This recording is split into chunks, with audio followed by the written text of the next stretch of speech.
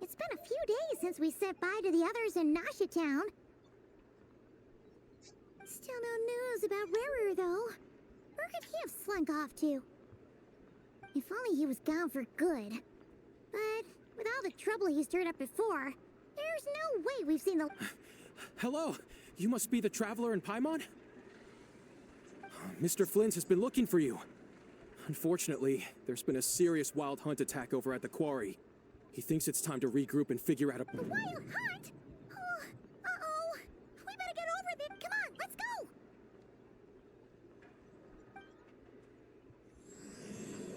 Y empieza la misión Acto III de Cancion Lunar.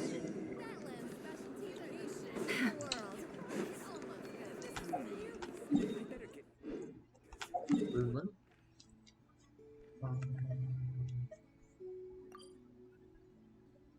Ahí está. Ya vamos a seguir la misión y pues vamos para allá. Repito, solamente vamos a estar aquí como una hora. Entonces,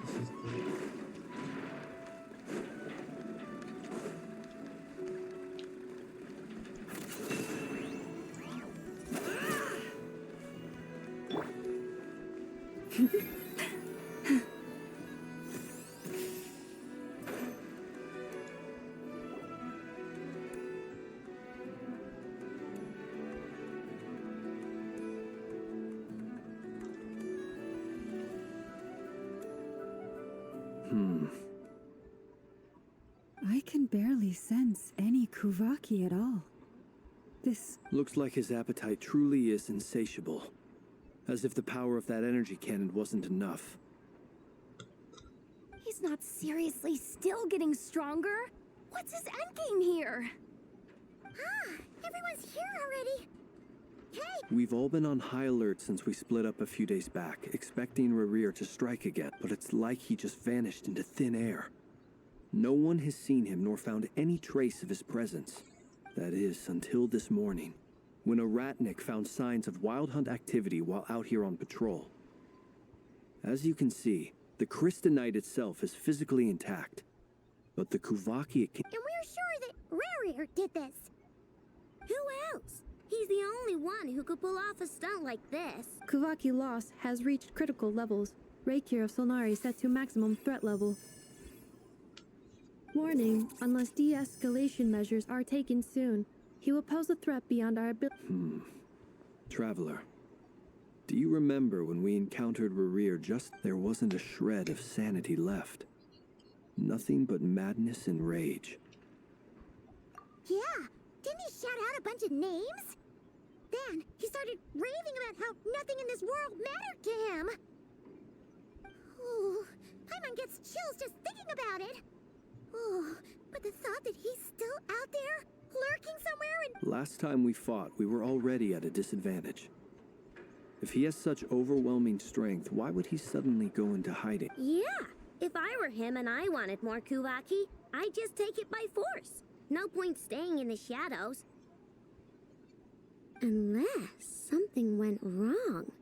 His whole resurrection thing didn't exactly go... The other thing is, how does someone who's completely lost their mind still have the wherewithal to come? Beats me. According to certain medical studies, insanity does not always entail a complete loss of rationality. It may be that he... That actually sounds about right. He was ranting away to himself the whole time, like he had zero interest. There are many unanswered questions here. He could be right under our noses, and we'd still be in the dark. Besides his name and title, we know little about him.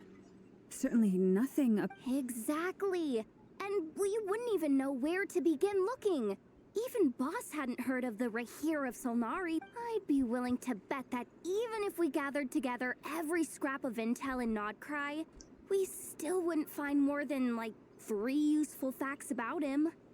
So, if we do nothing, he'll just keep getting stronger. But if we want to investigate him, we have no idea where to... Last time we had Marionette and her big robo-buddy to help us, and we still barely held our ground. If we had to face him alone? Oh, Paimon's head hurts just thinking about it! What are we supposed... Well, I do have a little hunch about his next move. Given that he attacked the quarry, I'd say it's likely he'll target other places rich in Kuvaki. Somewhere like the Eye of Krati, or the Pillar of Embla. One thing's for sure. If we just sit back and let... A perfectly reasonable hypothesis. However, it is worth noting that these two locations are quite far apart. To investigate them both, we'll... I agree, we should split up. Right now, Rarir's goal seems to be gathering Kuvaki, not fighting us directly. Once we're done, let's regroup on Hisi Island. Wait, why Hisi Island? If I recall correctly, your largest goddess statue was carved from Kuvaki-rich ore, was it not? That's right. Yes, it could well be a potential target of his. I should head back and start evacuating the pilgrims.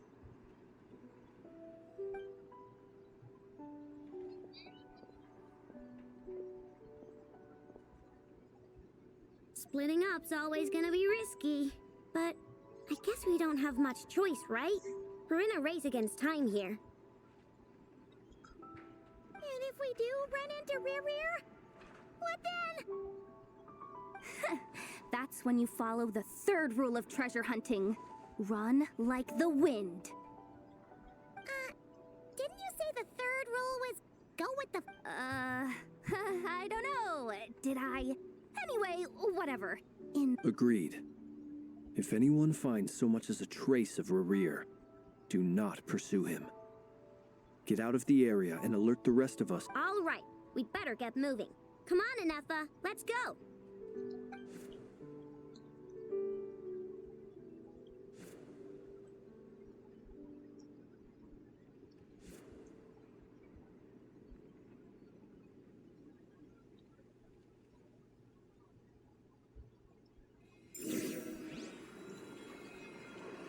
Bueno, gente,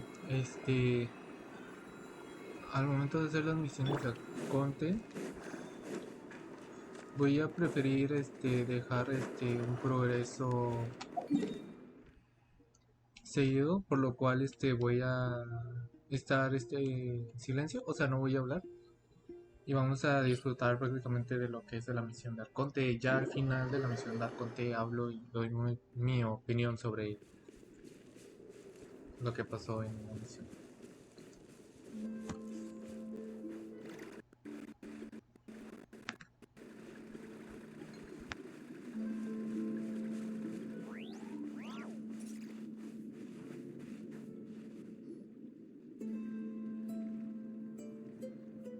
Any leads?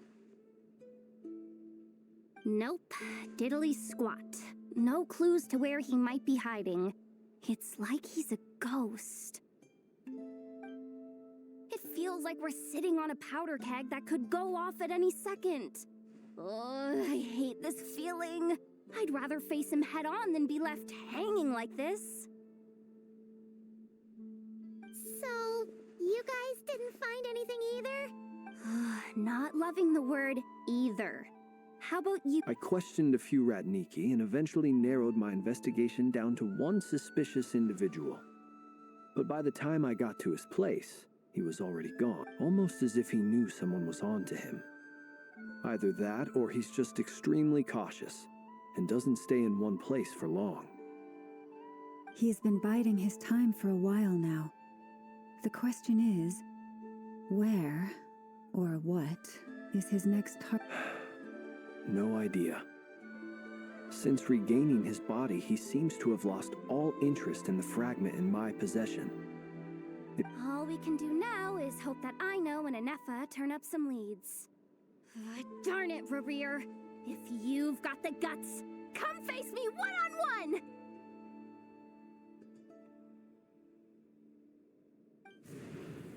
Wait, he's actually here? I didn't mean it! No, it's coming. Silver Moon Hall! The Lady Kutar might be in danger. Let's get over there, quick!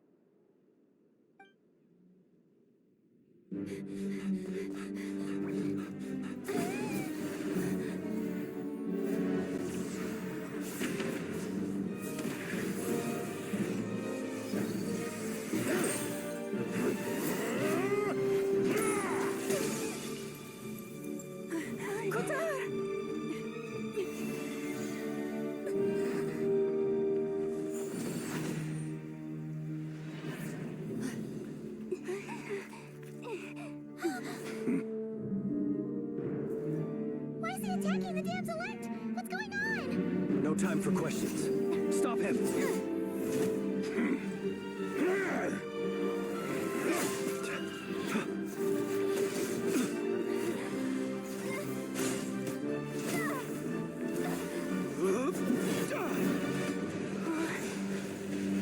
This is insane. Yehuda, get Kutar out of here! On it.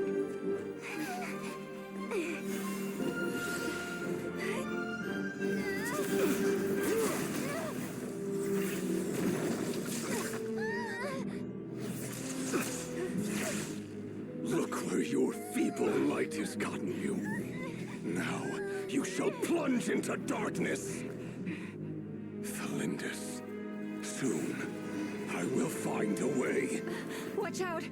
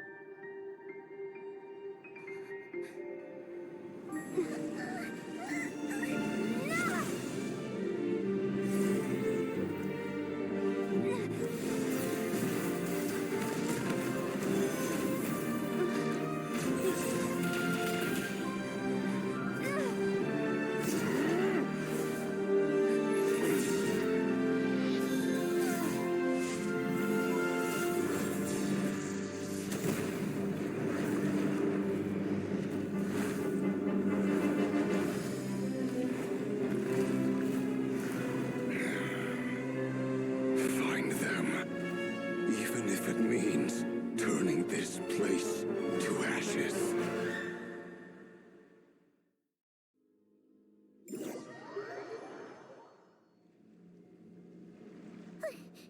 That was too close. We barely made it out of there alive. What's that guy's deal? How'd he get so crazy strong? He's a threat to this entire nation.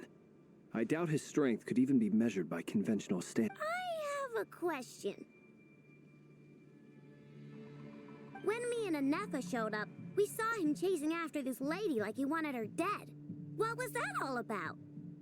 We weren't there for the whole thing either. They were already duking it out by the time. Yeah, we didn't see how it all started. It all escalated. Kutar, can you shed any light on this? Kutar. Cross-checking database. I see. Wait, she's the moon goddess? Oh, no wonder she looks just like all those statues. There are many reasons why people might worship the moon, and just as many why they might despise it. I've never met that person before, but there was no mistaking his deep why he holds me in such contempt. I cannot say. But since he hunts the power... Kutar. There are many potential motives. For instance, you help the traveler escape his grasp. This could be his way of taking revenge. It is also possible that he covets the Kuvaki inside you, and seeks to take it for his own. The list goes on. But, right now, devising a counter-strategy should be our #1 priority. The likelihood of this location being discovered is close to... A counter strategy? We don't stand a chance against an... Surely our only option is to run. He's not gonna chase us to the end of the world. No, I can't say that. Come on, Yehuda. This is serious stuff. You can't suggest we all just chicken out. Running is our only option. Huh? You seem surprised, but what other choice do we have? We are facing an enemy. Well, I mean, yeah, but It's not too late. I can distract him, so you'll have plenty of time to... Wait, what? You're gonna act as bait? Doesn't that make sense? I'm the one he's after. There's no need for you to risk your necks on my... A coyote doesn't stop for bypassers while it's howling at the moon. What is it, Loma? The Frost Moon Scions have already grown accustomed to life without their goddess. My presence here is no longer essential. We can't just roll over and let him get away with this. That's not our style. yeah. We can't just call it quits after everything we've been through together. Besides, she pretty much saved my life back there. If I just ditched her now, I'd never forgive myself. We can't overlook that you have saved our lives multiple times now. To talk of returning the favor would be a little crass for my liking. But River's true objective remains unclear. Even if we were to sacrifice Muskutar, there's no guarantee he would stop. But Kutar, I know why you left the Frost Moon Scions so long ago. They would make self-centered wishes, force you to accept meaningless offerings in return, and then expect you to perform miracles for them, as if that were their entitlement. If it were me, I might have walked away too. But I believe that time can change everything, and that sometimes it takes losing something precious to appreciate its true worth.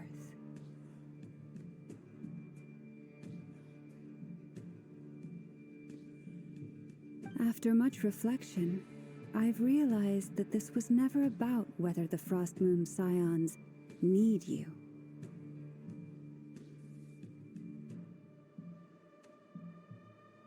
Any relationship based on need is purely transactional. What I truly hope is that you'll choose to stay, not out of obligation, but as part of our family. You were born here, and now you've returned. Who knows? Perhaps it was the... thank you, Lama. But my power is on the wane. I'm afraid I will be of little use to you now. Very well then. I'll do as you say.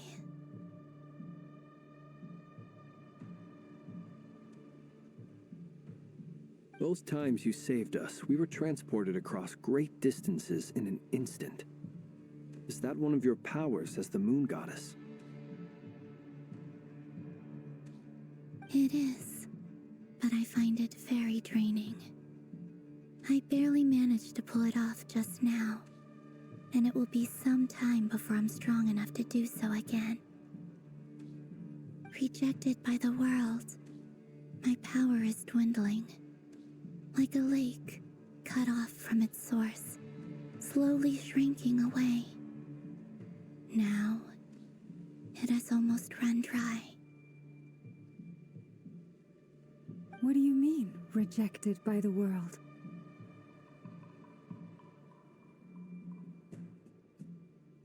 The 3 moons belong to the ancient bygone era in which they came into being. From the moment I was born, the 3 moons are not one and the same. As the goddess of the Frost Moon, I cannot wield the powers of the other 2. Yet moonlight has a way of blending together. Each can reflect the other's glow. So when our fingers touched, I was able to restore my strength by drawing Kuvaki from the eternal moon's marrow. But this method of recovery is painfully slow. If only we could find the...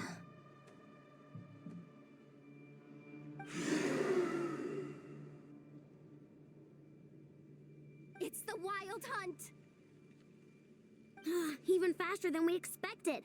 We'll have to finish this conversation later.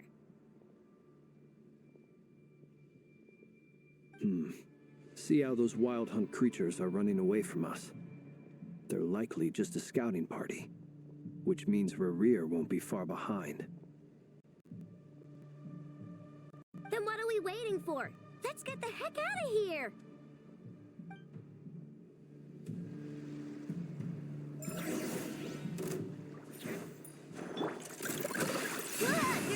Defensive mode engaged. Annihilation mode. Oh, they just keep coming! This is driving me nuts! Rerir's closing in on us. You need to pick up the pace. There's too many of them! And this time, we can't fall back on Kitar's house to escape! This goes on much longer. Be silent. Night falls. Fear the dark. Night falls. Defensive mode engaged. Ultimatum protocol. Why the frost moon hold? Luscious and moon. Close your eyes. Be silent. To dust. Close your eyes. To dust. Insulation chamber deployed. Preparing for dust up. For the everlasting forest. Branches of song. Be silent. Close your eyes. To dust. Be silent. To dust. The long sleep beckons. With one heart we pray. Ultimatum protocol.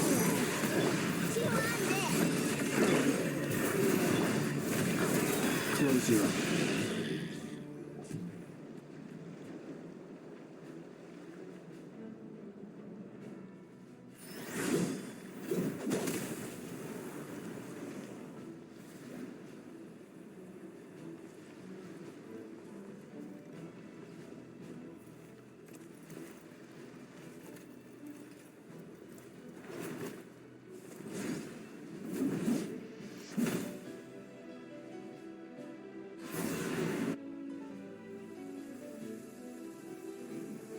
What's the matter? Bit off more than you could chew?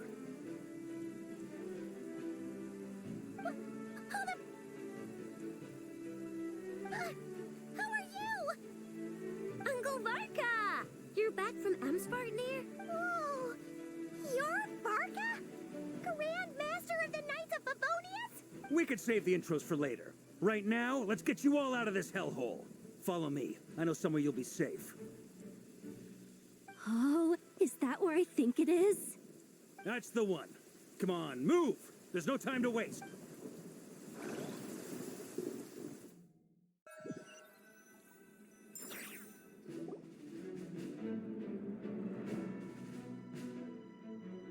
Wow! Where are we? This is so well hidden. Well, that goes without saying. This is the Knights of Favonius' meeting place in Nodcry, and a contact hub for the Northern Intelligence Network. AKA, the black market of intel. No matter what faction you're with, it's the place to buy and sell information. Their headquarters are in Nodcry, but they've got contacts in every nation. As an expeditionary force on foreign soil, working with them has offered us the most effective way of getting our hands on reliable local intel. This is where we meet. So naturally, it's... Anyway, where were we? Folks from Nodcry should be pretty familiar with me by now. But I believe this is the first time we've met. Allow me to introduce myself. I am Varka, Knight of Boreas, and Grand Master of the Knights of Favonius. We've heard all about you. This meeting's been a long time coming. You look way younger than Paimon expected. But you're Well, I'm no spring chicken. Just not showing my age yet. Definitely feeling some of that back pain today, though. Rushed back from Amsvartnir without a wink of sleep, only to get right into another fight with that freshly revived... Another? Yep. He wasn't nearly as strong back then, but he was still a formidable foe. My squad took heavy injuries, and I barely made it out alive myself. We knew it might have been our last chance, so we staked everything on it. But still, it wasn't enough to stop him. I tried tracking him down afterwards, but he didn't leave a trace. Even in his unhinged mental state, he's as cautious as any trained operative. So, I decided to come find you. And as luck would have it, turned up to find you being ambushed by the Wild Hunt. The rest, you already know. Is that why he's been frantically absorbing Kuvaki these past few days? Because he sees you as a threat? Maybe I'm part of the equation, but even if I weren't, I'm sure he'd still be gathering power. He's clearly... Note to self, Uncle Varka's strength rating officially upgraded. Guess it's my turn to ask questions now. So, what exactly has been happening in Nodcry? Why has the Wild Hunt returned in humanoid form? That's a long story, but I'll try to make it quick.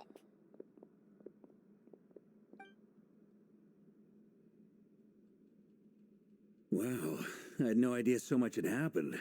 Sounds like you guys have really been through it. So, the Kutar is actually a Fatui Harbinger. And all this Wild Hunt activity in Nodcry is the work of the Raker of Solnari, one of the 5 sinners. That's a lot to take in. Need some time to wrap my head around it all. I'm truly sorry, Mr. Varka. You stood with us against the Wild Hunt and did everything you could to stop it from escalating into a full-blown catastrophe. And then, the one time you're away, it all comes to a head and all your hard work gets undone. You've got nothing to apologize for, Miss Moonchanter. You can plan 100 steps ahead and still slip up. That's just life. No one knows what tomorrow holds. You can't predict which way the wind will blow next. And, to be perfectly honest, I can't say I'm surprised. For all the times we've defeated the Wild Hunt in the past, we've never been able to completely wipe it out. But now that a new variable has come into play, fate may well take a different course. A new variable? You mean us? Who else? And in a strange way, I think his resurgence might not be an entirely bad thing. The Wild Hunt is like an unrelenting force of nature, but Rerir is an individual with an agenda. He's gotta have a weak spot somewhere. That said, while I was explaining everything just now, some of the points that Mr. Flint's added caught my attention. You mean about our mystery ally? That's right. From what you've said, not only did they lead you straight to some key files, they also shielded Hisi Island from a lethal Kuvaki blast. I don't know who or what could pull something like that off. Heck, even Miss Columbina doesn't have a clue.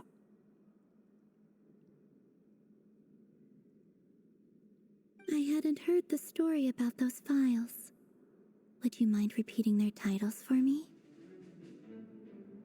Wild Hunt Phenomena Log, a Nodcryan Ratnik's Field Journal, and Kuvaki Survey Log. Oh. No. Another dead end. Guess all we can do now is hope that our mystery ally keeps showing up when we most need them. Still, it's safest to assume they won't be intervening again. From here on out, we'll have to resolve this crisis. Your intel also explains something else I've been wondering about. The reason I led my team to Amsfarnir was because we'd had reports about a possible source of the Wild Hunt showing up there. But once we looked into it, it turned out to be a red herring. I don't know who was behind it, but clearly, I doubt it's by chance that he happened to make his comeback while my attention was diverted. And from everything you told me, it sounds like his scheming began well before his return. So maybe luring me away was all a part of his plan. But is it even possible that he orchestrated all of this by himself?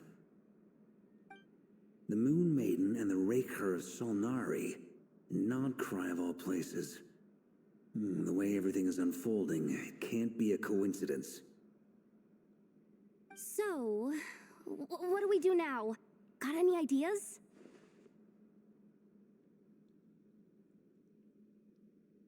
Right now, we've got at least 3 things to consider. Let's go through them one by... First, We need to figure out how to take down Rarier. If we can't beat him in a straight-up fight, the rest won't even matter. To my knowledge, the bulk of Nodcry's fighting force is already gathered here.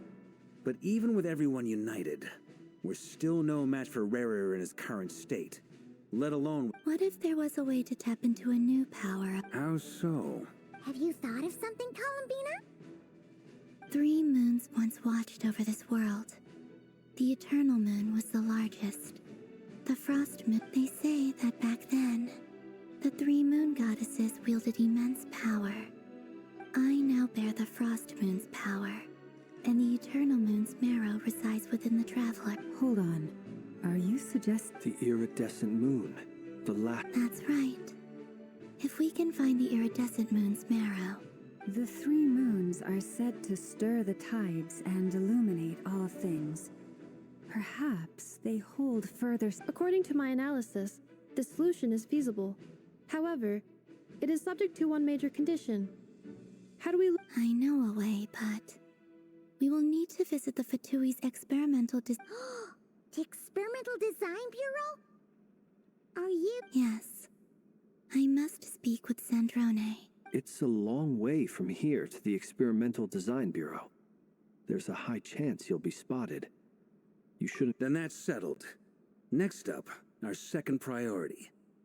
As you saw for yourselves, when he was still in his wild hunt form, everything he did was for the sake of recovering his body and resurrecting himself. His first act since, people's obsessions often reveal their greatest vulnerabilities. There must be a reason why he despises the moon so deeply. The wild hunt has plagued Nodcry for centuries now. If we want to stop it for good, we have to get... It's true. We still know very little of... If Kuthar hadn't given us that lead, we wouldn't even know his name. But where would we even start? I doubt even the Intel Queen of Nodcry has a clue, and she has info coming out of her... Oh? That's a rather hasty conclusion for someone who's so painstakingly meticulous when it comes to dealing with Ah, she heard me.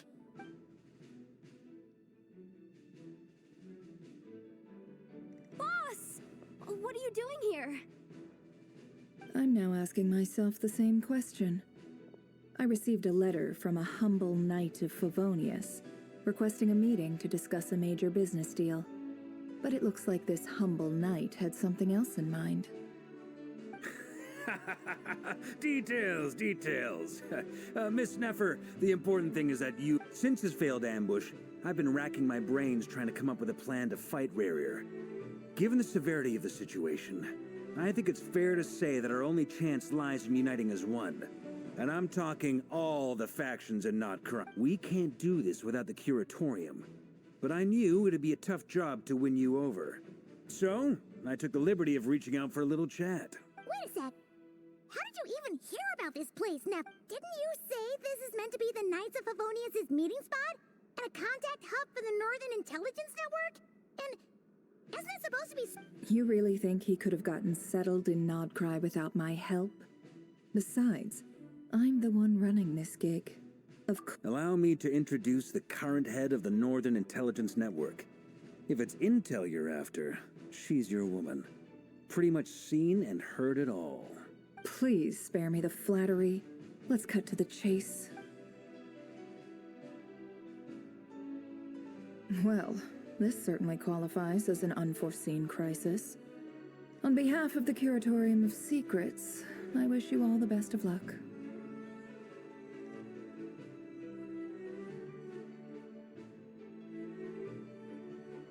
So you're just going to sit this one out?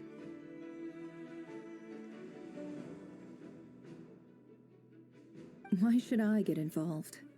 What could possibly be in it for me? What if we told you we can't do this without you? Oh? Then I'd say, you'd better make it worth my while. I don't work for free. I can't put a price on something like this. It's just not in my nature. But then again, you and I have always been polar opposites in this regard. So I can't exactly say I didn't see this coming. If you insist on compensation, I will pay you. Consider this a formal commission. Sound fair?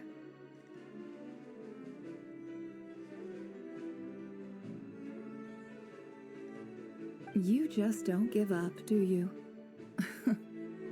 Too bad. I know you well enough to know you can't afford my prices.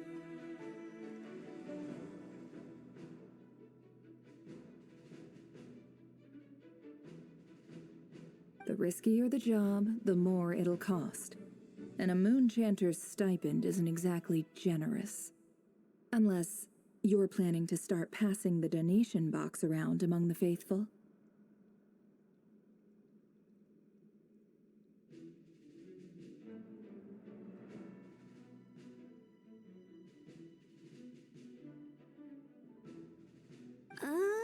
Boss, just a thought. If they come up short, maybe you can take the difference out of my next few paychecks.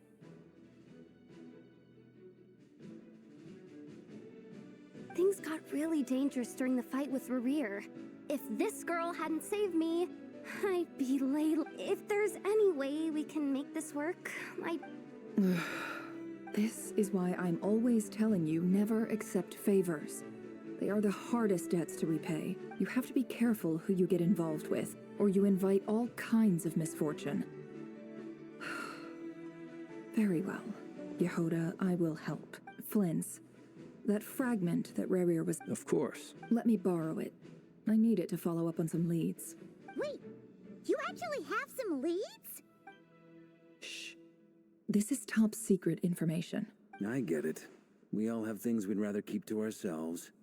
Plus, I know we can count on you. So we'll leave the... And that brings me to the third and final item. We need to find a way to distract him. We need time to make our move. I'm in for this part, no matter what.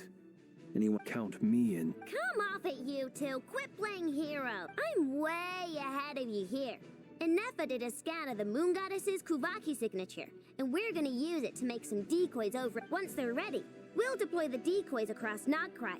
So as long as the rest of you keep moving, he won't catch on to your scent. I like it. Genius idea. No biggie. All right then. We'll split into 3 teams. Once your team has finished their mission, return here and wait for the others. Dismissed!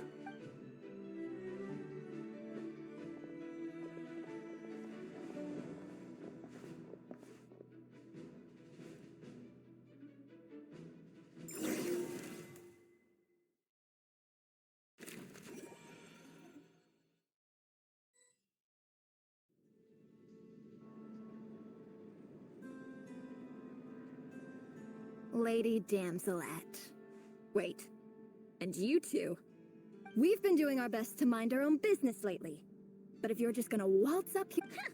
You really think that's gonna skip? We're not looking for any trouble. Do I need to remind you that you're still a wanted fugitive for deserting us? Out of consideration for our former ties and the crisis we're all up against, we'll let you leave in one piece. Let them in. But... Are you going to make me repeat that? No. My lady... Sandrone seems to be in a good mood. Must be maintenance day.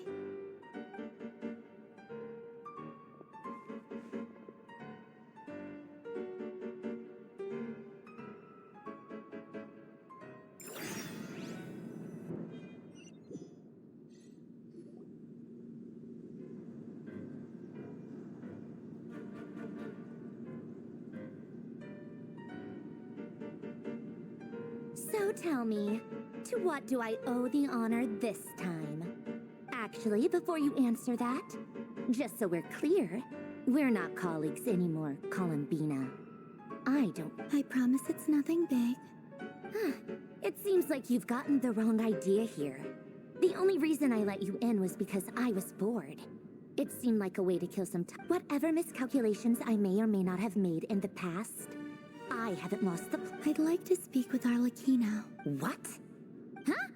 You mean the I'd like to speak with Arlecchino.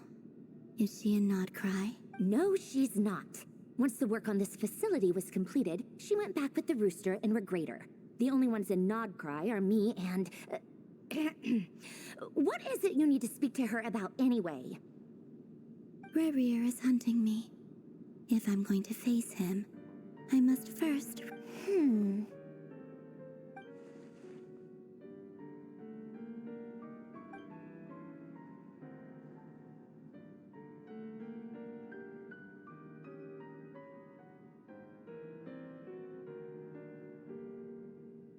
Is that a no, then? As if I need reminding. I was this close to settling things with him before someone decided...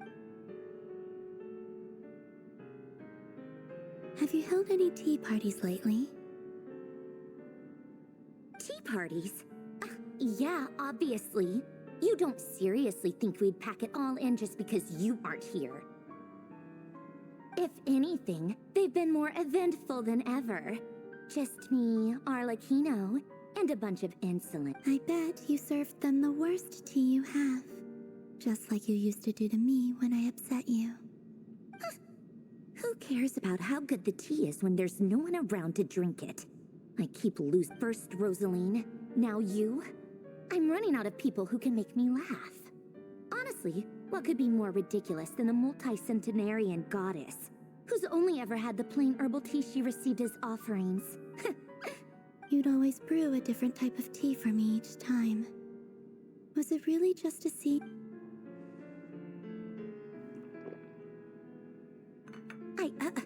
Well, duh. Why else? Watching you squirm was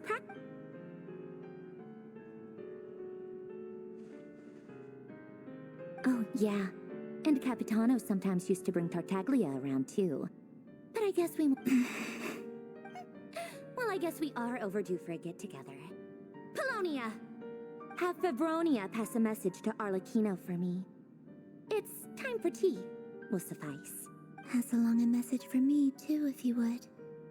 My body cannot contain the marrow of 2 moons, so I'll be leaving one of them in her care. Excuse me? Who said you were on the guest list? If my tea meant that back when you were under the Tsaritsa's protection, no one would have dared come at you so open. But that protection didn't come for free. In fact, I paid dearly for it. I just got tired, that's all. I never wanted any part in their grand ambitions, and I've had enough of being treated like... It brings back memories from the old days, when I was still worshipped as the moon goddess. Centuries on, it may be a different group. I figured you'd leave eventually. You didn't have as much of a reason to stay as I do. The Tsaritsa gave you shelter and protection, but that was it. Nothing more, nothing less. Meanwhile, the Fatui demanded everything from you in return, until it was more than you could bear. I get why you left. And frankly, I have no interest in dragging you back just because the higher-ups told me to.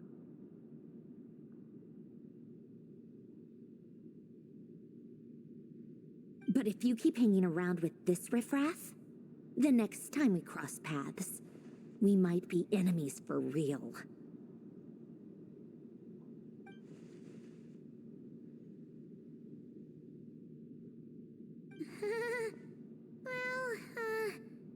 Guess that's our cute That might be your plan. But it sounds like someone else wants you to stay a little longer. Huh? What do you mean? Listen.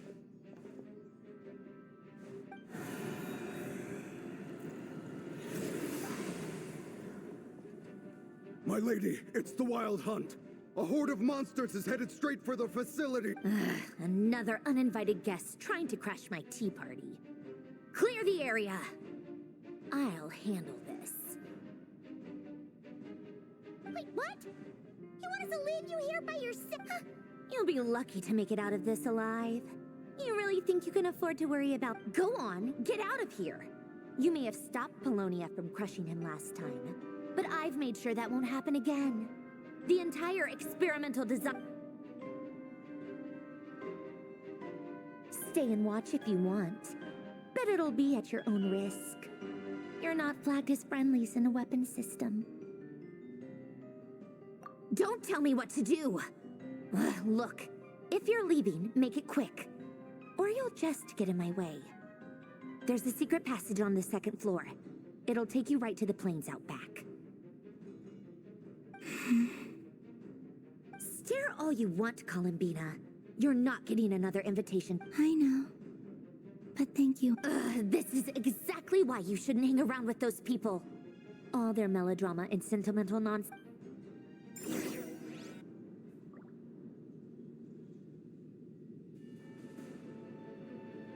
Come on then, Mr. Ray here. Let's pick up where we left off.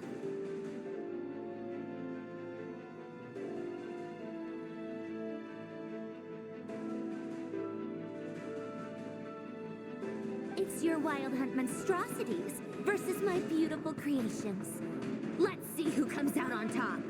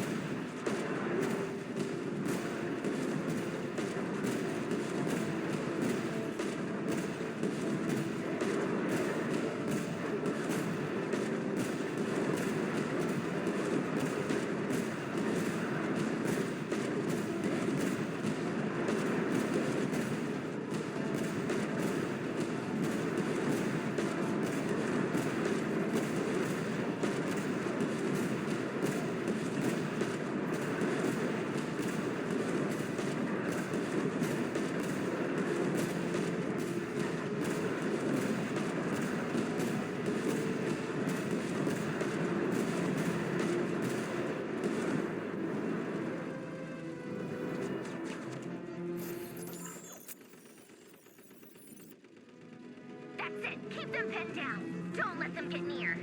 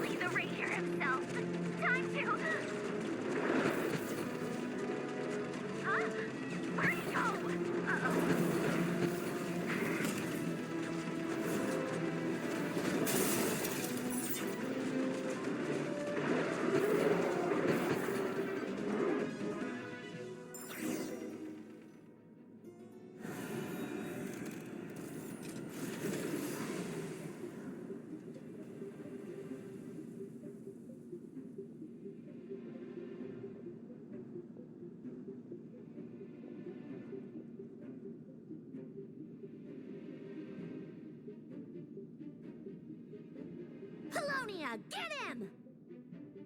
I've upgraded Polonia again since our last encounter, and uploaded every last scrap of your data. So let's finish this once and for all. She's not here. Where did she go? Hey, over here, you big... Curse it. Moon. Go. Keep searching. She cannot have gotten far.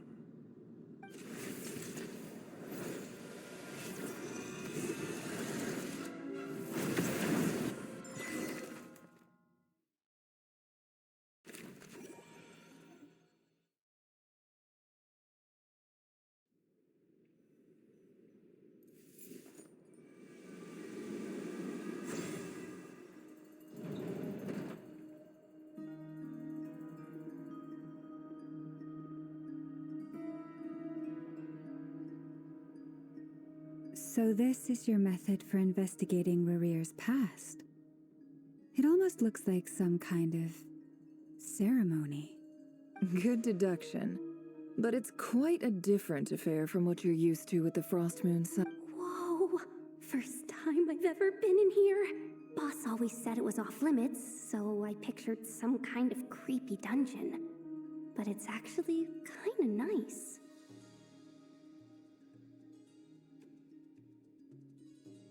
Oh, I guess this must be Sumero decor? That's where Boss is from. And that nice shopkeeper who sold me my treasure compass. I'm not sure exactly what you've got planned, but it looks like you're all set. When do we begin? Whenever we wish. But for some reason, I've got a feeling this isn't going to end well. I've never faced Rarir myself, but from what you've told me, his power is beyond anything I could... I, on the other hand, am just an ordinary businesswoman. Our paths should never have crossed, yet here I am, forced to make an enemy of him.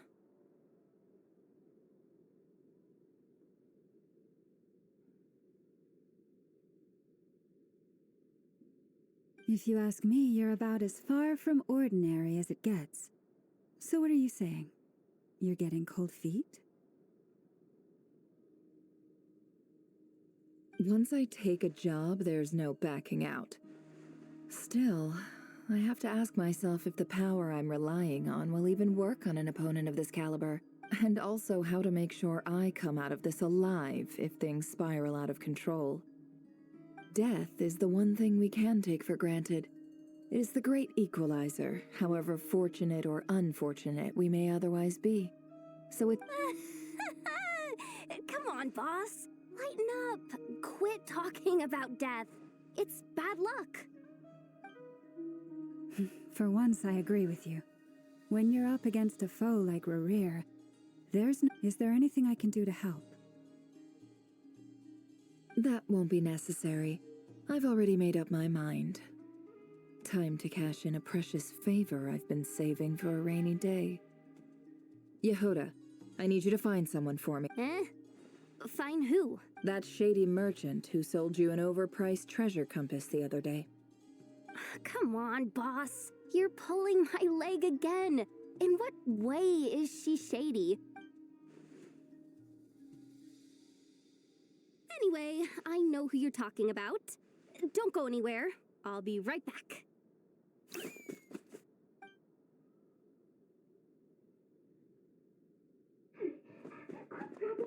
I genuinely can't run any further.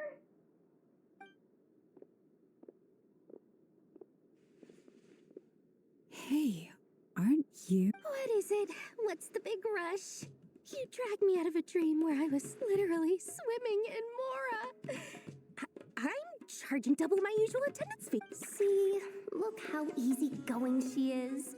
After that rude awakening, she could have completely snapped at us. But Dori Sangama Bay? I never would. if you want to make it big and not cry, it's all about connections. Lady Nefer just so happens to have a lot of intel that interests me. And it was back when I first arrived in Not Cry. My trusty assistant, the genie in my lamp, had an ad for, and wouldn't you know it, that's when I suddenly find myself in a life or death situation. Good thing my compatriot. I've been giving her a 30% discount off all of my goods ever since. Now, so that no one here, plus any other friends you send my way, will enjoy 10% off.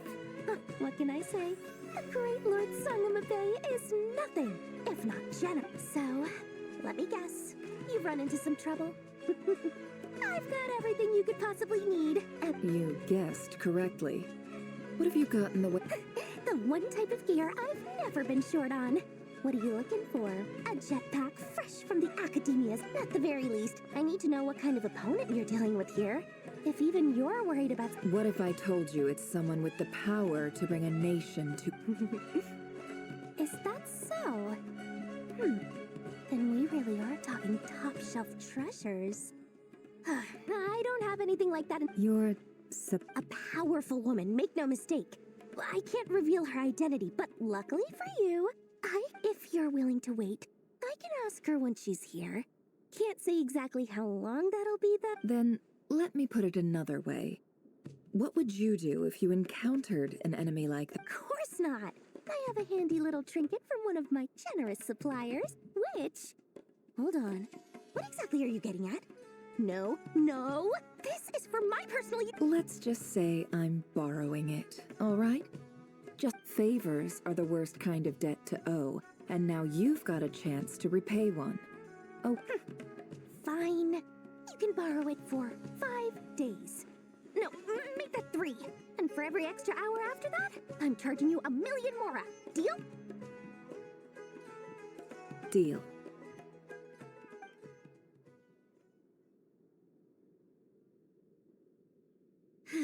What a way to start the day. Now, was there anything else you wanted? Or can I go back to bed now?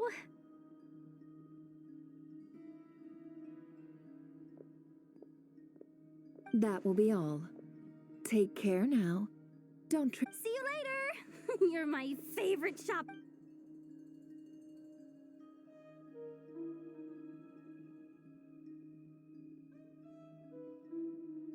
Excellent. Everything is well and truly ready. The ceremony can now... After initiating the ceremony, your minds will follow me wherever I go. So remember, don't be frightened. Now then, let us peer into the Raker of Solnari's past.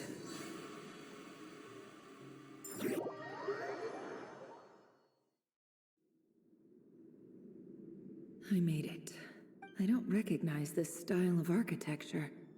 Must be simple furnishings, table and... Looks like the fearsome Raker of Solnari came from surprisingly humble beginnings. Unless this passed for luxury in Conria. Unlikely. It was said anyway.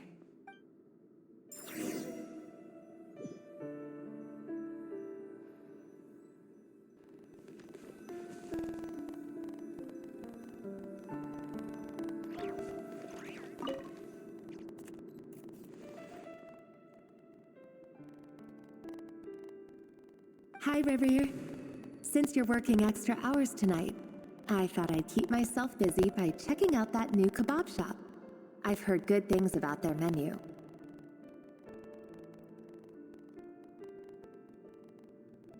I'll test it out, and if it's as good as everyone's saying, let's go back together sometime.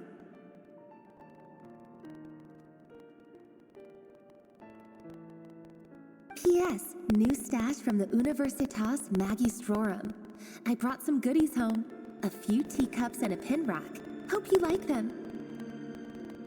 They didn't sign their name, but they must have been close. Sounds like they were living together.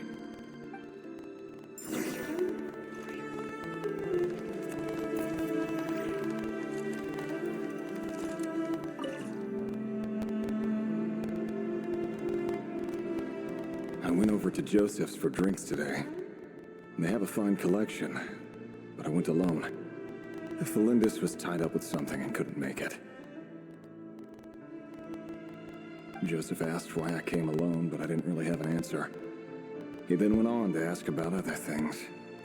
If you ask me, someone who asks that many if he invites me again, chances are I'd still go. Felindis. That's the same name Riri. Grain imports keep falling. If things don't pick up, we'll soon be back to meat and mushrooms only. Honestly, I'm not a huge fan of that new type of mushroom everyone's been into lately. Didn't it start out as a lab-grown variety? I heard it's even mildly corrosive. I don't care if it's an impressive feat of alchemy. That just isn't the kind of thing I like to eat. Grain has to be imported, and they're eating a diet of mostly meat and mushrooms. Could it be because Conria? That would explain why they use so much stone. They even use alchemically modified strains for food. Seems like the people of Conria don't have many options. I've just about saved up enough now. Time to buy it and keep it somewhere safe. Making a big purchase.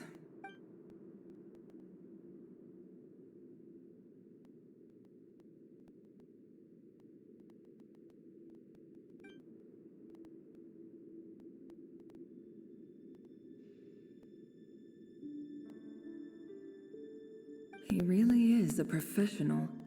No wonder he's so good at covering his tracks. Despite what he's become, it seems like he's retained certain habits, at least in this regard.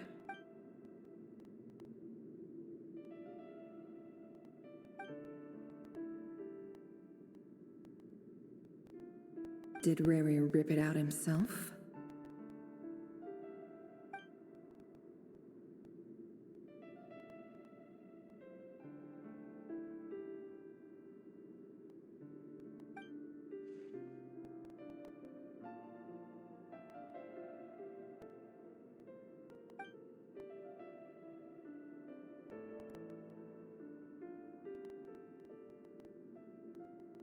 Before I met you, I was convinced that my heart was nothing more than a stagnant pool.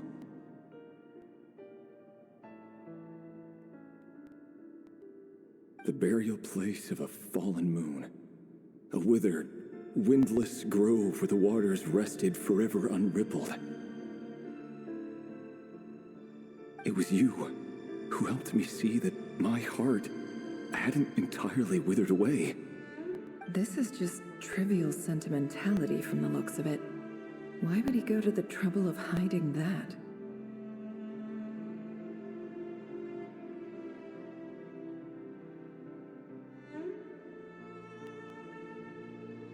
The burial place of a fallen moon.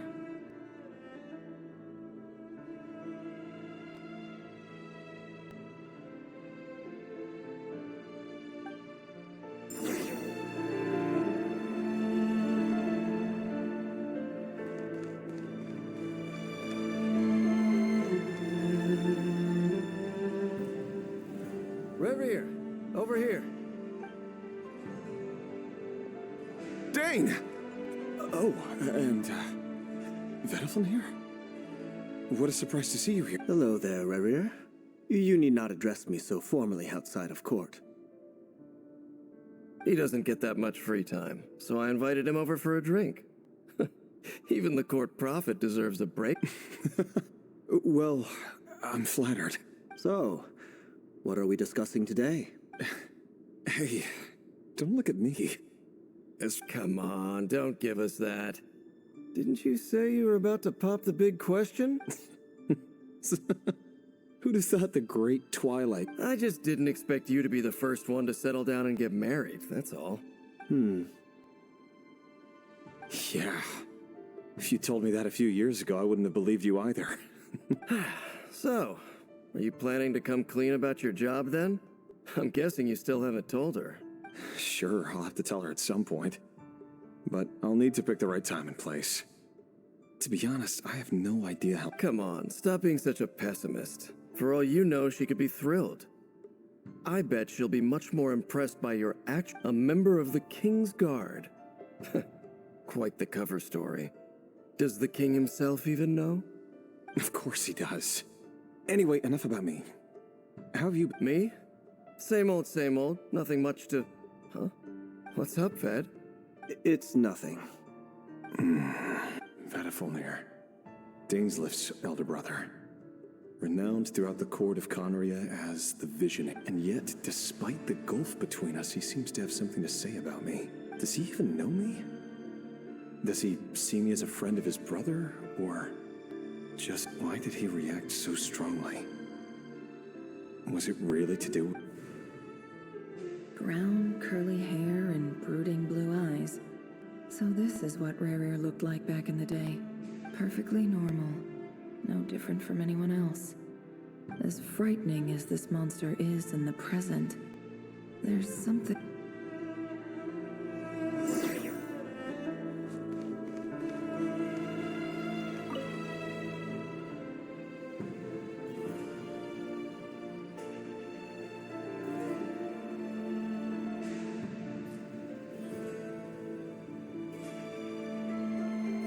Felindis? You're back early? Our equipment's being serviced today, so I got off earlier than usual. How's your day been? Aw, why the long face? Is something the matter? Has your boss been... Went for a drink with Dane and the others after work. Isn't that a good thing?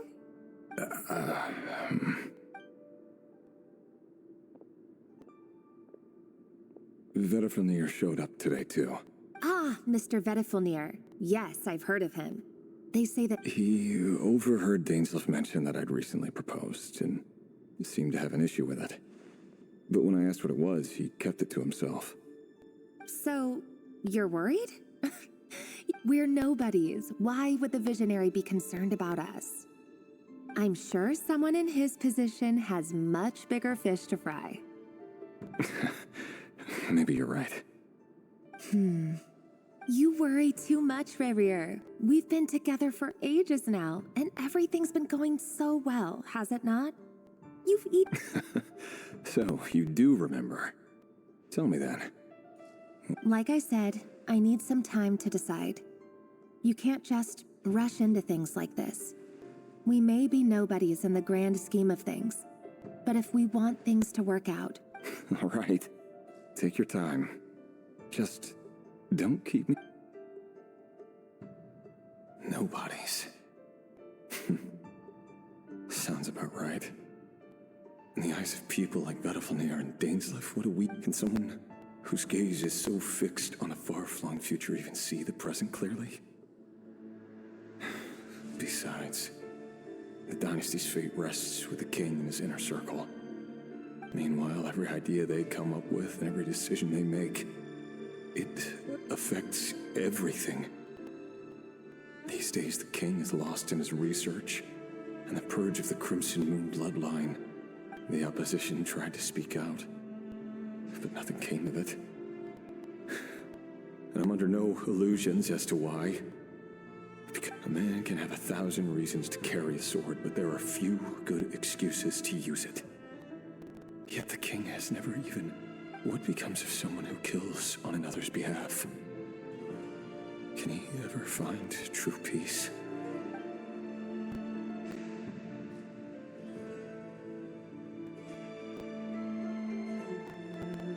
Felindis.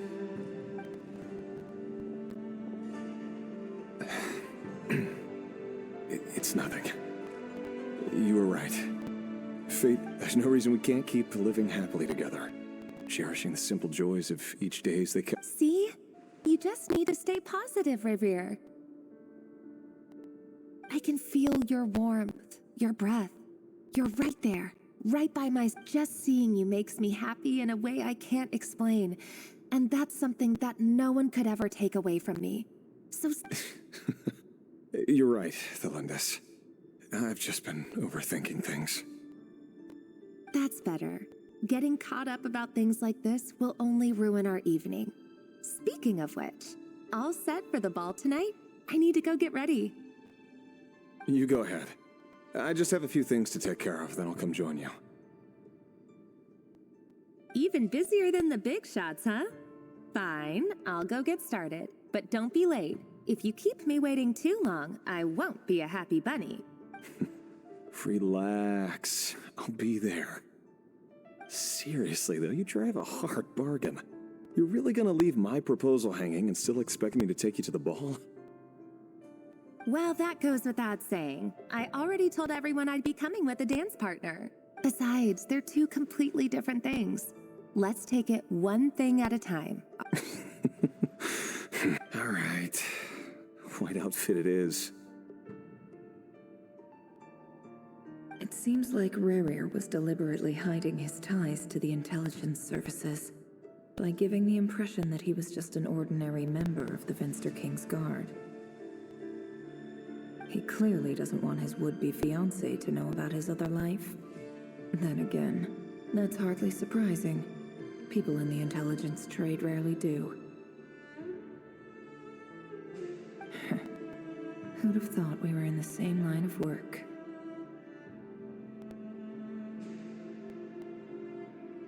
Let's dig a little deeper.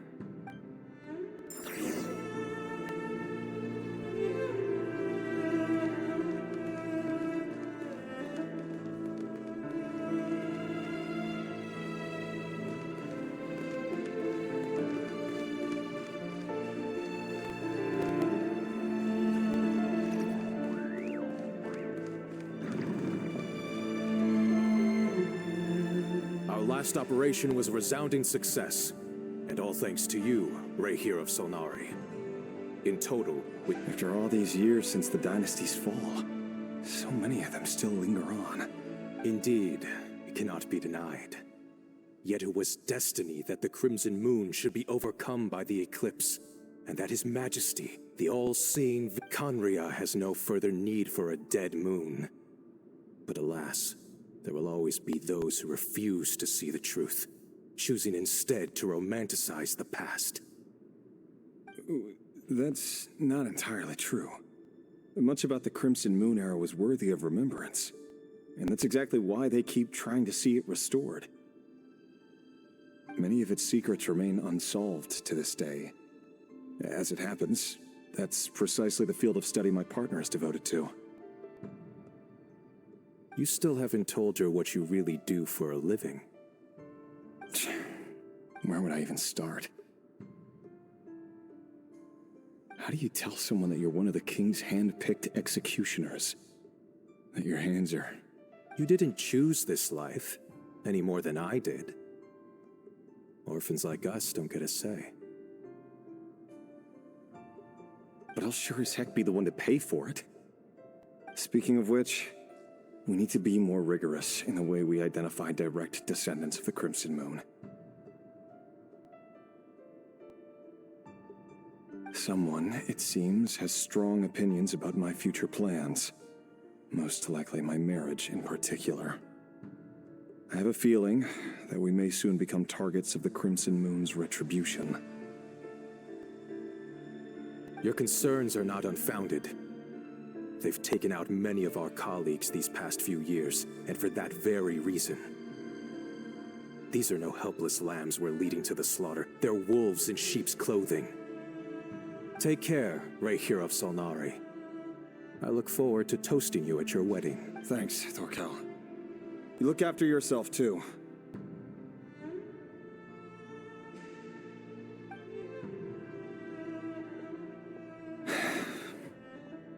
Thelindis, I never wanted to keep this from you.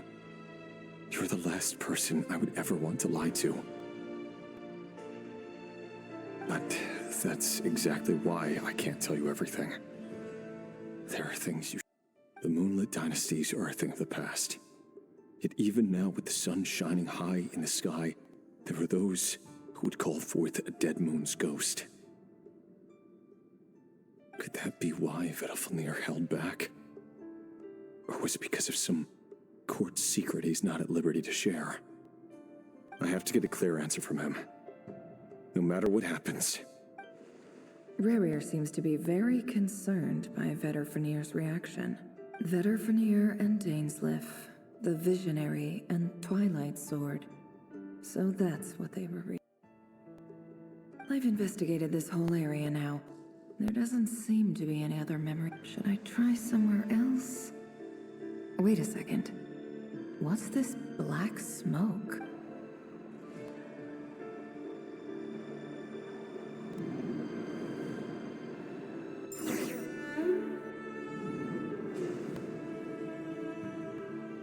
So, he's late after all. Just you wait, Rerir. You're in. Are you waiting for someone, ma'am? Could I tempt you into buying some flowers? Oh, Sure. Pick me out a pretty bunch if you... Thank you. But I'm afraid none of them are as pretty as you. For someone so young, you sure have a... I'm only telling the truth. Look me in the eyes. You'll see I'm not lying.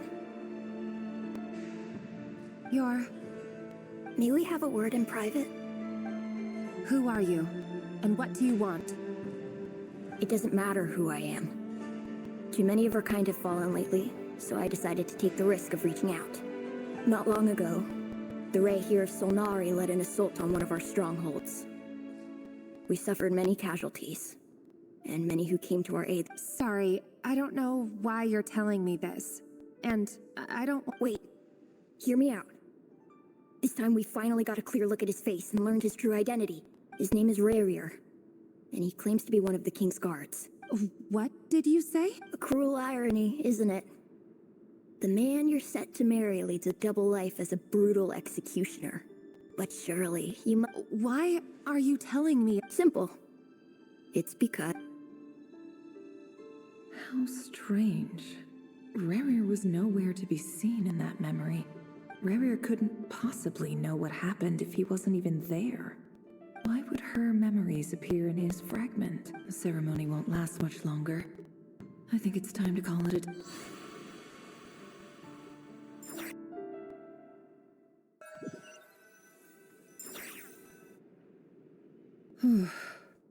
So that was your doing? Did you just pull us inside? Any more questions and I'll have to start charging. I had no idea you could do that, boss! Seriously, that was... I gotta admit though, I'm itching to see what happens next. Feels like we barely scratched the surface. I'm just as curious as you are, but the ceremony only allows for limited time inside. That's all we can see for now. Luckily, we managed to learn quite a lot. So far, so good. I just hope the others are doing okay too. Especially the group with the Traveler. Their mission is a risky one. If you're worried about them, go see how they're doing. If I know boss, she's gonna need some time to write up all the details and make sure it's all coherent. I'll stay behind to lend a hand, but...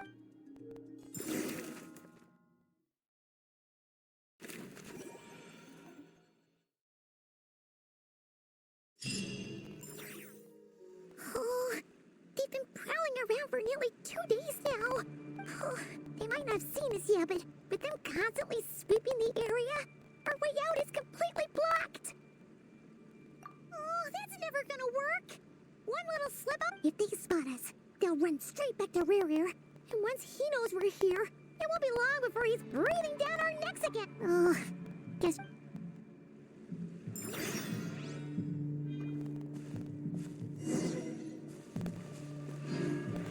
Quick, hide! We almost got spotted! Phew, that was a close call.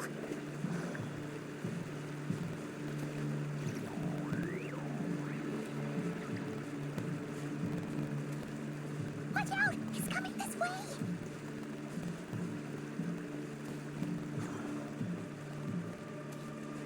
Keep going. We're nearly there. This is the final hurdle.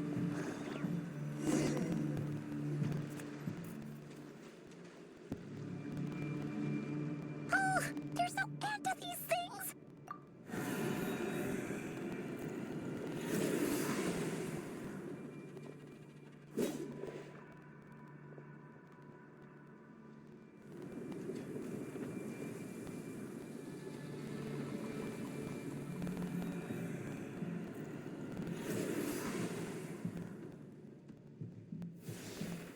Fire.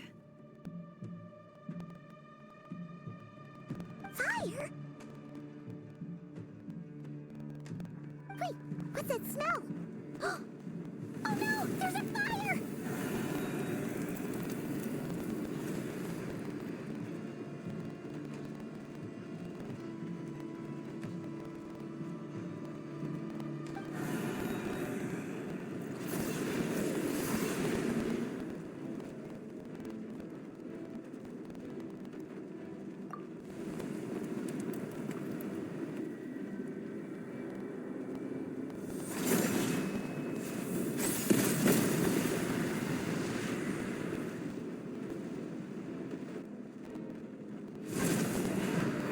Sandrone was right. You look weak, Columbina. The old you would never have let such lowly creatures bar your way. Word has it that you did something for the Tsaritsa, and that's why you've lost most of your power. Freedom comes at a heavy price, doesn't it? It's Arlecchino! You can't... Hello again, Columbina. And greetings, guests of the House of the Hearth. It's been a while, Arlecchino.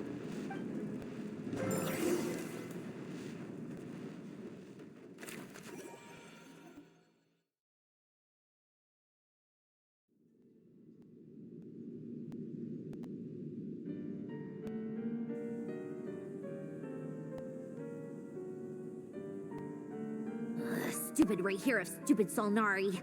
Ugh, whatever. I've got all the data I need.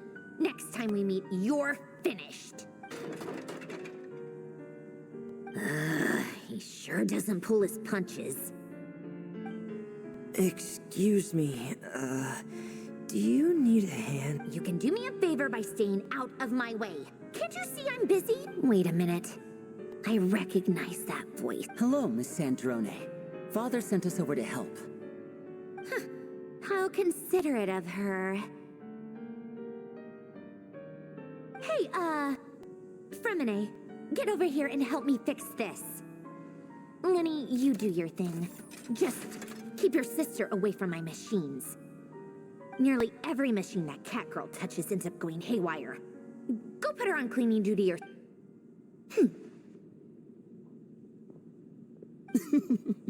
Then let's start downstairs. Fremine, we'll leave this place to you. You've got it. Wait a second. Pretty sure there's still some tea in the cupboard. If you want some, you'll have to make it yourselves.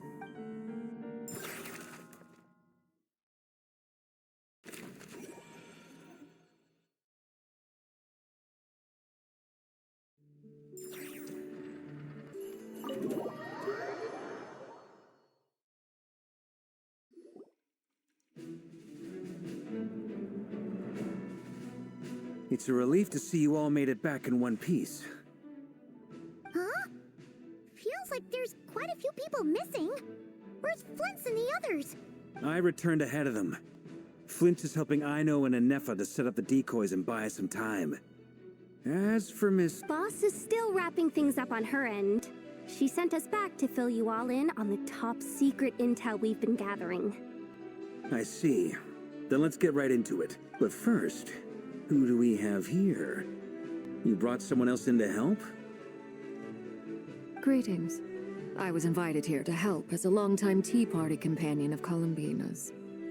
You may call me Surely it can't be. Those eyes.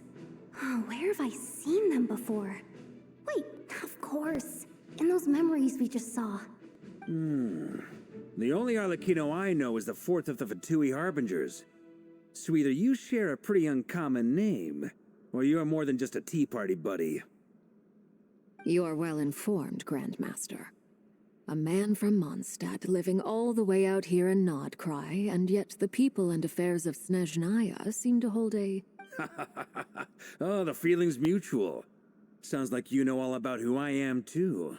A Fatui Harbinger. The atmosphere in here just got really tense.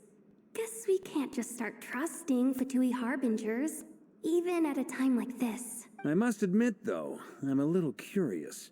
Seeing as the moon goddess no longer... Nor does Nodcry belong to Mondstadt, Mr. Varka.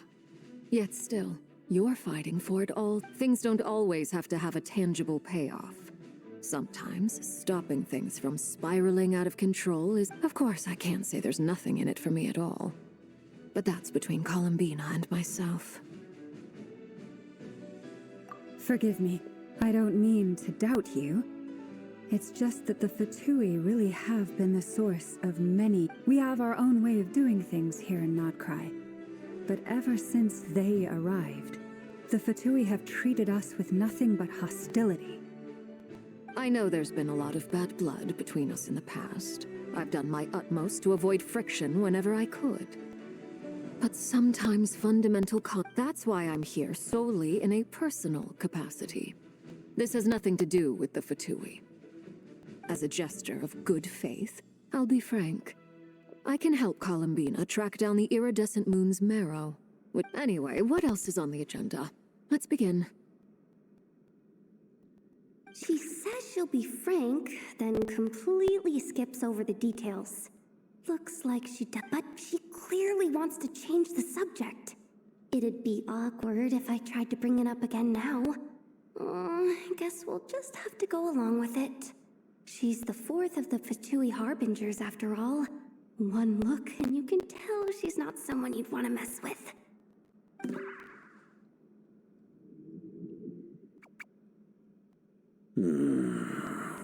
Well, since Miss Arlecchino sounds confident in her ability to handle that, we'll proceed to the next topic. Yehoda, time to share. Alright, listen up everyone. First, we now know that Rerir was originally a Conrian secret agent whose primary mission was to hunt down and assassinate the so-called Dregs of the Crimson Moon. The Dregs of the Crimson Moon? In the memories, there was a lot of talk about the Crimson Moon and Eclipse, and a whole bunch of other stuff from the time of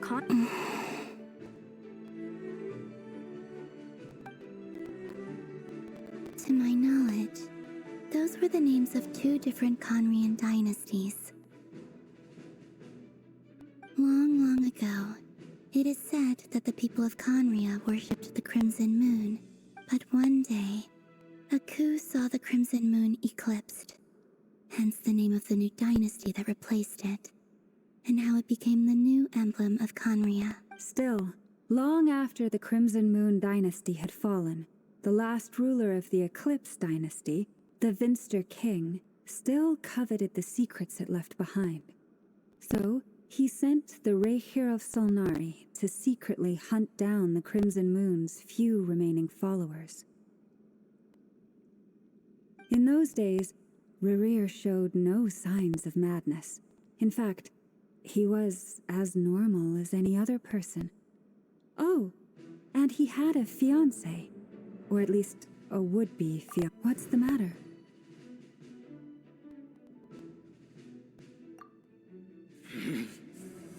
Verfnir, Freindaughter, Flinders.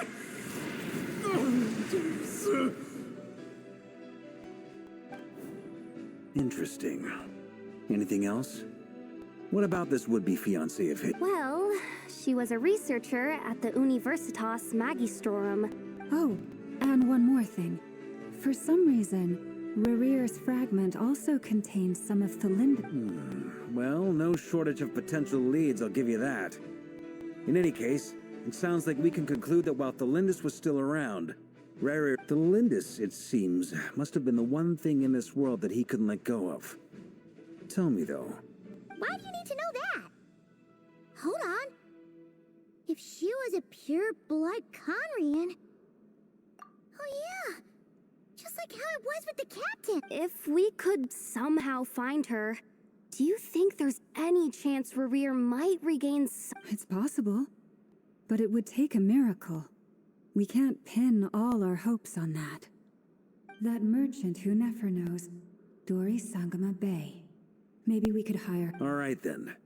Let's keep working in our separate teams. Traveler, Paimon, Kutar, and Miss Arlecchino will go look for the iridescent moon's marrow. As for the others... On the way over here, I noticed that the wild hunt monsters had grown even more frenzied in their search. At this rate, the people living here will be in grave danger too. So I'm thinking of I'll head back to the curatorium and meet up with the boss. Feels good knowing we've all got something to be getting on with. Given that the Wild Hunt has been a lot more active lately, the Lightkeepers have likely begun their own operations too. I'll hold the fort for now, then discuss our next move with Flints, Ino, and Anefa when they get back. All right then. Well, the clock's ticking. If that's everything, we'll be on our way. We'd better get moving too. We'll try to buy you as much time as we can. Relax. Just do your thing. Now, I decided to call in some backup since things are getting so hairy. Our reinforced. Stay safe, everyone. Dismissed.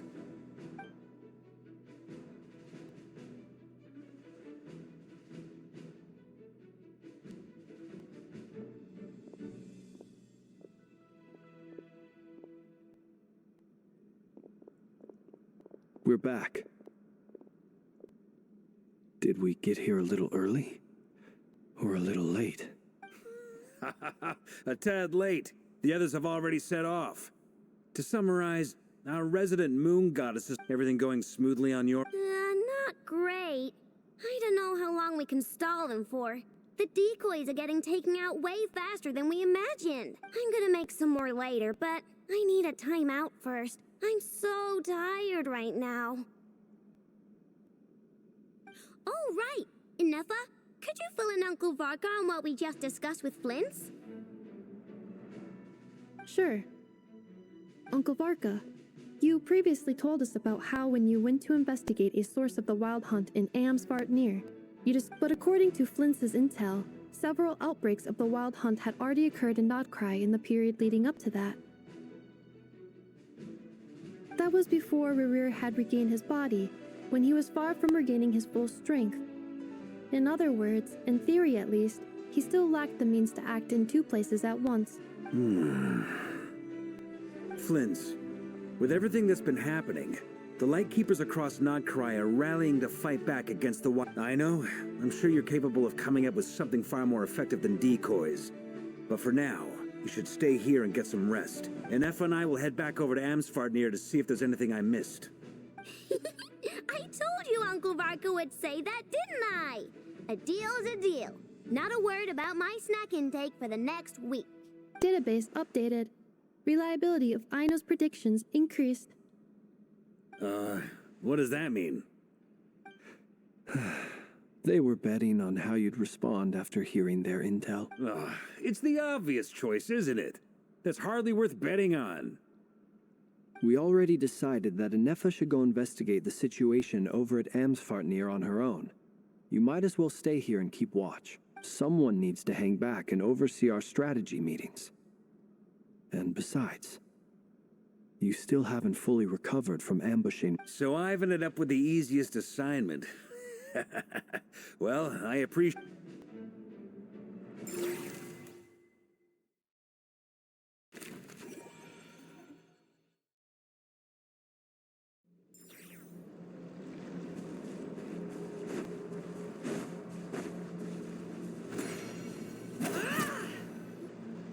Here, this will serve as a good spot to cross over. Arlecchino, hold up a second. Since you brought us all this way, would you mind telling us what you got planned? We still haven't got the slightest idea what's going on here. And if even Columbina doesn't know where the iridescent moon's marrow is, how do you? Simple. Because I am an inheritor of the royal bloodline of the Crimson Moon. And one of the Huh? Are you serious? Isn't you're a descendant of that Crimson Moon dynasty Your surprise is understandable. I was also taken aback when I first learned of it. But the more I thought about it, the more I realized the signs had been there. When I was young, I discovered I could wield a very special kind of fire. It coursed like blood through my veins. What's more, whenever I experienced strong bursts of emotion or drew too deeply on this power, it was like some kind of present. Exactly. That is why my hands are like this, too.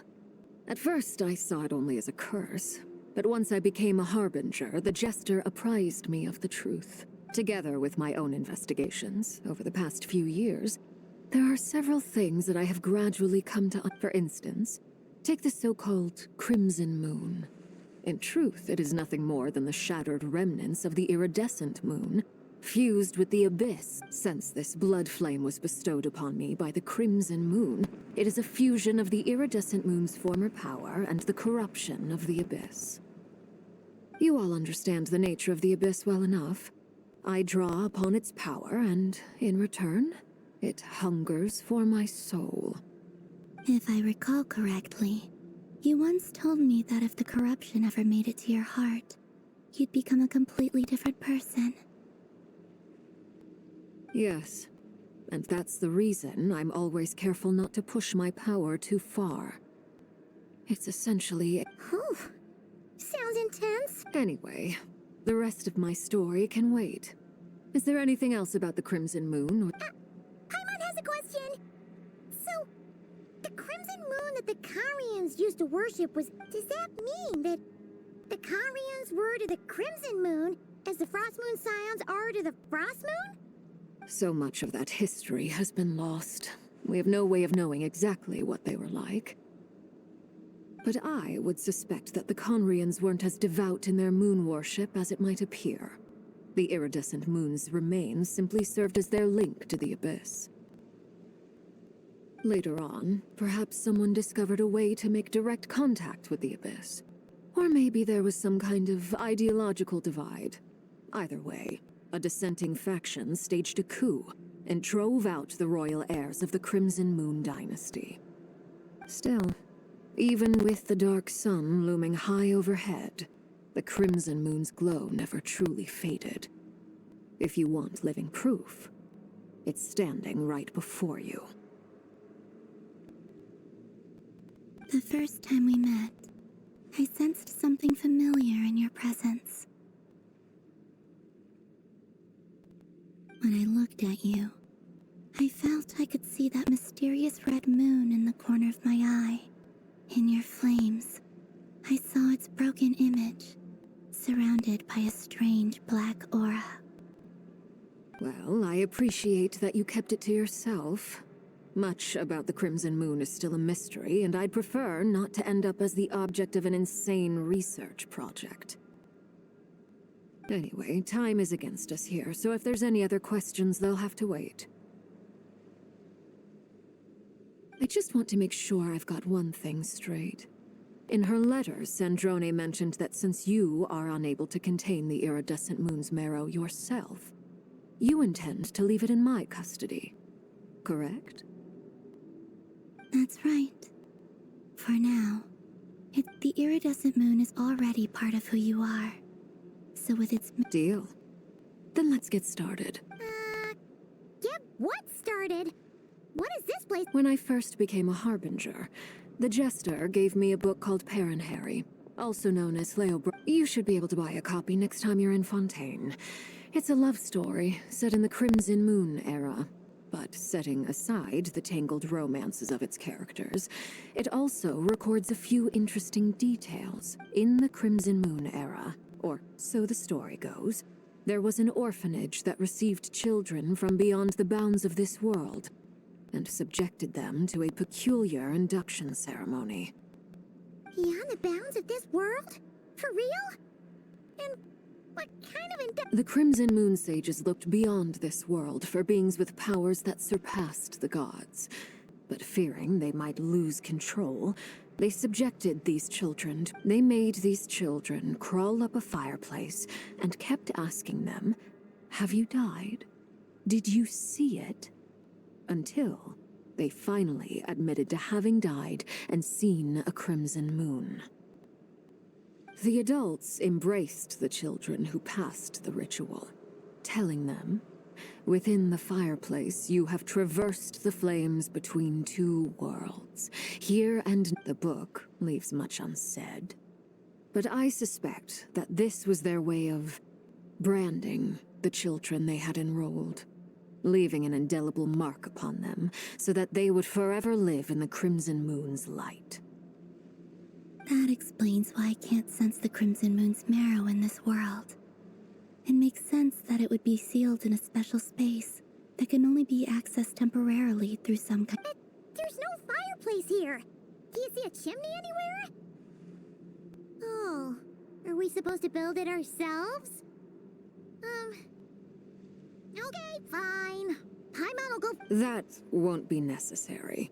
The fireplace is purely symbolic. The key to the ritual is crossing the flames between. Those burned away by such flames leave behind a kind of ghostly afterimage in the world.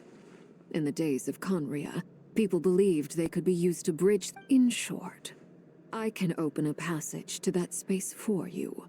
The catch is I'll need to stay on this side to keep the passage open, so I won't be able to come with you. Very well. Then I'll open it up. Traveler, spare me a little more moonlight if you would.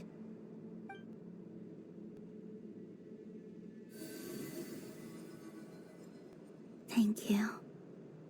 I feel like I've recovered some of my strength now.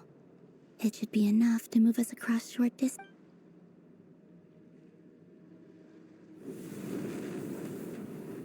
Mistress of the seven hues of ages past, great mother of the present, crimson-clad sovereign of the two realms, by fire severed, by fire renewed, I offer myself now and beseech your descent.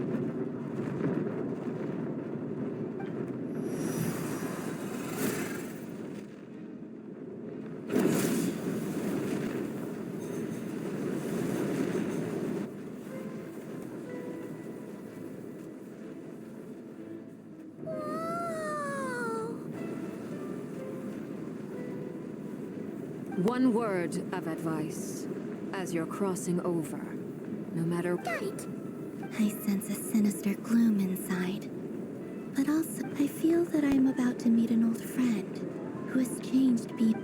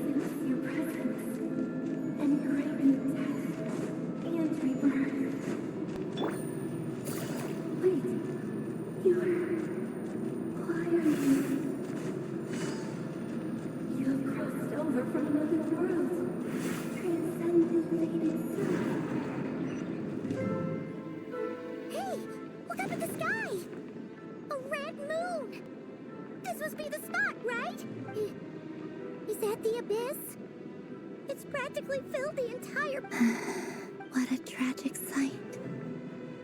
Fragments of your broken body, seized by the abyss, and hung up aloft like... Careful!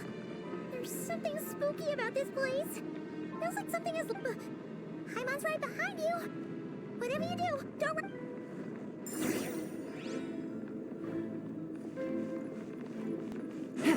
By the way, Columbina, didn't you tell us that the iridescent moon had shattered into pieces? The moon up there looks pretty cold to Paimon. How is that possible?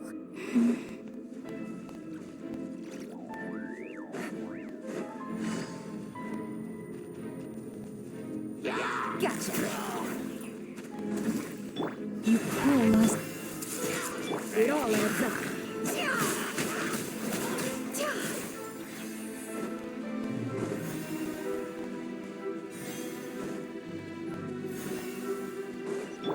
Take it easy. Just like I thought. It was only a facade.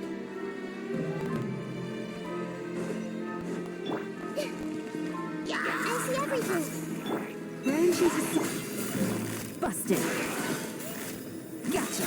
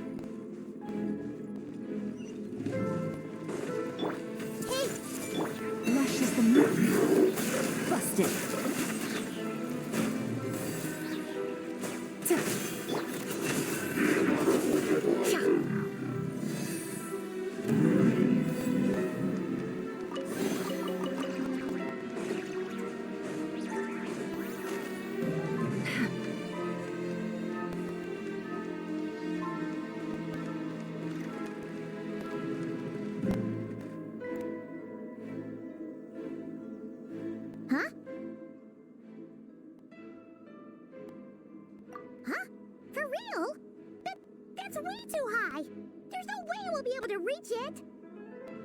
No. I'm not sensing anything up there. It's coming from under the mountain. Let's see. Ah! There's some kind of weird shadow over the water. Wait, see that? Looks like a mechanism of some sort.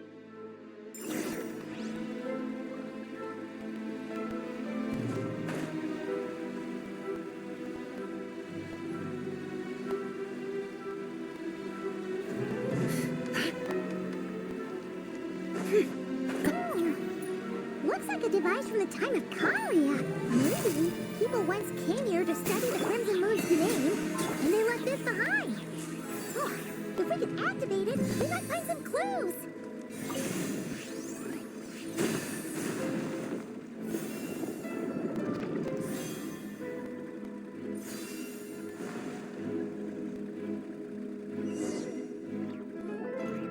Hey, look at that! Now that the mechanism's running, the shadow in the water looks different. Do you think these mechanisms might be the key to unlocking the secret? Felindis, we'll leave the rest of the research in your hands. We'll be heading back now. I hope this isn't ruining date night. Ugh. Mind your own business. Just leave me some snacks on the table. Felindis? Is that Rere's girlfriend? How come we're hearing her voice? Oh, yeah. So, do you think she was studying the... The Abyss has made this space extremely unstable. Maybe that's why some of the things she said and did were preserved here. Like echoes. Whenever I see this view, it takes me back to a poem from my childhood. Waning moon, oh lifeless damsel, weeping on the mountain crest. Morning still. For me, of all people, to be here investigating the mysteries of the Crimson Moon space. Is it a coincidence?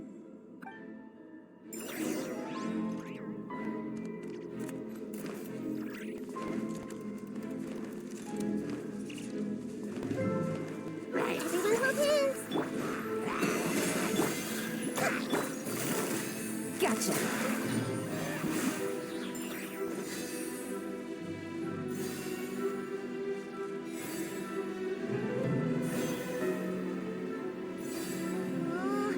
The Abyss has messed up this mechanism. We need to find a way to get it working again. Let's see if there are any other devices nearby.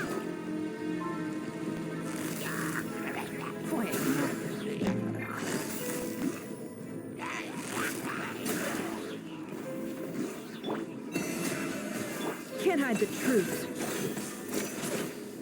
Time to go clean. Gotcha. A minute to memory. Oh. Yeah, this may hurt a little.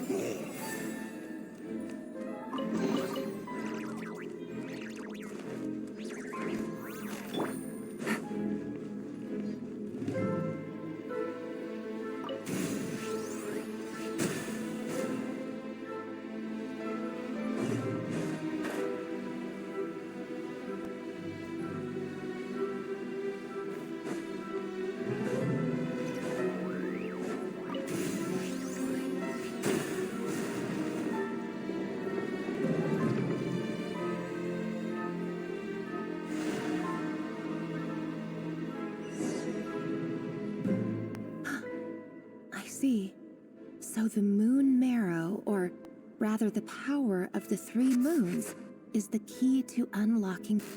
If it really does exist, then maybe this madness can finally be put to...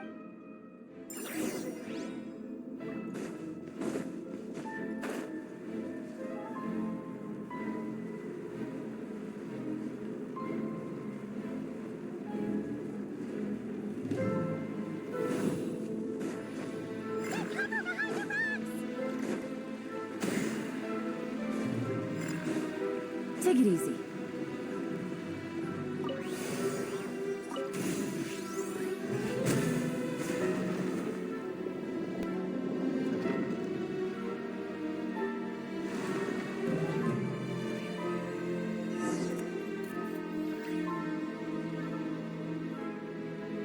With the Abyss inhibitors in place, I should be able to access the chamber with the moon marrow. Oh, Rerir, With every step you take, you're drifting further from what you truly desire. But you're not the root of the problem. Ever since that outsider set foot in Conria, if only I could get my hands on that outsider.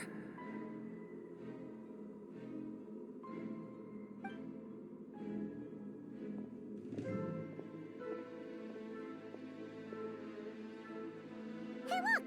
The moon's reflection is back to normal! Alindis' voice mentioned a chamber with the moon marrow. Do you think maybe it's hidden in the moon's reflection?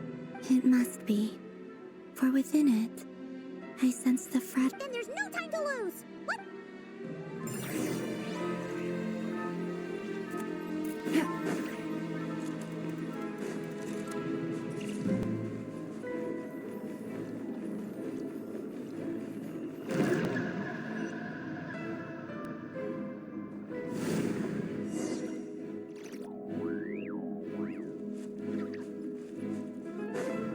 Take it easy.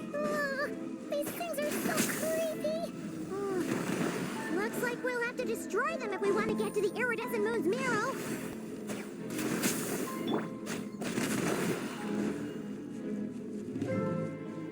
That must be the iridescent moon's marrow!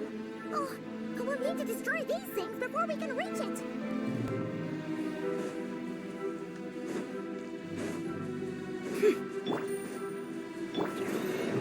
Branch into song. Hey! Quietly now. Busted. Things are about to get set. The deception ends here. No more lies.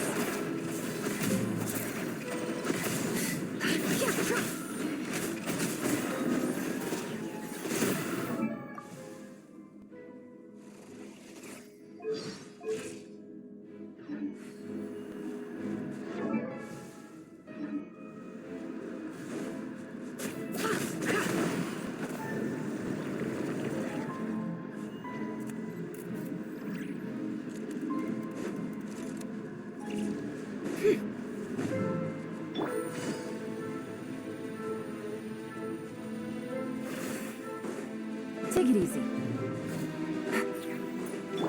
Forest, protect us. Everyone hold in! Gotcha. Can't hide the truth.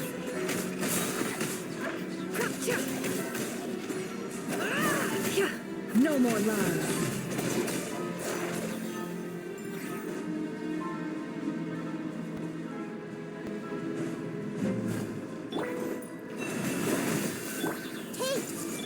Busted. Gotcha. Can't hide the truth.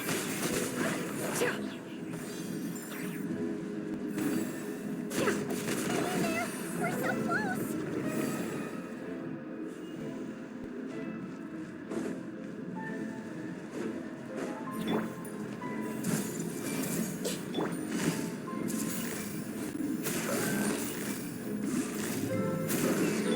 I see everything! Flush as the moonlight.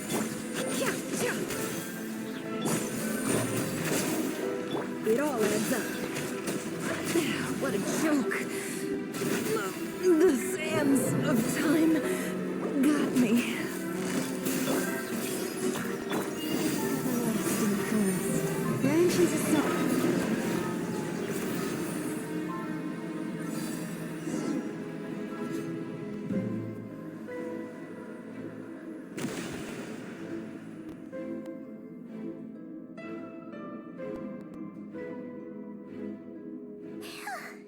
We finally did it! The iridescent moon's marrow, still burning away like an undying flame, yet now contaminated by the abyss. If we can purify the abyssal power within, we should be able to obtain its untainted essence.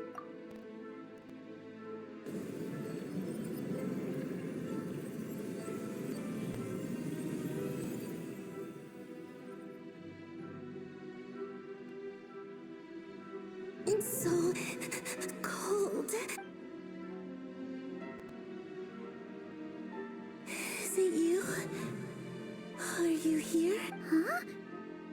Are you talking to us? At long last, I can see you once more. I'm sorry. I lied to you. Even knowing what was to come, I still couldn't let go of the fear in my heart. As the moment the moon shattered, my body began to split apart piece by piece. Like I was being cut into pieces by 1,000 blunt blades. My thoughts scattered as the cold crept in. But I could not tell me. What was it that brought you to us all that time ago? If only I had possessed your courage, then I might have been spared this torment more painful than death. You look so puzzled. That's how I felt too when I first saw you. But trust me when I say that everything happens for a reason. Farewell, Hypo. What was that all about? Was that the goddess of the iridescent moon? It sounded like she was speaking to a long-lost friend. But perhaps she took me for the goddess of the for a fading soul like hers. Our auras must be too similar to tell apart. But anyway, we've got the iridescent moon's marrow now. That should help you regain your strength, right? All right. Time to leave this place and meet back up with Arlecchino. Let's go!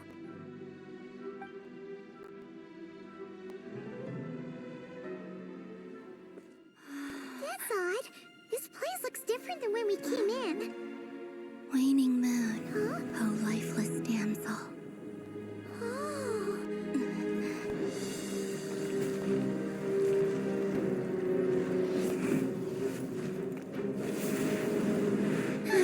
Hurry! The place is collapsing! It wants to trap us here. Who's it? The abyss? Now we've taken the moon marrow. All that's left here is a dark will. It will show us no mercy.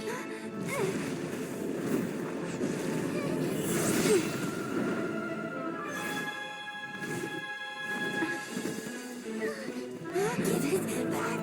The crimson moons! My marrow! My heart!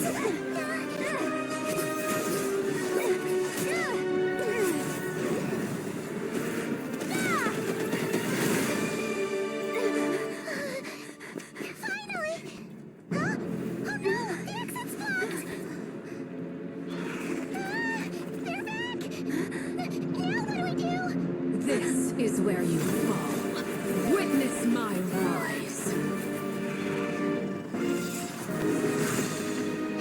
What are you waiting for?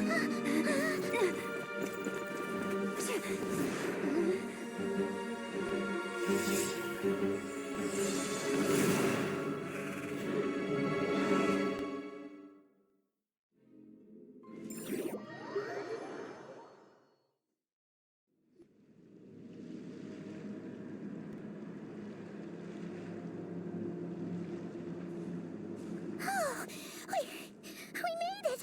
Was that you, Arlecchino? Did you say— wait, your hands! They're— Oh, this? Don't worry. It's a small price to pay. The Abyss wanted to trap you inside, and I defied its will by bringing you out. No wonder it's a little angry. No. I have paid the price, albeit a small one, and it cannot be undone. My hands have already fused with the Abyss. Purification would simply destroy whatever's left of them. But surely— oh, we're so sorry. As much as I'd like to call it a favor, the truth is I was simply holding— Yes, you did your part. And as promised, I will leave the iridescent moon's marrow in your care.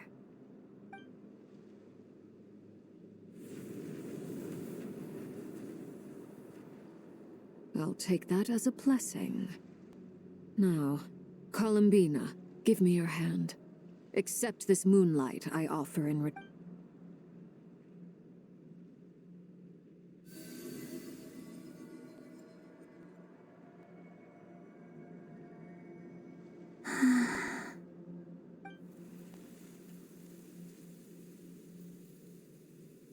Feeling stronger? Hey, Columbina, are you okay? I'm fine.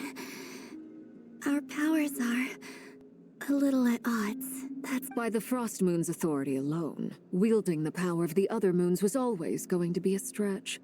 Still, I think it's fair to say that your strength has returned. It's still not enough. There's no way I can hope to challenge Rayrear like this. Just one more ray of moonlight, if you would. It's okay. I can take it.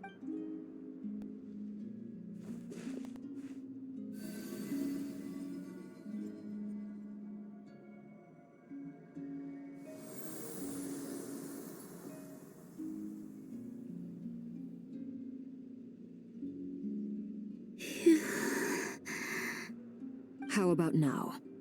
Fighting fit? At the very least, I won't have to stay hidden like before. I want to see him gone from Not Cry. The ray here of Solnar. Well, it's good to have something to aim for. You certainly seem more alive now than you did earlier. When I first met you, you didn't strike me as a ray of moonlight. More like a wisp of fog drifting in from who. But now, you're full of vitality. Just like the Frost Moon, once the brightest of them all. May you keep shining, Columbina. Thank you. Look after yourself too, Arlecchino. I know you have plans of your own, and that's why you're always seeking to grow stronger. But whatever you're after, don't let the Abyss take a hold of you. I do not wish to see you go down the same path as Rayrear. I appreciate the concern, Columbina. Although perhaps it's time you took a new name. A new name? Kutar, the Moon Maiden, Columbina, they're nothing more than code names. They describe who she is and the roles she's played, but they're not her real name. We often use code names in the House of the Hearth, too.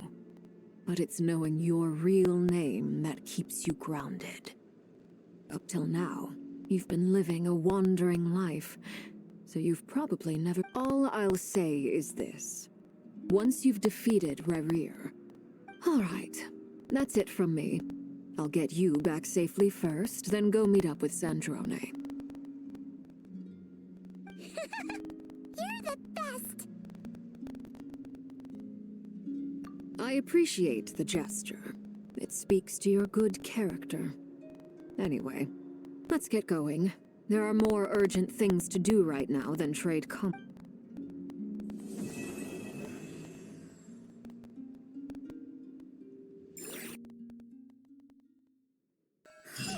It was a close call, but we got the iridescent moon's marrow and restored Columbina's strength. And that's all that matters.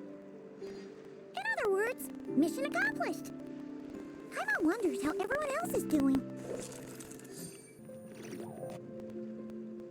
Oh, do you think the others are making good progress? Hope it's all going smoothly. Oh, hey look! They made it back as well! Prince! Lama! How did it all go? All is well, thank you. Nefer and Yehoda had to stay at the curatorium to wrap things up, so they won't be joining us for now.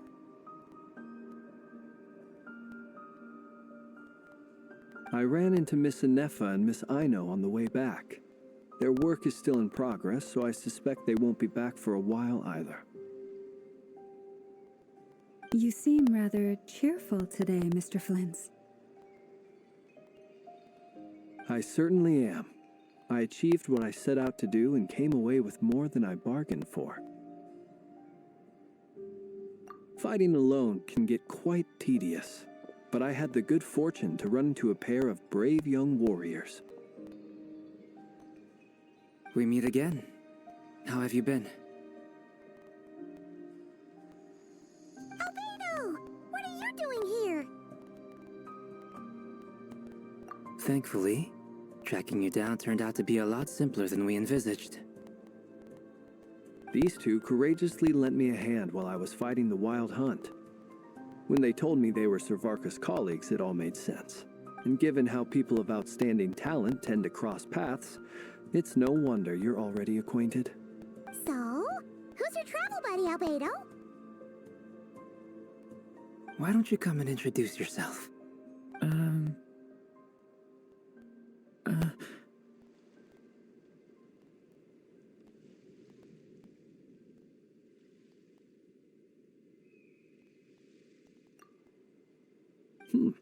A gentleman of few words, I see, and a rather stern countenance. I presumed you were acquainted with him. Is that— It's nice to meet you. Again. We've technically met before. Wait a sec! You're Minnie Durin! That's right. It's me. I'm glad to see you again. By the way, he says it's okay if you drop the mini. Yeah, I'm not as mini as I used to be. Interesting, isn't it? The first step towards blending into human society appears to be reflecting on whether one's name really reflects who they are. Wow! You look so different! In a good way, of course. It's great to see you looking so healthy. Thank you, Paimon. And although you're as mini as ever, I understand that diminutives don't always convey endearment. I'll be sure to simply call you Paimon as a sign of my great respect for you. Wow! You're such a smooth talker now. Paimon could get used to this. From now on, you may refer to her as your esteemed guide, Paimon. Personally, I think our little Paimon is the perfect size. When people call her little Paimon, it's just because she's so adorable that they can't help themselves. You're absolutely right, Miss Lauma. My brother still has a long road ahead of him when it comes to understanding human relationships. Anyway, speaking of long journeys, didn't Columbina, leave with you? How come she isn't back yet? She's been catching up with old friends. Wouldn't be surprised if she stopped for a cup of tea or 10 on the way back. Uh-oh. People are talking about me.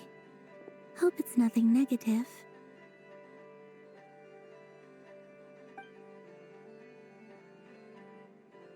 Judging from your expressions, I'm guessing it all went well?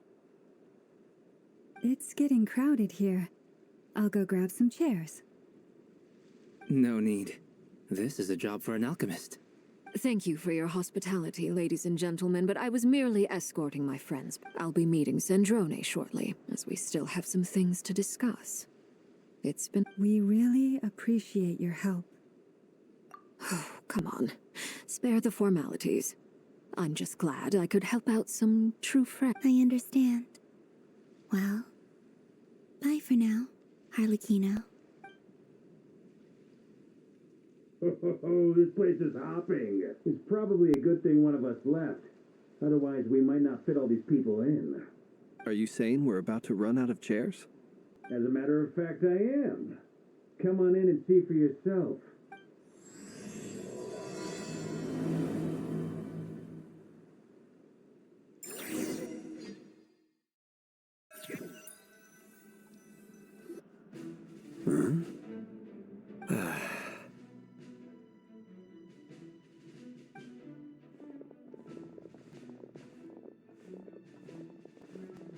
I overheard your little chit-chat outside, by the way.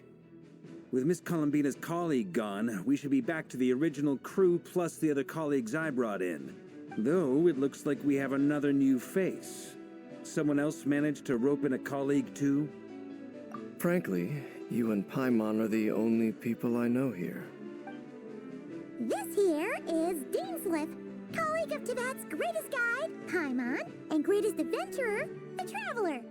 When someone else jumps in to do the announcing, you know you're speaking to someone important. Let's hear what he has to say. Note to self. Once Paimon knows your name, the rest of the world will soon follow. When he comes looking for us, it's usually something important. Paimon's guessing you've heard about the— From the looks of it, you're about to hold a meeting. If I were to say that the Wild Hunt is our— As the saying goes, the enemy of my enemy is my friend. Mr. Dainsley, though I can't promise the same for everyone else. Hey, Albedo, think you can rustle up a couple more chairs? After all this time apart, Grandmaster Varka's first order is to rustle up a couple more chairs. Is he being sarcastic? Hey, he's your brother. Why are you asking us? I've still got a lot to learn about the nuances of human conversation. Trying to decipher Albedo's way of speaking has been like jumping in at the deep end. Oh, good point. Paimon gets you now. Don't sweat it. There are people who go their whole lives without getting the hang of it. I wonder what's taking Nefer so long. Perhaps you should go and check in with her. If anyone can hurry her along, it's you. I just got back from the curatorium. Besides, aren't you curious to see what's taking her so long? Miss Nefer doesn't strike me as the type to share secrets. And since gathering intel is her specialty, I'm guessing she'd prefer to keep her under such circumstances. Would it not be tactless for me to impose? Oh, but it's fine for me to impose. What can I say? You have an unrivaled ability to garner people's affection, Miss Moonchanter. Besides, you have far more in common with her than I do. All right, then.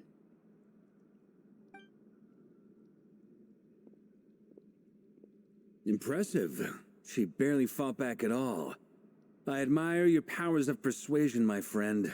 As I'm sure Miss Lauma will realize soon enough, the trick in life is to always pitch in with other... Another trick is to simply hide in the background. Spoken like a true sage. Anyway, looks like we've got some time to kill before the meeting. Feel free to chat amongst yourselves. We'll get down to business.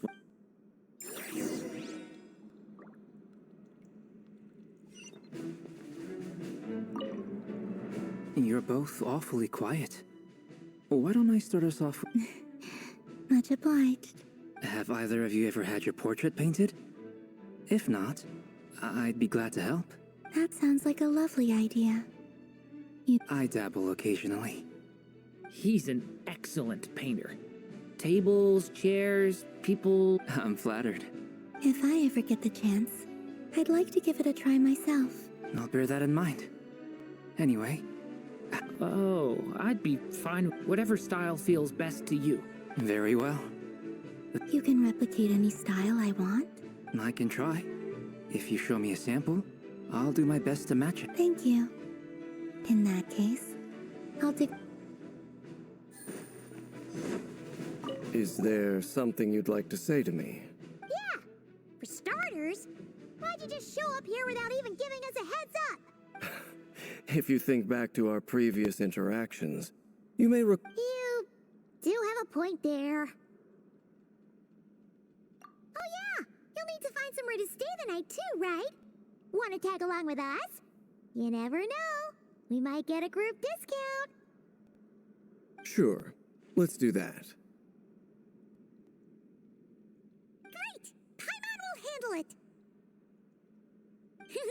And in return, we can get Dainslift to be our very own personal bodyguard. If that's what you had in mind, you should have said so sooner. I'd be happy to help. Oh, okay then. Paimon was only kidding, but good to know. Anyway, since we're all here together, we might as well watch each other's backs. That's just what friends do, right? Indeed.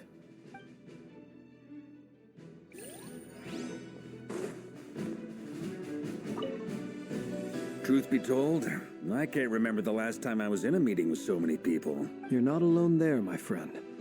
The Lightkeepers also struggled. I don't doubt that. I've only ever met two Ratniki, one being you, and the other being that young guy, Eatlua. Eatlua is a good apple. I'll give him that. He's kind, honest, and regularly delivers supplies to my lighthouse. A true Ratnik to the core. So you're what? A fake Ratnik? That's what it sounds like you're saying. Come on, why the Sorry. I'm not even gonna bother trying to hide it. You've known all along, haven't you, my friend? Now that was an awkward silence. Let's just keep this between ourselves. Probably best if Eloa doesn't know, huh? That goes without saying. Gotta be careful what you share with youngsters, after all. Anyone else in the know? Let me guess. The Traveler and Paimon? It's dangerous being too sharp for one's own good, you know. Then, in the name of the Animo Archon Barbados himself, I swear, your secret's safe with me. When we went for drinks, you said that you and Barbados were practically best buds. In the light of that claim, do you really expect me— Of course. Just as long as you don't go spreading around the fact that I'm close with Barbados, or— Fair enough, then. Nothing like a bit—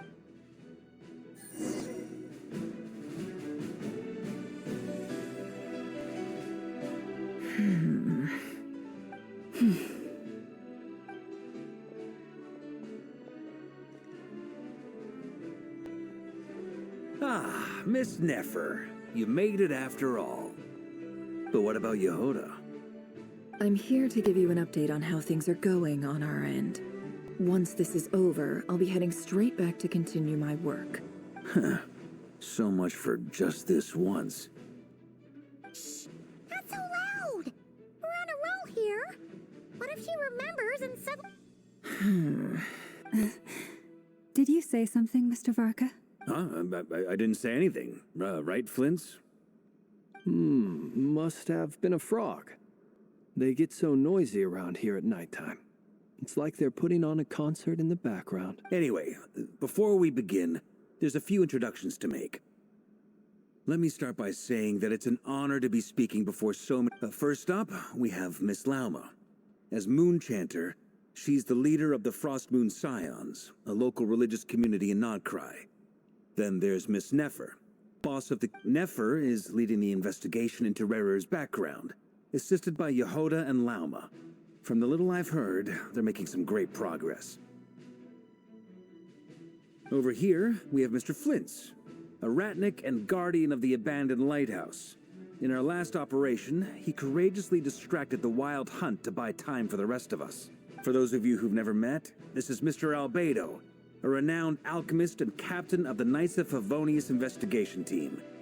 By his side is a new face for us all, myself included.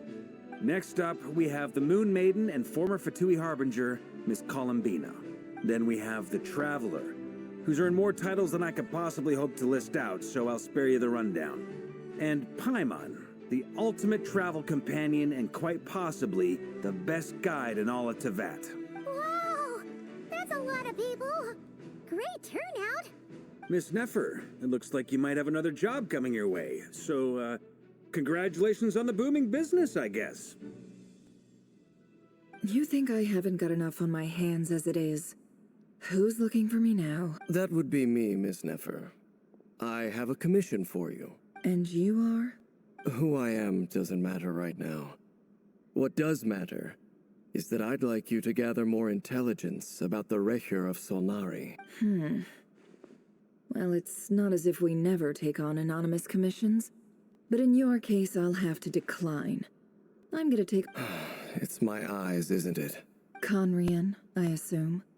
And what's with the mask? Are you trying to hide your identity? In any case, the fact that you're even still alive raises an awful lot of questions for me. My name is Dainsleif. And yes, I am from Conria. As I'm sure you're aware, the Recher of Solnari's real name is Rerir. He was once an acquaintance of mine. Really? Then you must have been quite an influential figure yourself. You flatter me, but none of that matters anymore. My point was simply to clarify why I have asked Miss Nefer to investigate Rerir's background. So you're both from Conria, and it sounds like you used to be friends? What am I missing here? Surely you already know how he became one of the Five Sinners. I'll tell you everything I know. The history of Conria, the names and identities of the Five Sinners. I remember it all like it was yesterday. I have never spoken openly of this before. But the truth was exactly as people say. The 5 sinners were each driven by their own desires, and it was by playing upon these that the abyss tempted them to their fall. The visionary, Vedifenir, who wished to foretell the future. The wise, Haroptatir, who sought limitless knowledge. Gold, Rhindaughter, who desired to create life. The foul, Sertologi, who pursued supreme strength. And last, but not least, Raker of Solnari, Rerir, Ravager of the Moon. Of the 5, Rerir is the only one who remains a mystery to me. He never harbored grand ambitions, so what changed in the space of a single night? In other words, you're saying that his change came as a shock to you, and you have no idea what actually happened? That's right. You mentioned how the abyss tempted them, which led to their fall. But what did that look like in practice? And what other context can you give me about the events of that time? The more detail you can give me, the better. Strangely, now that it comes to it, I hardly know where to begin. The fateful night took place during the era of the Eclipse dynasty. One day, my elder brother, the visionary, Vedifenir, was summoned to the palace by the Vinster King, only for the king to gouge out his eyes and cast him into the dungeons. When I came to hear of this, my fury knew no bounds. I gathered together every ally I thought I had, and together we set a night to storm the palace and free Ved. Centuries on, the memories of that night still haunt me like a never-ending nightmare. We broke through the palace gates, just like we had planned, each striking towards our separate targets. But then, I was betrayed. Even Vedifenir, the very person I had come to rescue, abandoned me and partook of the abyss's power. So, it's personal after all. Then tell me, Mr. Dainsleif, what price are you willing to pay? I cannot say what price would be worthy of such a commission. But know this. Rerir was not always a madman. Uncovering the truth of Rerir's past is the only way to unravel this mystery.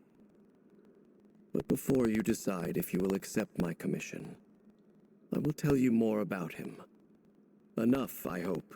Sounds pretty good to me. Feels like we just flagged down a random passerby, only to discover he's actually a master strategist who has a score to settle with our enemy. Can I borrow your halo? It could be useful in the lighthouse. Hey, enough with the wisecracks! Besides, isn't that lamp of yours bright enough? Relax. It was meant to be a compliment.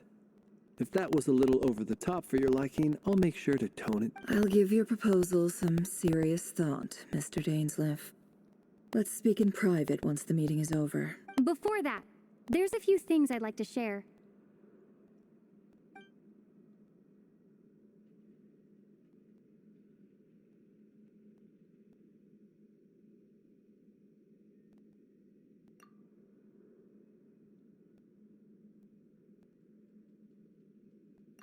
Now that we've united the hearts of the 3 moons, your power should be greatly enhanced.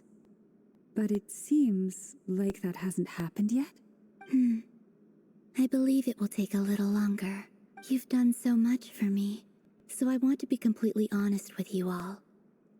Even though I'm doing a lot better now, the truth is, from the moment I was born, my power has been slowly ebbing away.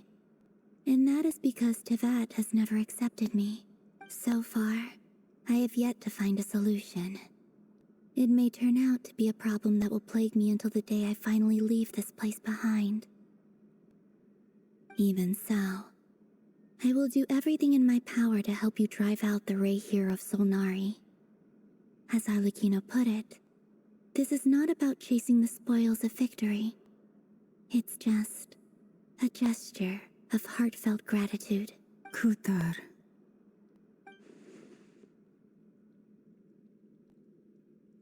Defeating the Rahier of Solnari will be no easy task. While my strength slowly recovers, we'll also need to gather more intel. Naturally.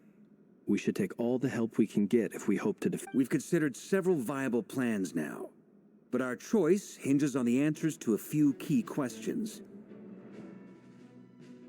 Is it even possible to kill Rahier? What experiences shaped the person or monster he became?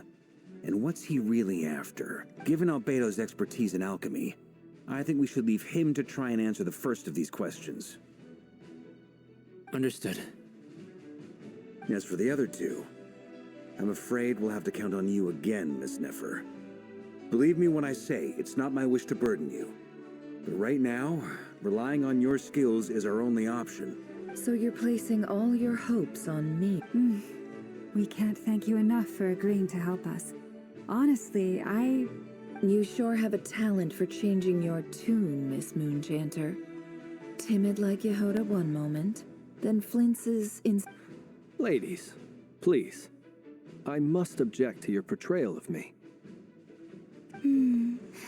I almost don't want to leave this room. I have faith in you, Miss Nefer. Something tells me you'll stand by us until the very end. Oh? And what makes you so sure of that? What if I suddenly decide that my compensation is insufficient? This isn't about the money. I can sense that you've got a deep-seated distaste for Rahier. And knowing you, that alone is motive enough. Look at them getting along so well. Like two peas in a pod. And I'm the one they accuse of insincere flattery. Miss Lauma, you have to understand something. Unlike you... Is that right? Well, maybe the fact that I'm willing to put my hopes in other people says more about me than you. But the fact is, I also trust you. And that's because I know that you're someone we can count on. Anyway, we've got our plan, so let's get moving. Mr. Dainsleif, let's talk. And Traveler, once we're finished, if you've nothing else planned, I'd like you to come with me. This whole experience is teaching me a lot. For instance, I now know that when other issues come up in the future, I'll have far more luck getting Lauma to convince Miss Nefer than trying to do it myself.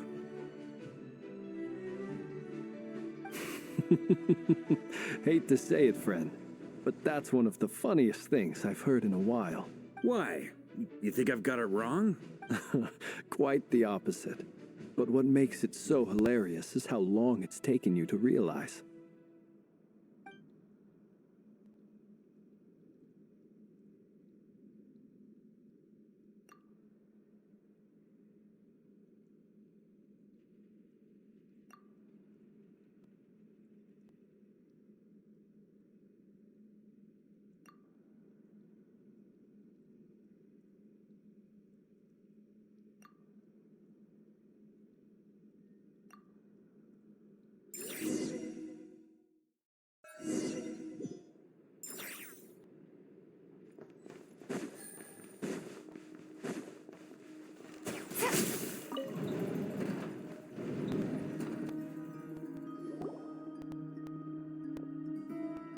Thank you for waiting.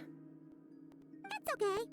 We actually used the time to help Dainsleif get a room at the hotel. That's very considerate of you. Now, I trust you share my curiosity about Rahier's past, and you seem fairly familiar with Mr. Dainsleif already.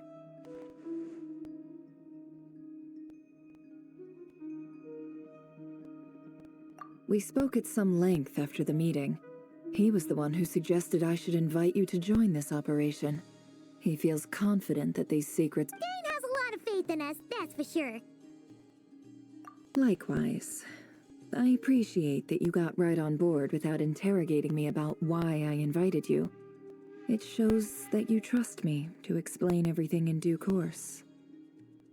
That's because we know what you're capable of. We appreciate you too, Nefer. You might have been forced to help in the beginning, but this time, it was your choice. That's one way to put it. Another is this, that once a decision's been made, it's set in stone. After that, my only goal is to see it through. Alright, so here's how it is. I'm going to access Rarir's thoughts again using my confidential method. Now, I'm sure you've seen things like this before on your travels, so you're surely well aware of how dangerous it can be. The reason I've gathered you all here is to ensure my safety during the proceedings. I plan for us to enter the fragment of his consciousness together, and once inside, I will focus on searching for information. Think of this as a diving expedition into someone's brain.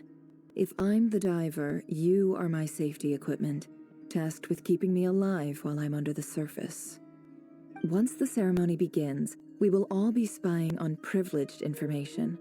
But in the interests of safety, you must... Lastly, any individuals of a weaker constitution are advised not to partake in the ceremony. In any case...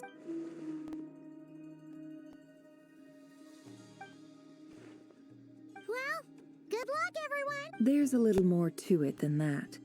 I was being serious when I said you have a job to do. While the rest, in the event that something goes wrong, you will be our first responder. I don't anticipate any issues, but... I second that. This is a dangerous operation here, and you're our... So, Paimon's like the lifeguard? Yeah, that makes sense. Alright, got it. Good. Please, take a seat. We'll get...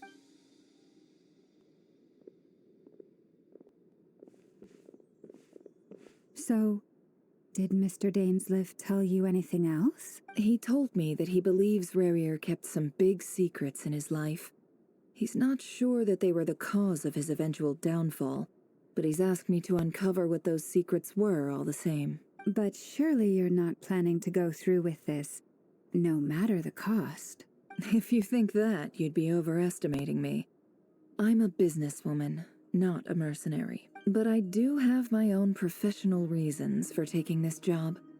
You think I'd turn down the opportunity to get a first-hand glimpse into Conrian history? Well, as long as you don't let morbid curiosity get in the way of safety concerns, we're good. We'll do... You're such a killjoy.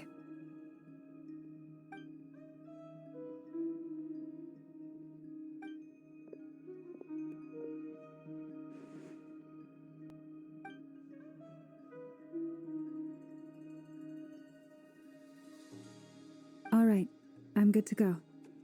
All set over here, too. Promise, Paimon, you'll be extra careful.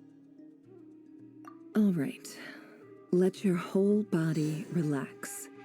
We're about to begin. Close your eyes.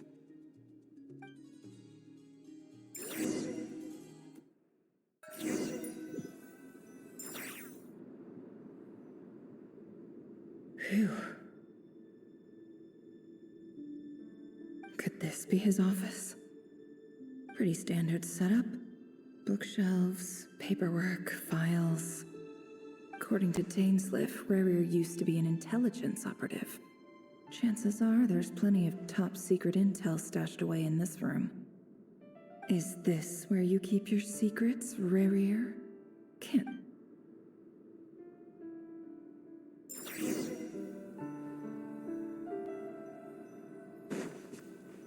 He looks even gloomier than last time. I wonder what's changed.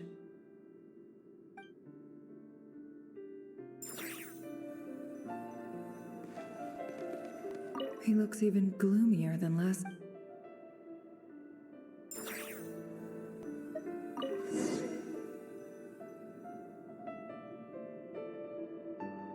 Today's files are in. Time to wade through them, just like usual. Male, 51. Occupation, cook. Confirmed Crimson Moon descendant. Has maintained frequent contact with other descendants over the past year. Poses a threat to the dynasty. Neutralized.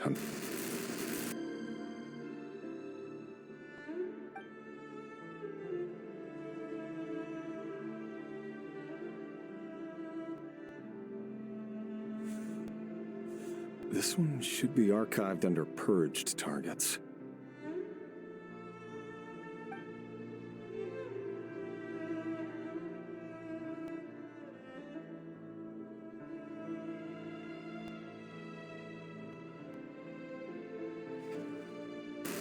Female, 23. Occupation, office clerk. Confirmed Crimson Moon descendant. Has maintained frequent contact with other descendants over the past year.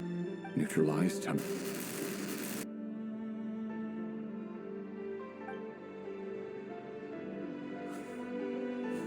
Another one for purged targets. Sounds like she was that other man's daughter. Never mind.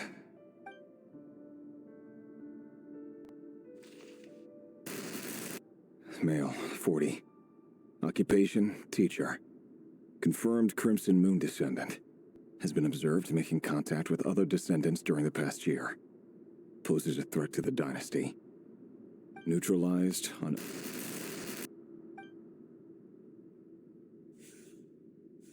Just another nobody for the archive. Come to think of it, I remember surveilling this man. A case like his never would have been considered a priority in the past. Huh.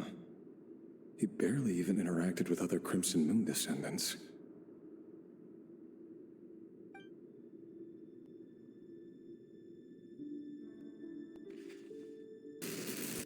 Female, 16. Occupation, none. Orphan and confirmed Crimson Moon descendant.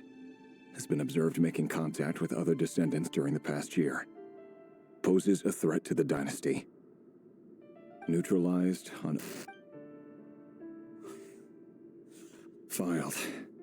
I have no recollection of this girl. None whatsoever. She doesn't seem to be anyone important.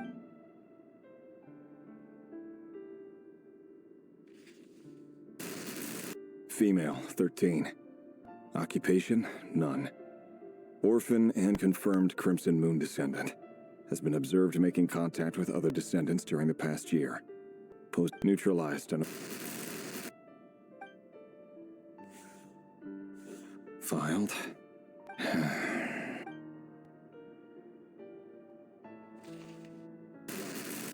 Male, 11. Occupation, none. Orphan and confirmed Crimson Moon descendant. Has not been observed making any contact with other descendants during the past year. Poses a threat to the dynasty. Neutralized on...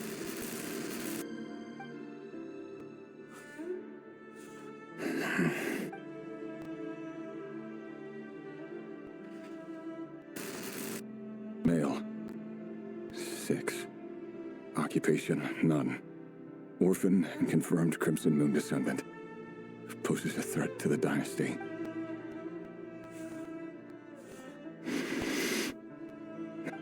It's funny, isn't it?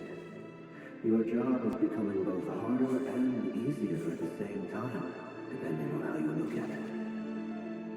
Sooner or later, the Crimson Moon descendants will be completely wiped out.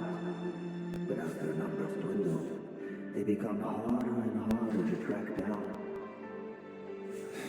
That's not how it is. Fortunately, however, most of the able-bodied adults have already been taken care of. The remaining weaklings will be increasingly easy to deal with. No! No. My job is to ensure the survival of the Eclipse Dynasty. And the only way to do that is by eliminating any and all potential threats. It's a perfectly legitimate line of work. Every single one of my colleagues can attest to my fairness.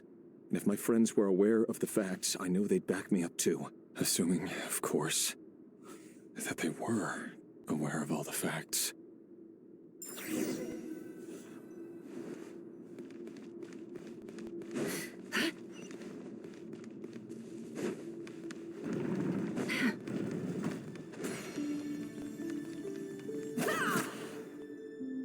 Mr. Vedifalnir, it's been quite some time since we last met. Rerir, I trust you're here because you have something important to discuss.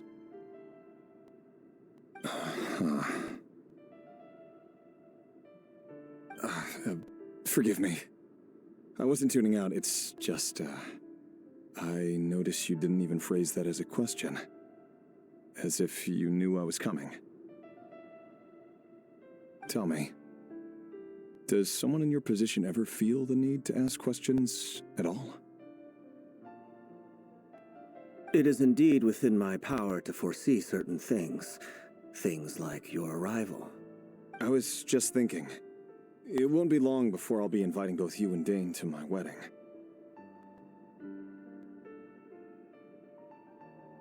That isn't a lie, but nor is it a fact as such. It's a wish, isn't it? No fooling a prophet, is there?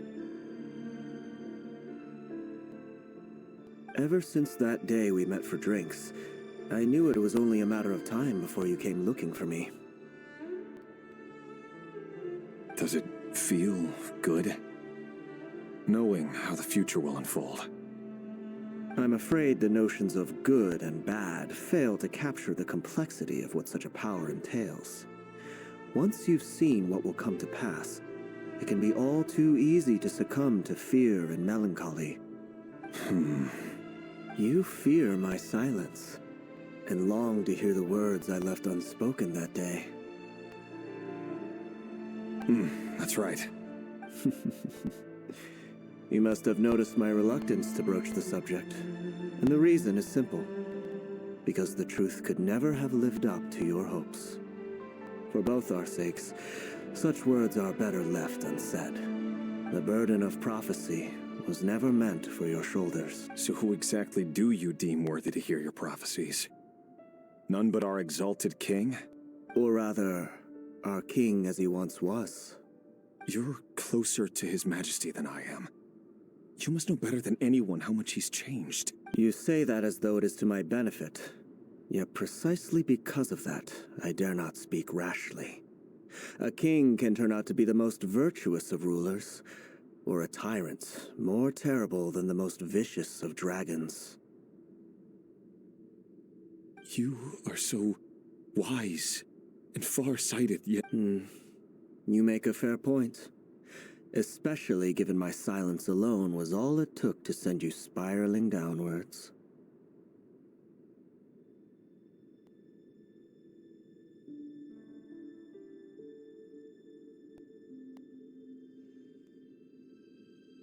Very well then. Let me offer you some advice. And I say this not as a prophet or a visionary.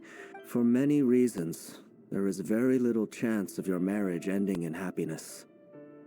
If happiness is what you seek, you should find another fiancé.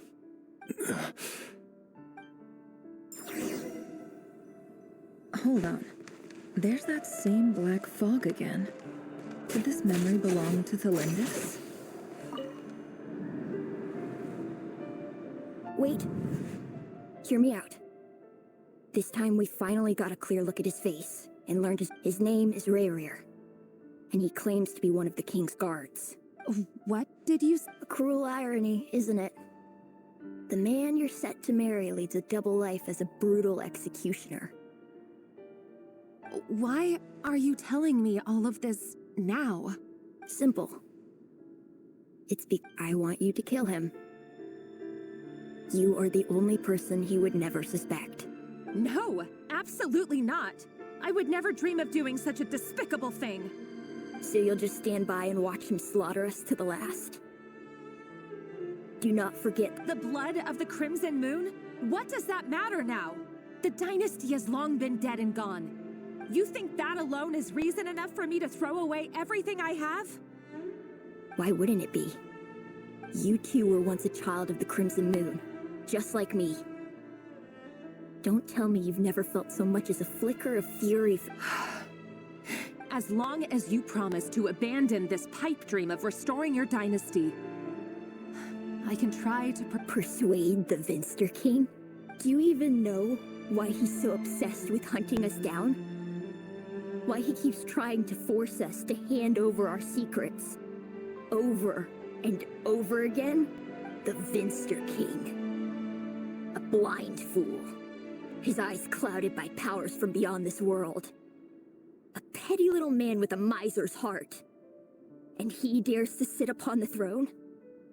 Mark my words. Sooner or later, Conria will fall. If you can't bring yourself to do it, so be it. Just you watch. It won't be— The Rahier of Solnari. That really is quite a secret you've been keeping from me, Rarir. But who am I to talk? Am I really any better? I've kept my own past a secret this whole time. Love should be built on honesty. But ours was born from lies. And yet, is it really so wrong to hide things that would only make life harder? If we don't cover up the parts that no one else— Vedifulnir must have known all this. And that's why he made his prophecy. But I won't just sit by and watch this disaster unfold. I'll do everything in my power to protect what no matter who I have to face.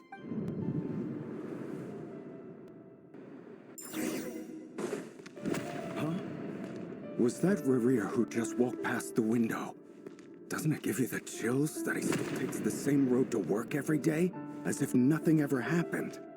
Those people at the deli. Enough already. They're clearly pretty taken by their own disguises, so just smile and play along. Pull the rug from under beasts like that, and you'll risk having your throat torn out.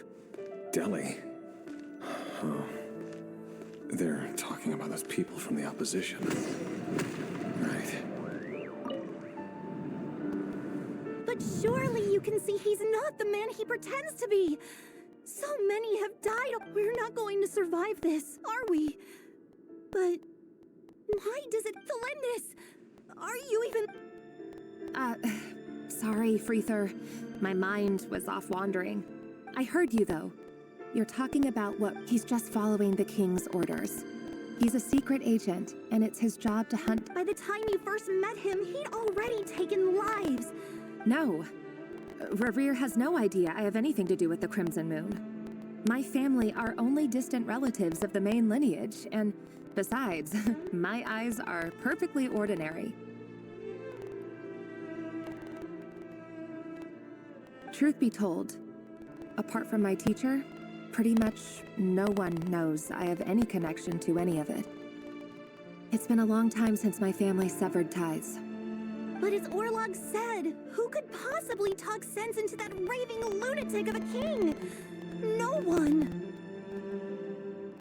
I'll work something out. Trust me, I'm with you all. But for now, you need to keep yourselves hidden. Don't let anyone find you, anyone at all. Don't forget that Rarir is an Eclipse operative. You need to be extra careful when he's around. And when I am too. For now, don't come looking for me. And if anything happens to me, just act like we've never met. If even you can't escape this, what hope do the rest of us have? But after all this time together, surely he wouldn't lay a hand on you. I won't speak in his defense, nor can I give you a clear answer to that question. But I'll do everything I can to put an end to this.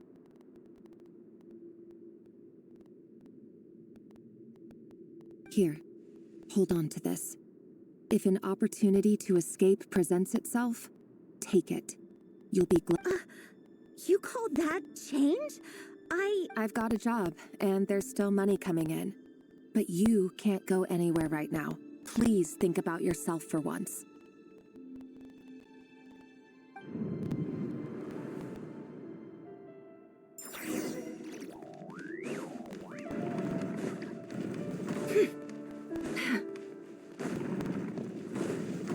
Another day, another round of assassination training.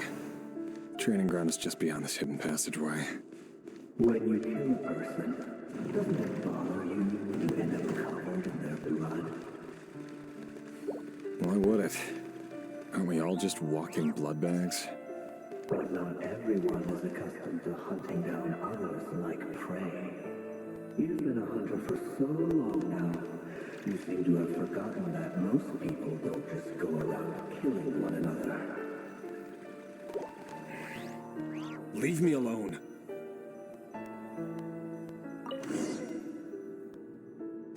Make sure you have a firm grip on the handle. Then choose your angle well. Keep your movements light and brisk. And the prey won't sense a thing.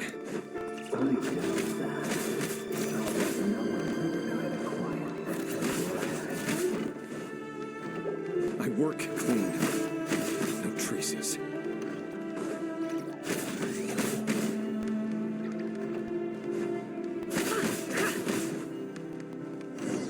Doesn't make it open or the pain that happens to make you feel happy. Someday it doesn't. It won't happen. With pain, everything you show in the story you have to take out a handful of the guilty. The ones I dealt with have always been guilty. And I've carried out my work flawlessly. No more lies.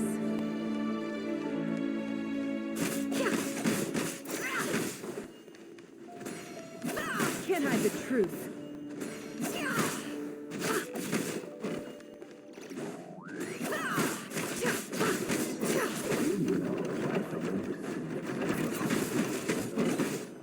What is it because he didn't trust you?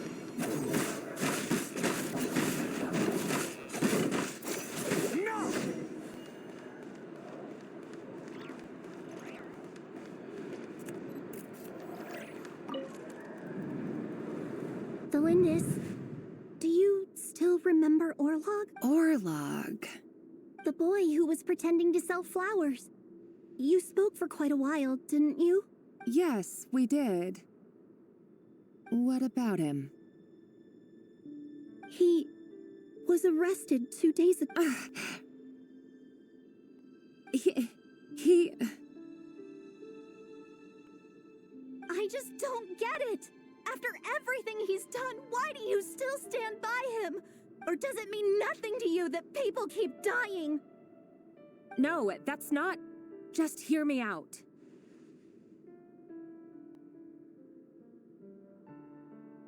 I need to go now, Delindis. They're looking for us. You take care too.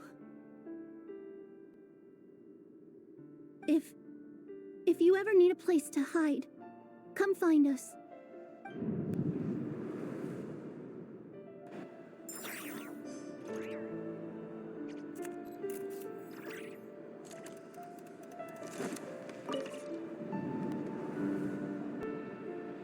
Author Thelindis.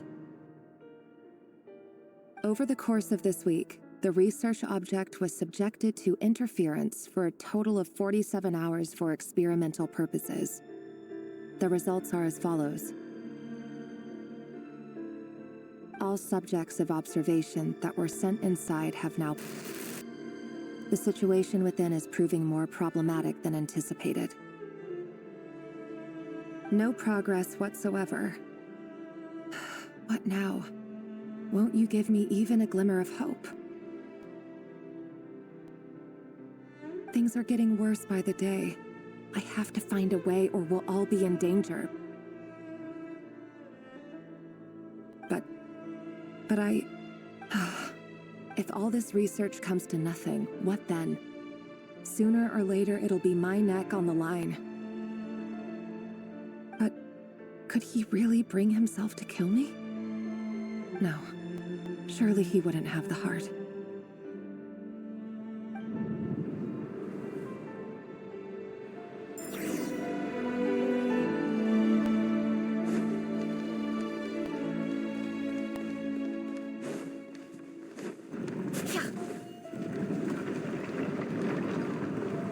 Why won't you just let us go?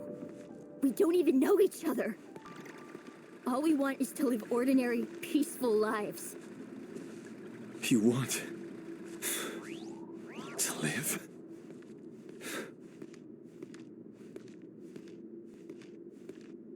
Yes. I just want to go on living. Is that really such an unforgivable crime?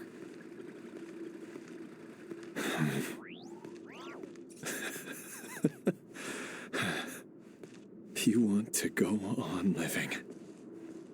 I want to keep living too. To keep living forever. That's why I have no choice but to continue on the path I'm on. If only some savior would suddenly swoop down and change the way the world is. Too bad that's not going to happen. Imagine that. If there really were such a person, you and I wouldn't be standing here like this, would we? Today's files are in. Time to wade through them just like usual. No, I don't get tired of it. It's my job. And not only am I lucky to have it, I'm good at it too.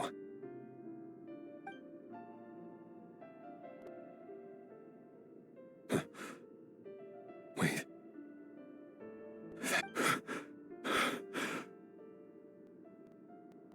Thalindis?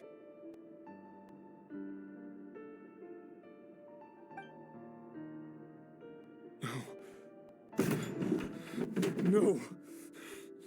No! Why? But you bear no mark of the Crimson Moon. How could you possibly have anything to do with them? It cannot be! A diluted bloodline. What a fool I've been. Numbing myself with talk of justice. Erminsul. Finster King! How far are you going to take this? From the direct bloodline to secondary offshoots? And then what? Today it's the descendants of the Crimson Moon. Who will it be tomorrow? Will you not rest until everyone down here is dead? No. This cannot go on. This is where it ends.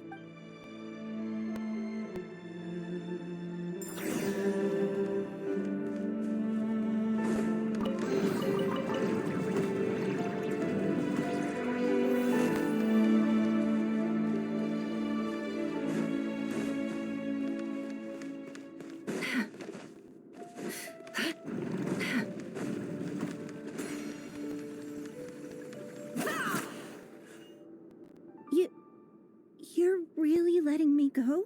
I am. As long as you can guarantee that no one will find you. Don't worry, I'll be extra careful. No one will know I was here. But what about you? Me? If you let me go, you won't be able to complete your mission, will you? Good point. In that case, maybe you should stay. No, please! I just want to see the outside world again. To... Go on living? Yes. I know you're a man of your word. So please, just let me go. If I let you leave, what will become of me? Just kidding. Go, now.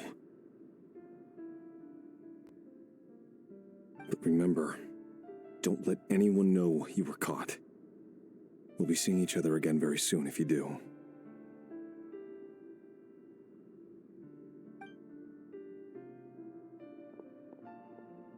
Even shadows in the dark must live by a code. But you can't save everyone. You've been whispering in my ear for days now, Vedifalnir. What are you trying to do? Break me down? I only say this because you long for an answer to your problems. Let her go, Rerir, or you risk losing everything. I will not abandon Thalindis.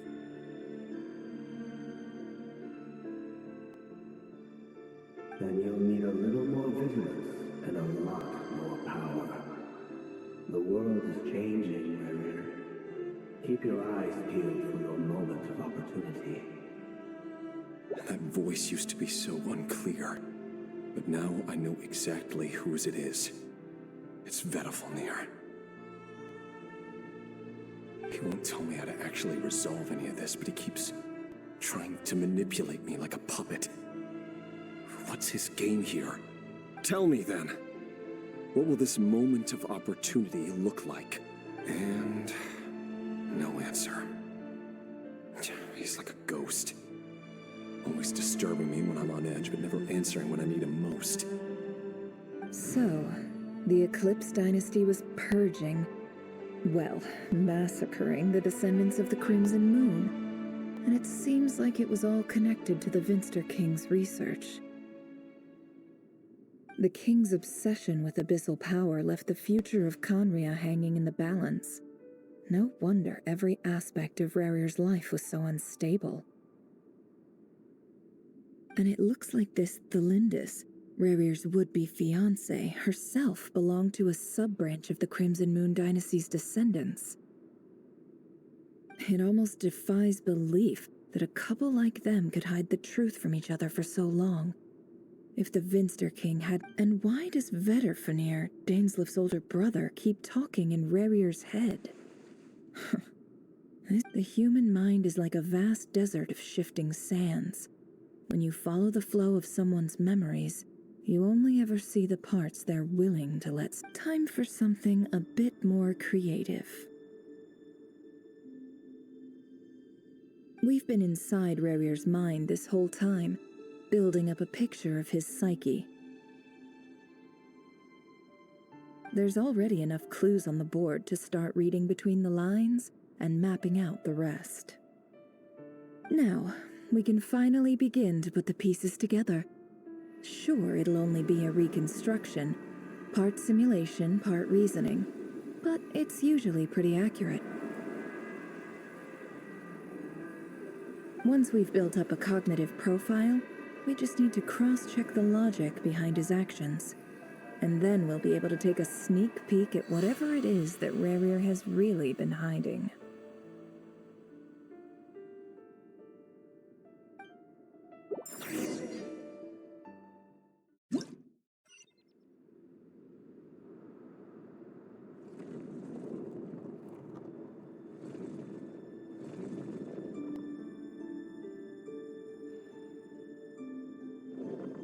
Rarir, are you there?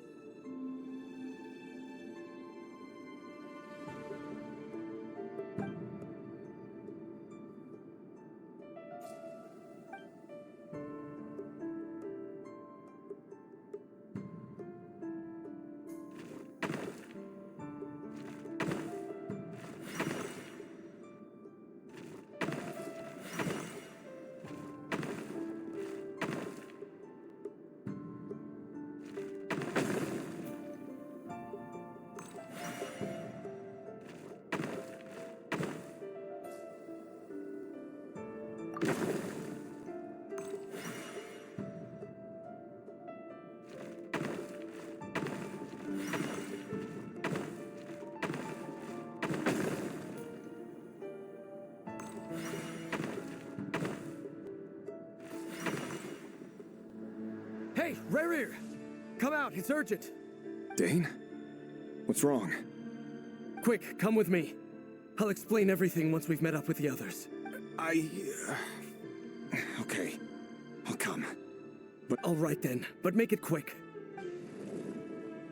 I've never seen Dane so worked up before. Whatever this is, it must be big trouble.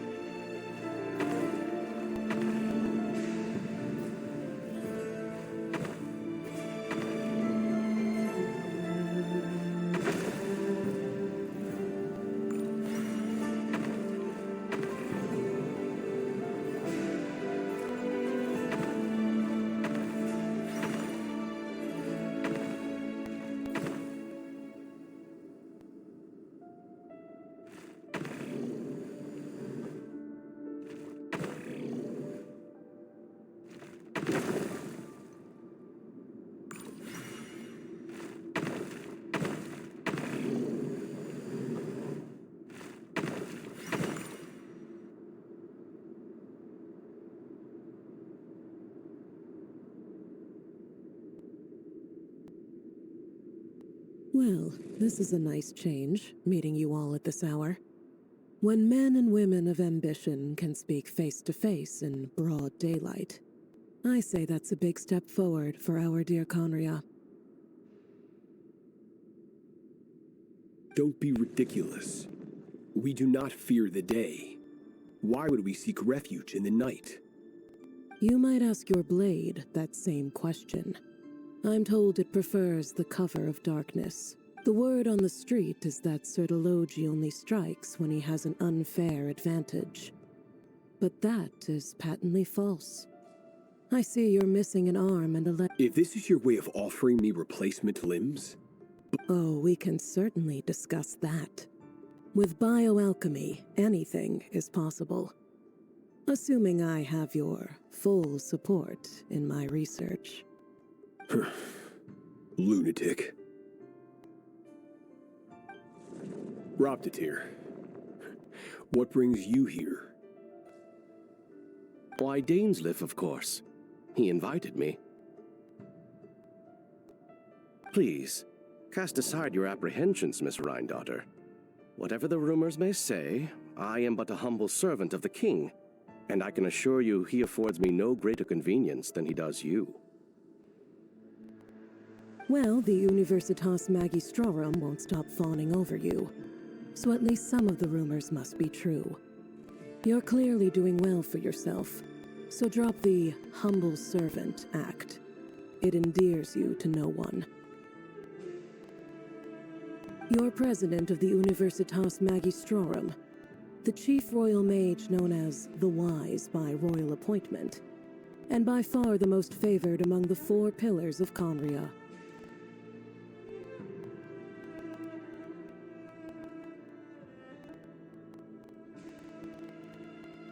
Vice President Veet. My success is the product of hard work and good luck. It's as simple as that. Were the king not such an extremist, I hardly think I would have received a senior post at my age.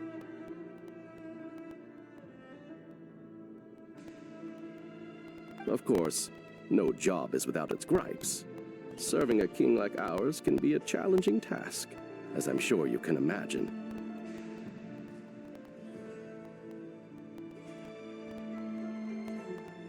And as for Efterveet, in missing out on the presidency, he's dodged a mountain of stress. Like everything else in life, it comes with pros. You're all here. I apologize for the short notice, but it was an emergency.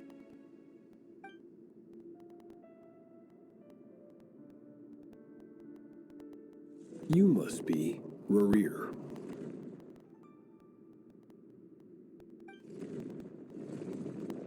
Mr. Sertologi. Yes, I handled your case file during your sentencing. Nothing personal, of course. I'm pleasantly surprised that you remember me. You're clearly a person of substance if you've been invited here. But Dainsleif, you'd better have a very good reason for convening this little gathering.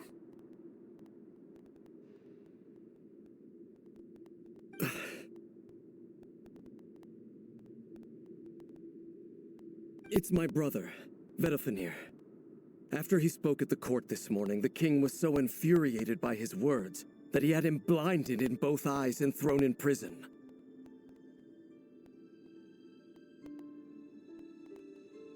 Vedothanir in prison? Strange. I thought the king trusted him and Horoptatir more than anyone else in the world. Does this mean the king's circle of trust just got even smaller? It has nothing to do with trust. It's about what the king wants, which is as clear as day to anyone paying attention. I simply appease him, because it's in the best interests of the Universitas Magistrorum. And also because you're slimy. Vedothanir, perhaps less so. But still, a visionless visionary? It rather inclines me to think that qualifications are not what get you ahead in Conria.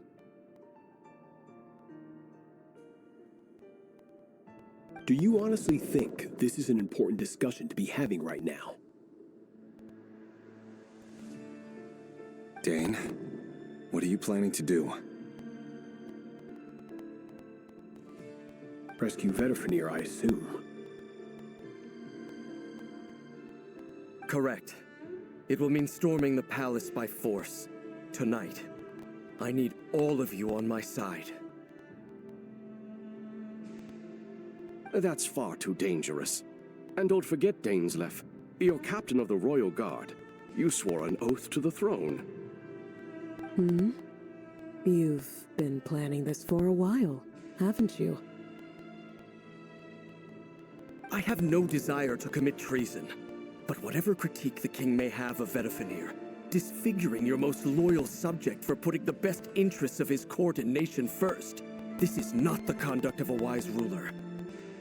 My blade will force the king to see the air. So, Vedifenir's prophecy enraged the king.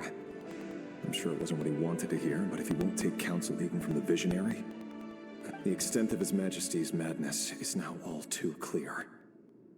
The question is, how does a man like me get out of this situation unscathed?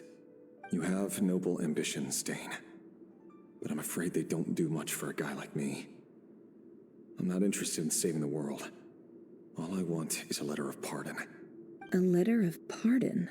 For whom? The chances of the Vinster King issuing a pardon for anyone connected to the Crimson Moon.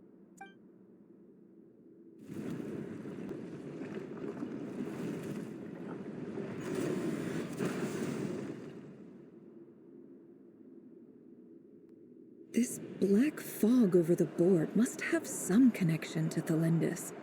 But why is it taking this form? Does it have something to do with Rerir's past? Another mystery I'll need to unravel.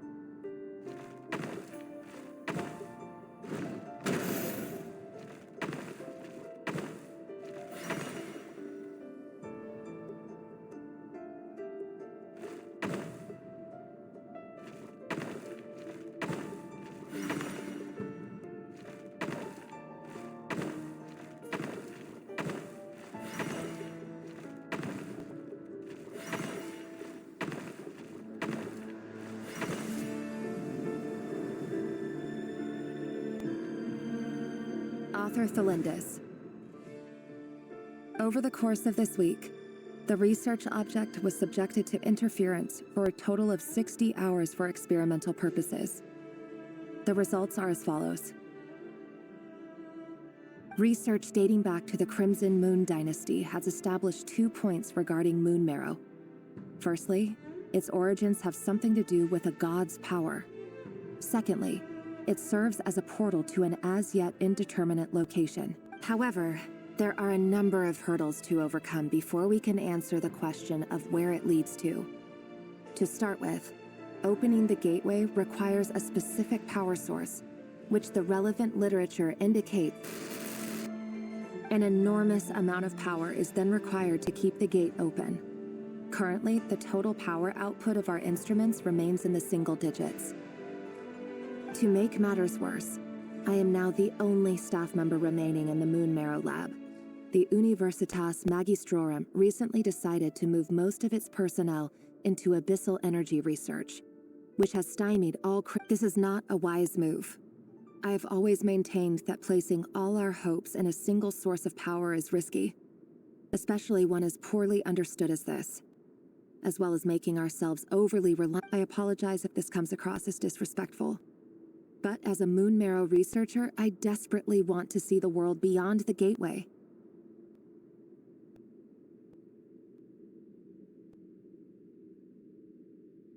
If we really made it there one day, what would we find? And how would we go about taming the unknown? My imagination is endless.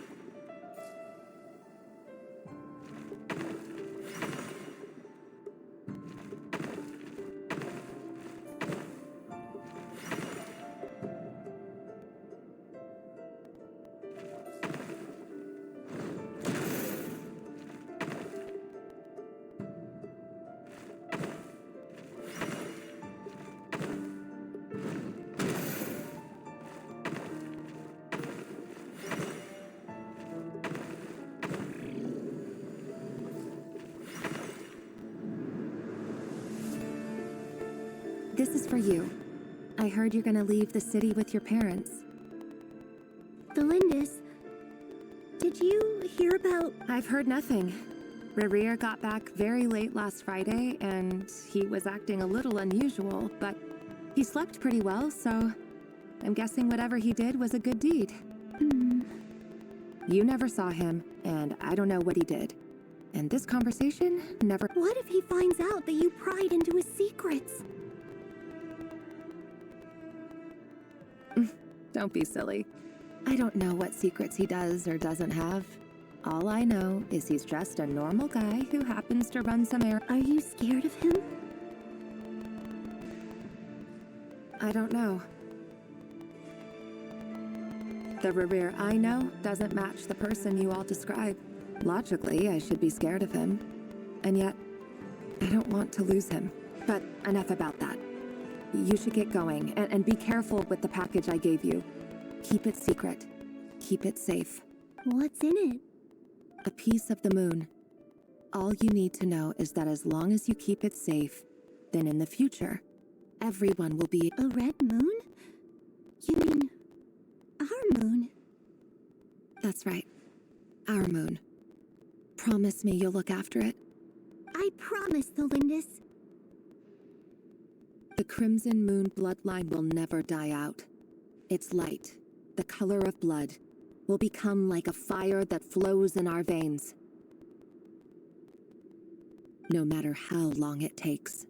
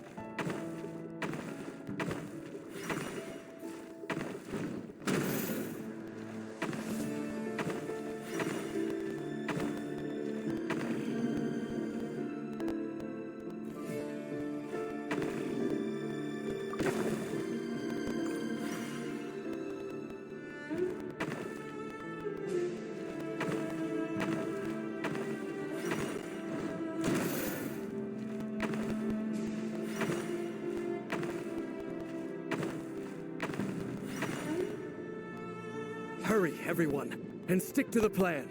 Sir Dainsleif, what are you? Is this treason?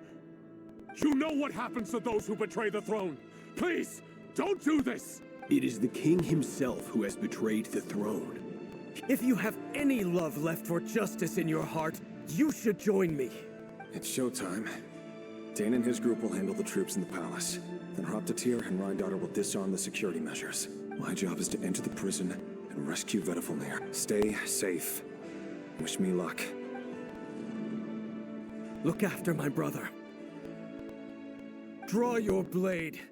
It is time for justice to prevail.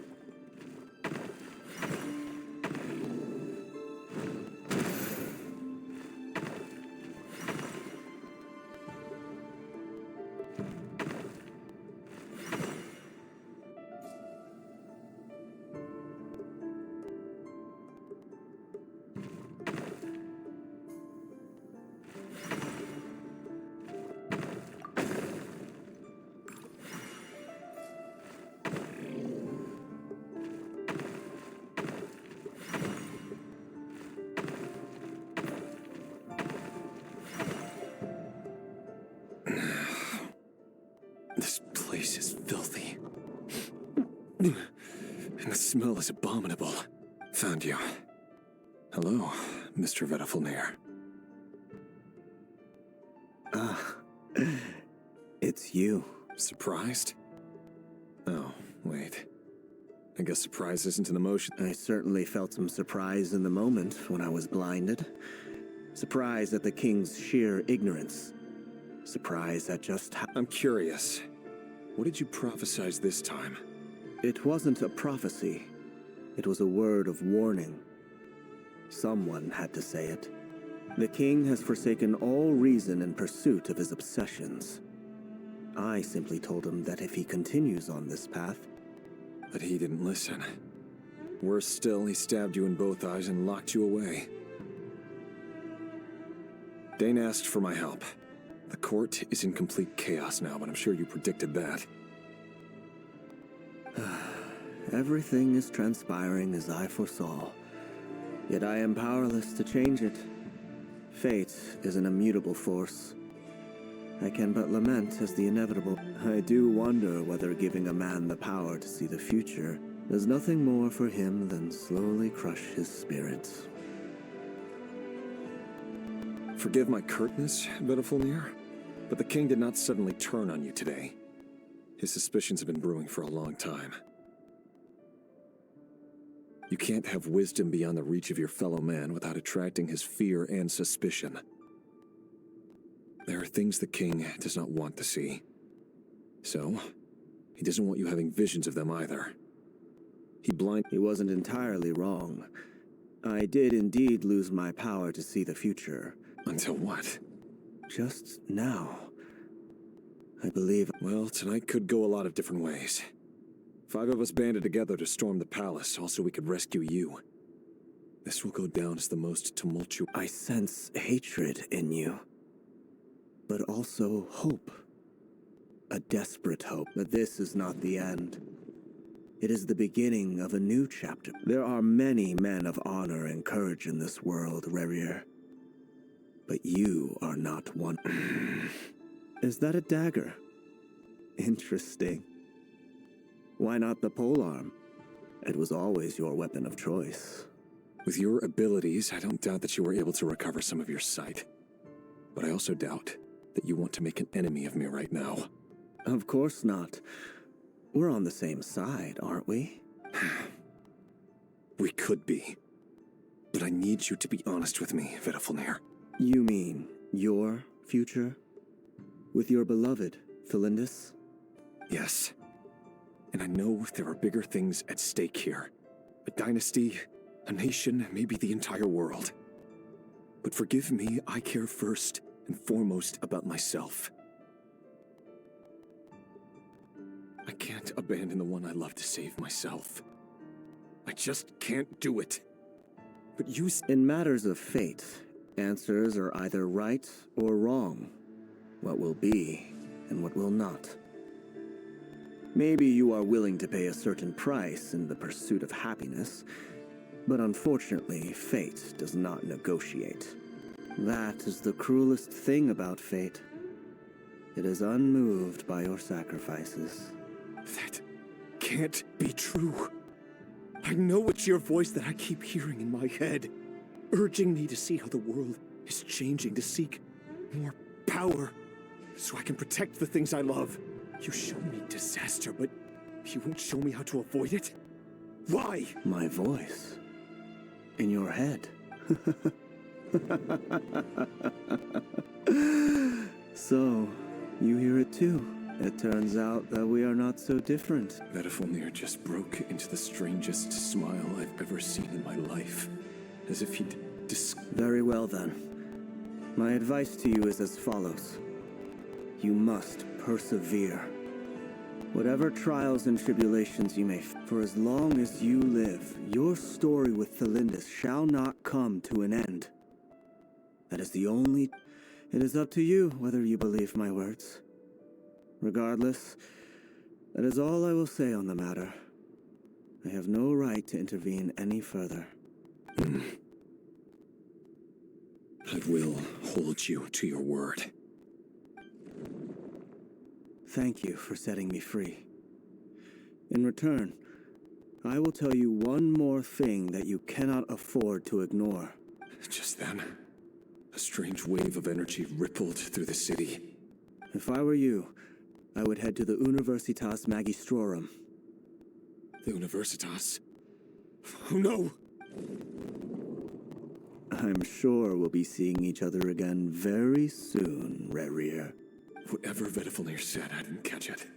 I didn't even help him out of the prison.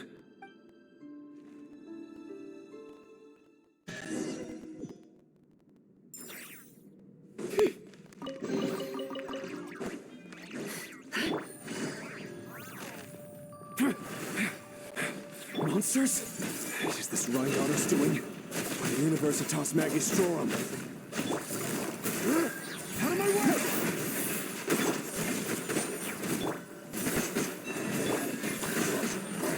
It all adds up. Let's see what you're made of. The Universitas. That reminds me of a rumor I once heard. Allegedly, the king installed secret mechanisms in the palace and around the city. No one knows where they are or what kind of power they hold. But if they were ever going to activate, it would probably be on a night like tonight. Help! Help! Hold on! Don't let them anywhere near you! Save me! I can't! Ah! That sounded like an explosion. So, the rumor is true? What other means does the king have at his disposal? They must run on power from the Abyss. And given it's a major center of Abyss research, anyone over at the Universitas will be in grave danger.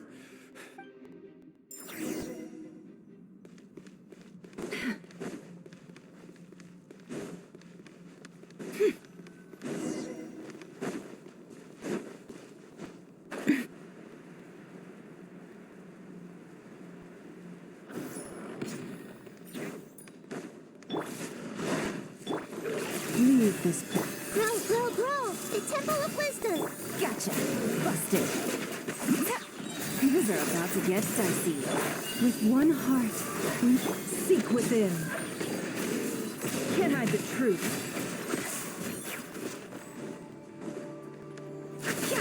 Time to come clear. No more lies. This might hurt a little. Sharing my knowledge. you poor lost lamb, for the ever... Quietly now. Gotcha. The mystery unravels. Can't hide the truth.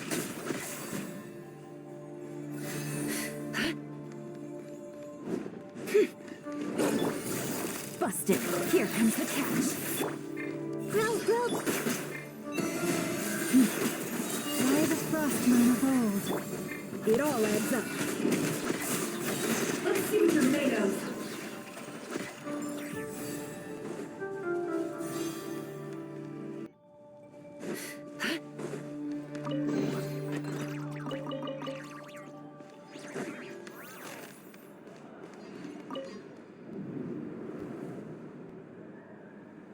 Monsters at the Universitas Magistrorum? Why now? Oh no, they're coming. It's no use, the table won't hold out much longer. The weapons. Where are the weapons? Of course. All the lab equipment was upgraded after the inspection last week, but the new weapons haven't been allocated yet. I'm done for. Is anyone there? I need help! Ah! Stay back! Please stay back! Please!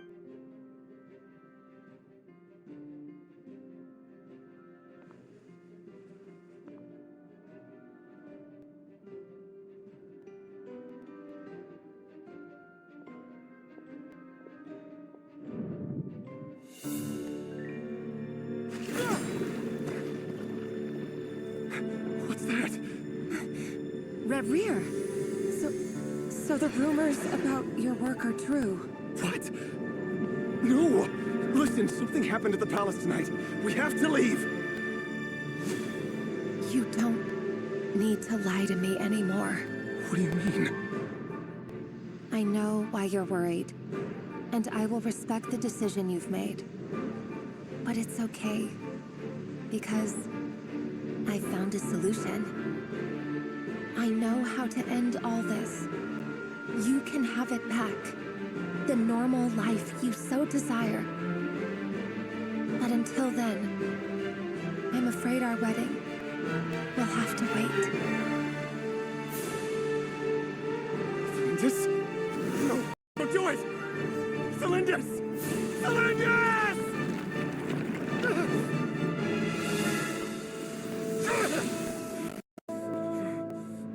I told you, Rarier. Let her go.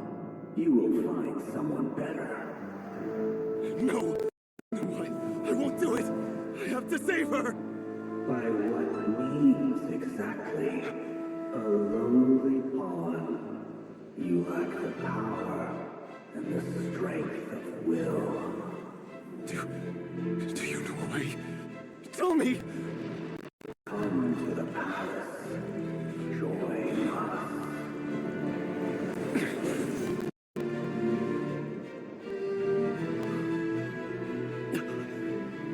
Rarier, thank goodness we... Step forth and take your share. You made it.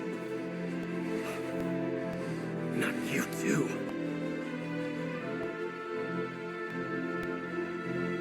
Hatred or grief, despair, desire.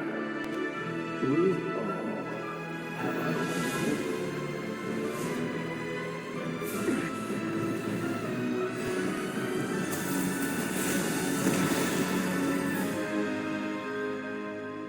Rarier. Rarier. Splendus. Were you daydreaming?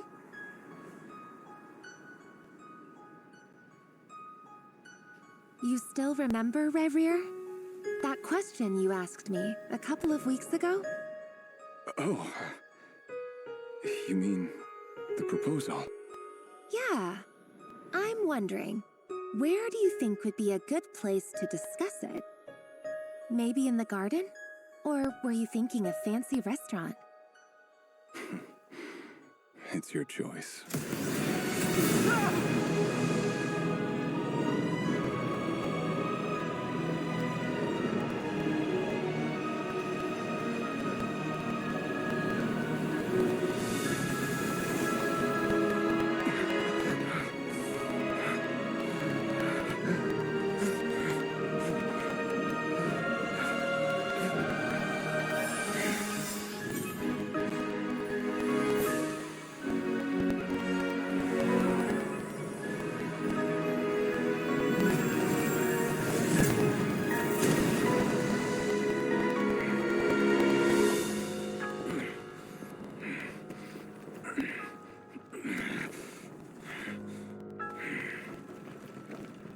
I will find you.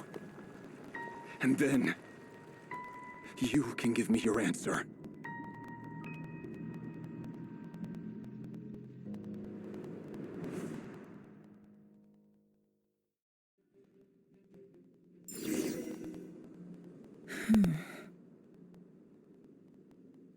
So that's how the Raker of Solnari was born.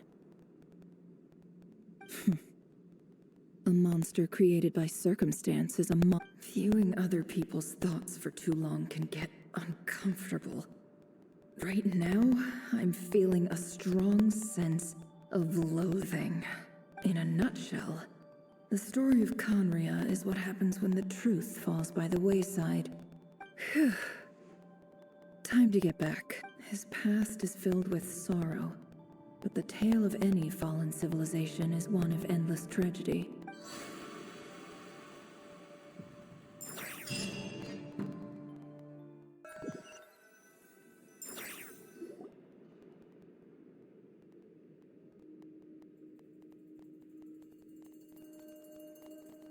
Everyone, I'm back. Can I get a standing ovation? Never! How are you holding up? Feeling okay? She's fine. Boss is a pro. Yes, I'm fine. You will have seen the events of Rarier's life through my thoughts. It's now clear that he is just a regular nobody.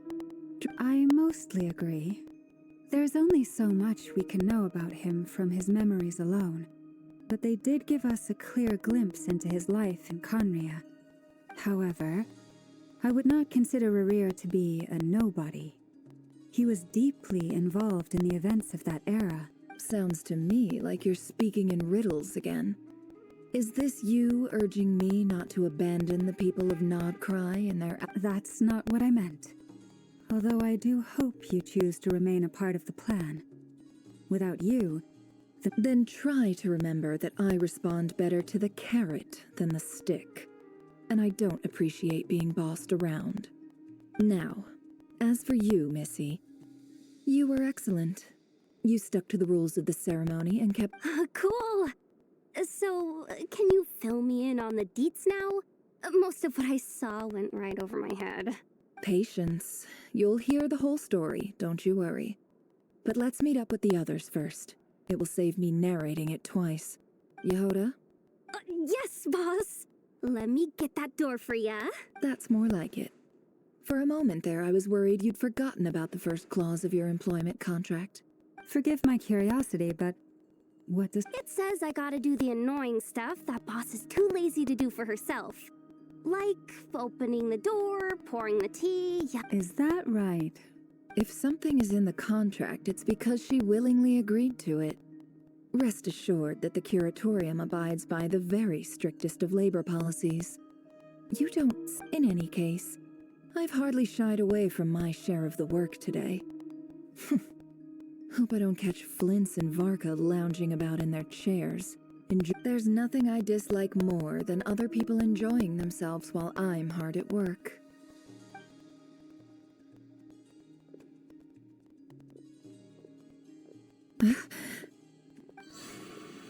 Oh no.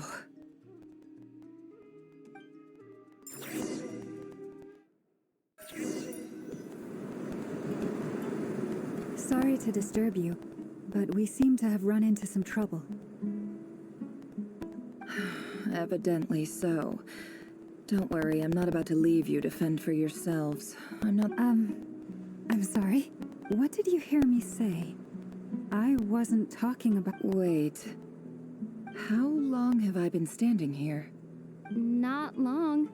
You just appeared by the door a moment ago.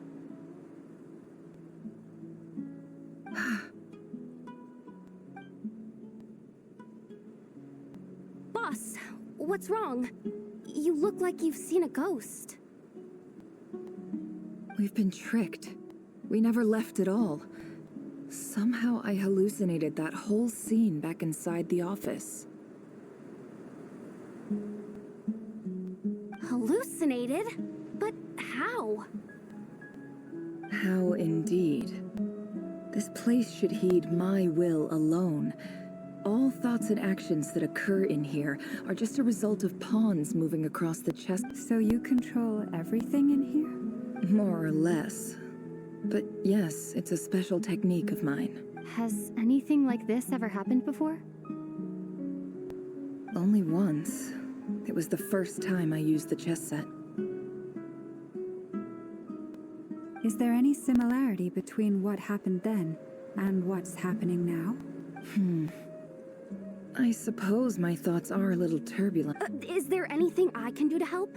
The first clause of your contract clearly states that I only need your help with things that I'm too lazy to do myself. Meaning you're not feeling lazy right now? Meaning this is not something Yehoda can help with. The chess set is a personal treasure that I alone understand. Boss, it's fine. Really. Let me do something useful. Oh, listen to you. Whatever would I do without you, What? Really?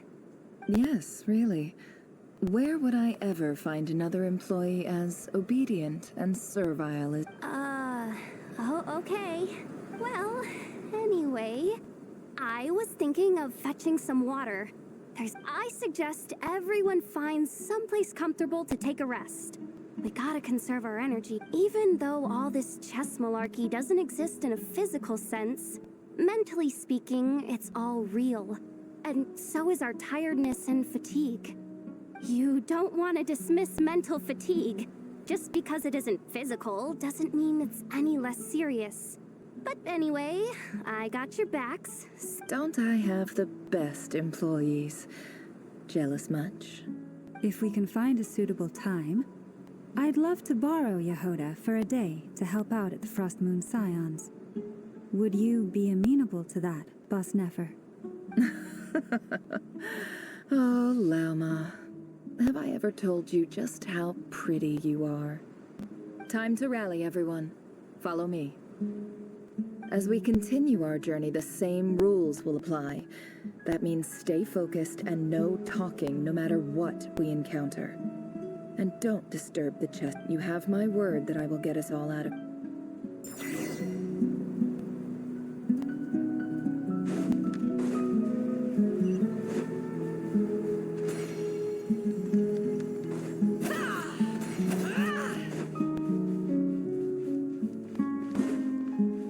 This place looks familiar.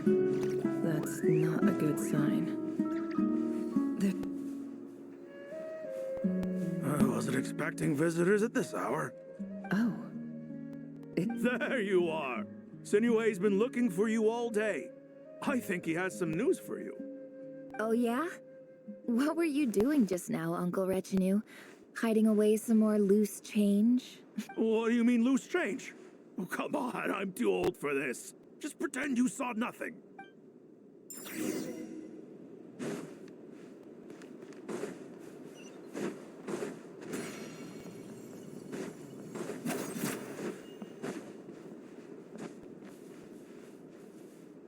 Hey, kid.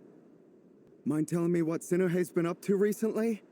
I'm trying to get in his good books and I need a way in. Get in his good books?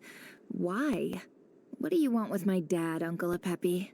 I've written a new song. I was hoping to showcase it at the next festival, but I'll need his approval. A new song, huh? I'd love to stay and listen, but unfortunately, Uncle Retinue says my dad's looking for me. Well, there's plenty of time and I'm not going anywhere. See that pile of stones? I'll be sitting there warming up my vocal cords. Pile of stones. Got it.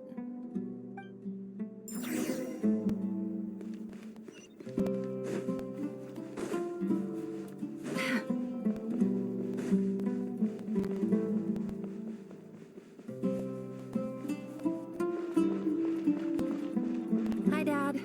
Uncle Retinue said you were looking for me. Ah, there's my little princess. If you'd gotten back just a little sooner, you could have shared the spoils of war with me.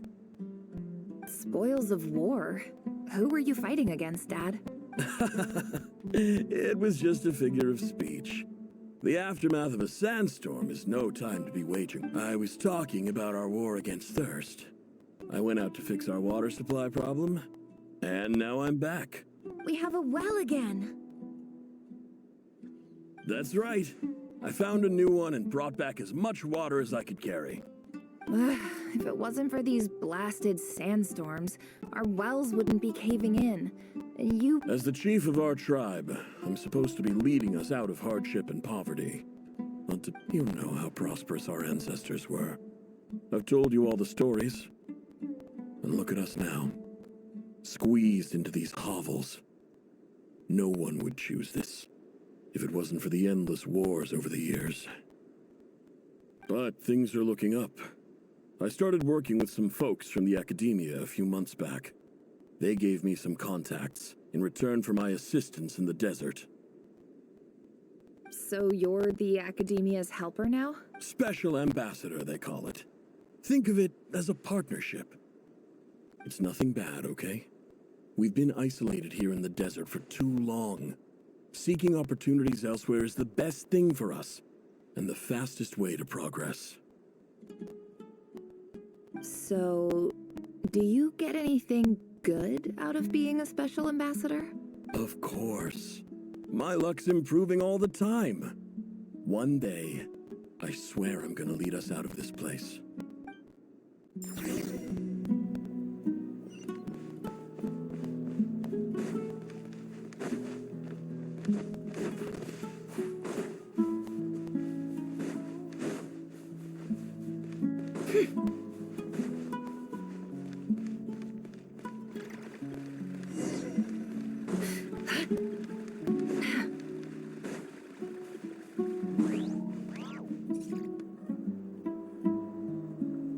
us our well, and you know it. You stole from us. Well, you've gone from chief to thief, and now you have to face the consequences.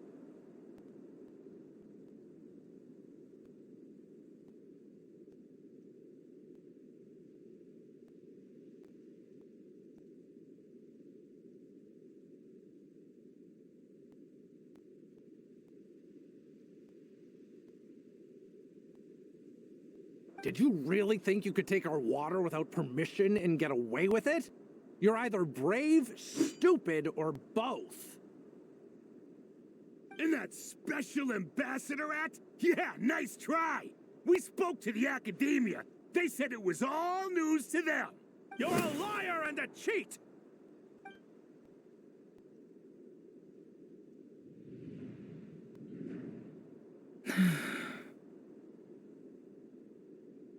I heard Yehuda gasp, but I don't blame her.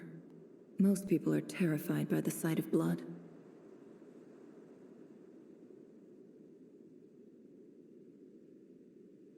Corpses strewn across the ground.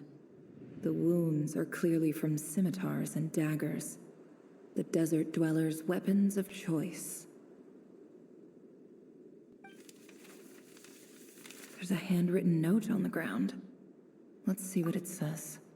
Halil, this is Sinuhe, chief of the Shimti tribe. Surely you remember me. I was the one who helped you and your colleagues avoid the quicksand in the desert. This is my second time writing to you. I assume my last letter must have gotten lost in the mail, as I didn't receive a reply. I hope this one makes it to you safely. I'm writing to you because I need some help. That sandstorm the other day completely blocked up our well, forcing me to look for another water source in Iab and Unut territory. It was a matter of survival. Praise the gods. The well of the Iab tribe was intact. It was my last resort. I drew what water I could and left, but not without being spotted. I fear they will retaliate. You told me to write to you if I ever needed help. You said you'd be my ally in the academia. I urgently need you to formally recognize my title of Special Ambassador and send some of your people to assist me for a few days.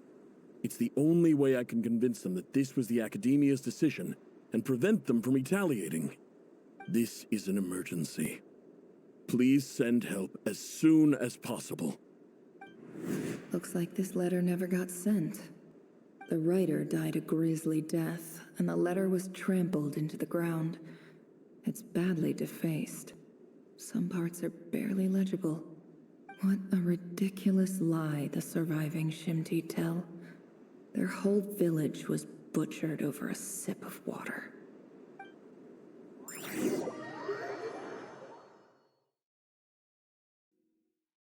Officer, welcome. Welcome to our humble village. I thought you would at least have the courtesy to provide some respectable libations. This is the finest wine our village has to offer. I promise.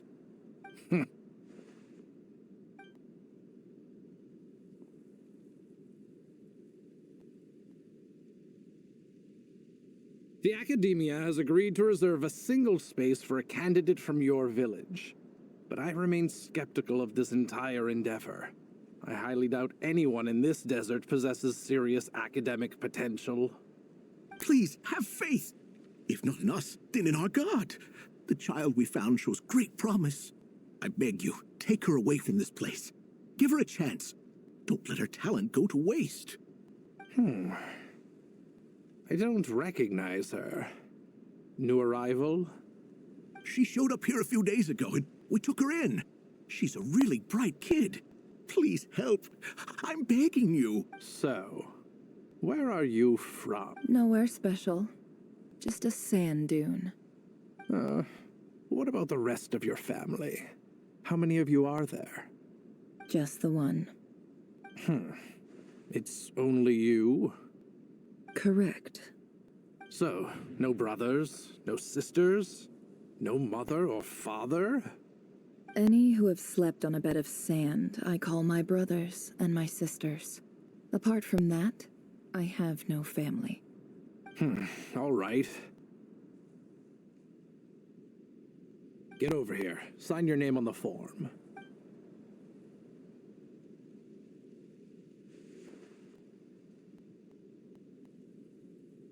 Never? You're rather fair-skinned for a desert dweller.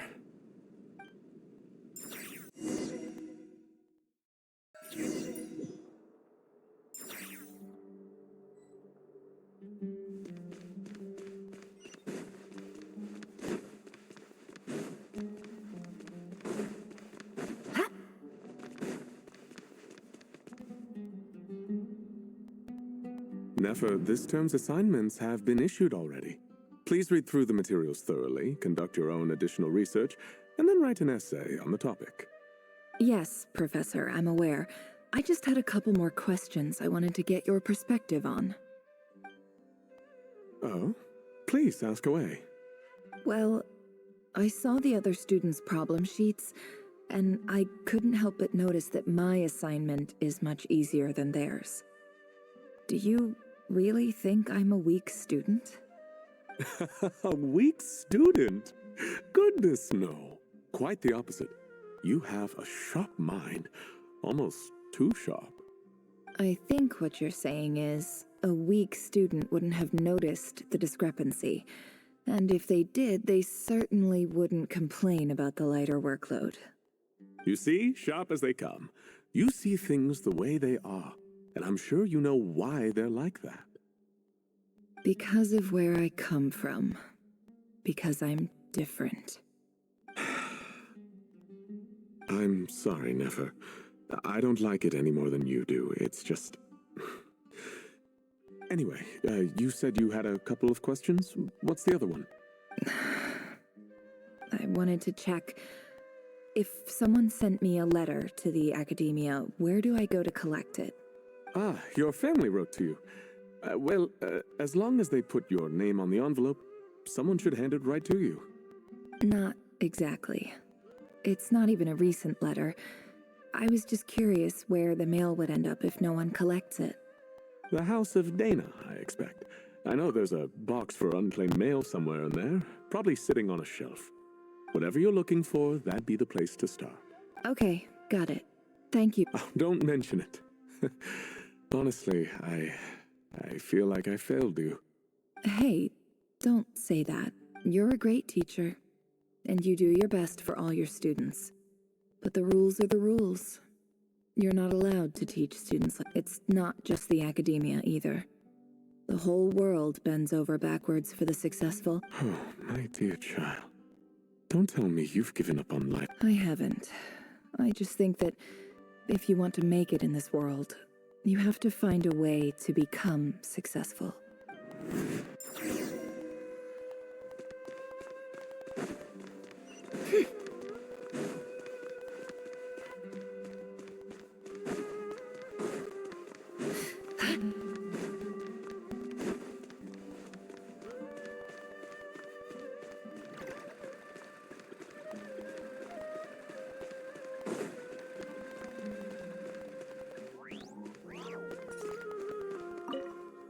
This must be it.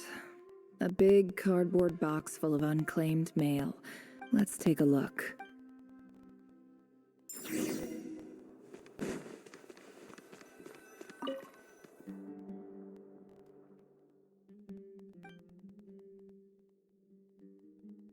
A dilapidation survey from Port Ormos. Looks like it's from a Core of 30 representative. What a strange thought. A bunch of mercs losing sleep over rundown buildings. This one was never even opened. I guess the recipient didn't care what the Core of 30 had to say about anything. Who was it addressed to? I don't recognize the name, but it must have been a Kasharawar professor.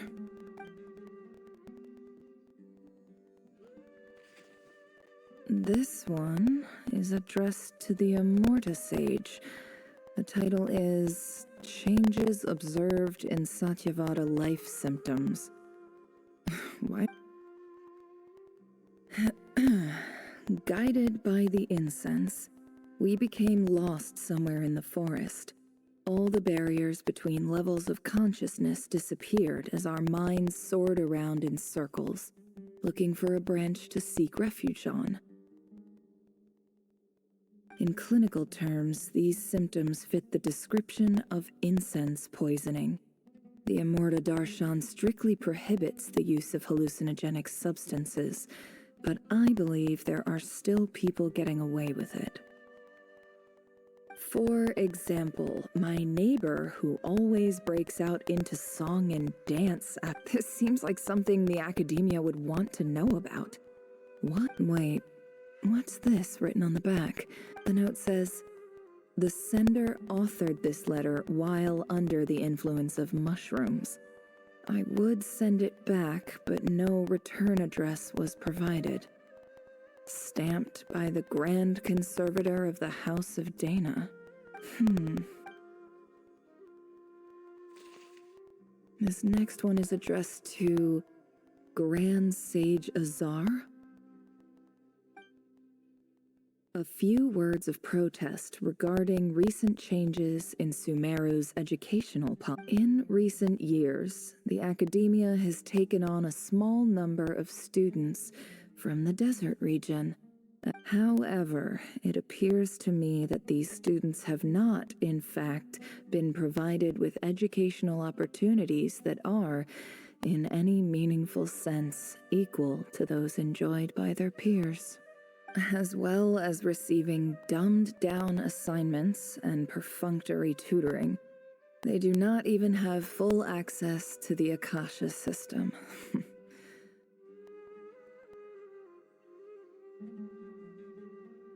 Education is the fundamental purpose of this institution, which should go without saying in a nation whose founding virtues are knowledge and wisdom. I ask you, is the lip service we pay to the policy of education for desert students? As Grand Sage, policy decisions are your prerogative, but do not forget your roots. You and I were once students too, as was everyone else in this institution. I do hope you will give some serious attention to this matter. I encourage you to discuss issues like this with myself and others, and listen to some alternative opinions. Great letter. Shame it didn't. And the sender is... Huh? I didn't realize anyone else even knew how bad students like me have it in. So this is where letters from the Sage of Spontamod end up? Nice. Whatever. This isn't what I came here for. Moving on. I'm not exactly holding out hope that a letter sent from the desert would even make it here. But if it did, where else would it end up if not in this box? I can't believe how much discarded mail there is. Must have been years since someone last went through it all. And this is just one box. The whole House of Dana is boxes on shelves. I don't believe for 1 second that any human being has sat down and read through all the documents in this place. Wait, could this be it?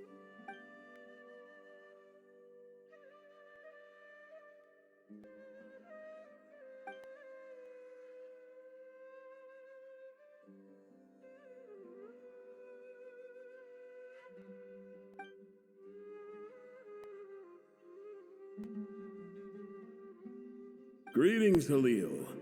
My name is Sinue, chief of the Shimti tribe. I was the one who came to you in your colleague's aid. I don't know how well you remember it now, but I brought you to safety and gave you some water and other supplies. You seemed very pleased. In my tribe, learning a person's true name is serious business, and I therefore see you all as friends. You were kind enough to leave your contact details, so we could stay in touch. The Shimti tribe lives a harsh, nomadic existence in the desert. You were sympathetic towards my plight, promising to make me a special ambassador of the academia and help us find a way to make a better living. This brings me to my reason for writing. Our tribe has fallen on particularly hard times, and I would like to ask for your assistance. There was a terrible sandstorm a few days ago, which blocked up the well in our land. To ensure my people's survival, I had no choice but to venture into Eob and Unut territory in search of an alternate wall. The Eob and Unut are descended from the Thamudians. While we trace our ancestry to Tulatula, we worship the Lord of Flowers and have had relatively good relations with our fellow tribes up until now. I found a well belonging to the Eob tribe. They declined to help us, but I really had no other option, so I took some water to keep me and my tribe alive. My actions are certain to incur their wrath. When we met, you assured me that you would be my ally in the academia. I would like to take you up on that offer, because I really need your help. I wonder if you could send an academia representative to meet with me. That aside, the last time you were here, you mentioned that the academia had started accepting students from the desert, and I told you a little about my daughter, Nefer. We have next to no resources here in the desert, and my power and influence are limited. Would you consider enrolling my daughter at the academia? She is a smart girl. From the outset, the academia never took you seriously. Those things they promised were just empty, and you were so emphatic that your luck had finally changed for the better. You swore you'd lead us to a better place one day. You spoke with such conviction, like you were the most powerful chief in the whole desert. You liar. You lied about everything, and who fell for it? Just me, by the looks of it. Which makes you a pathetic liar. You weren't I think I'll take over from here. Let me show you how it's done.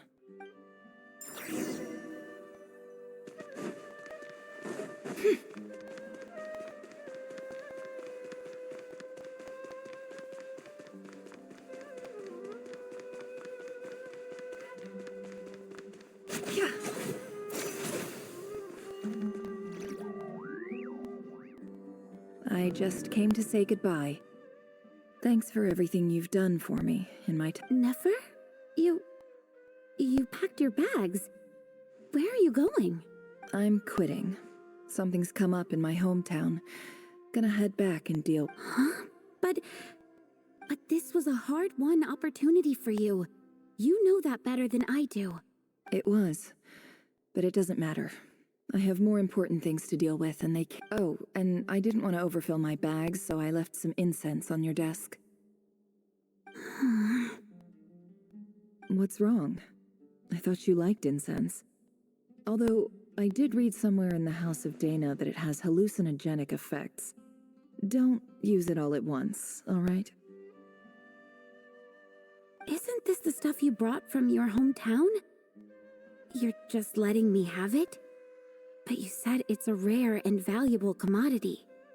Yeah, about that. I lied. It's not rare at all. There's this bunch of ruins near my hometown that are practically overgrown with this plant.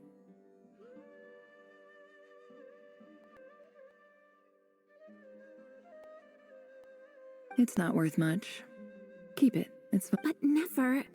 All right, that's all from me.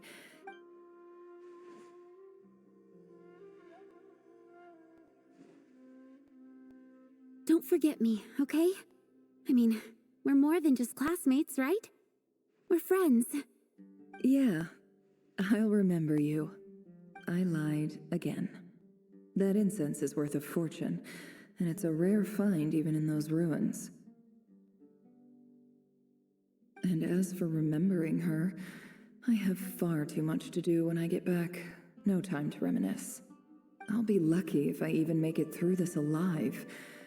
But either way, I expect I'll forget you pretty quickly.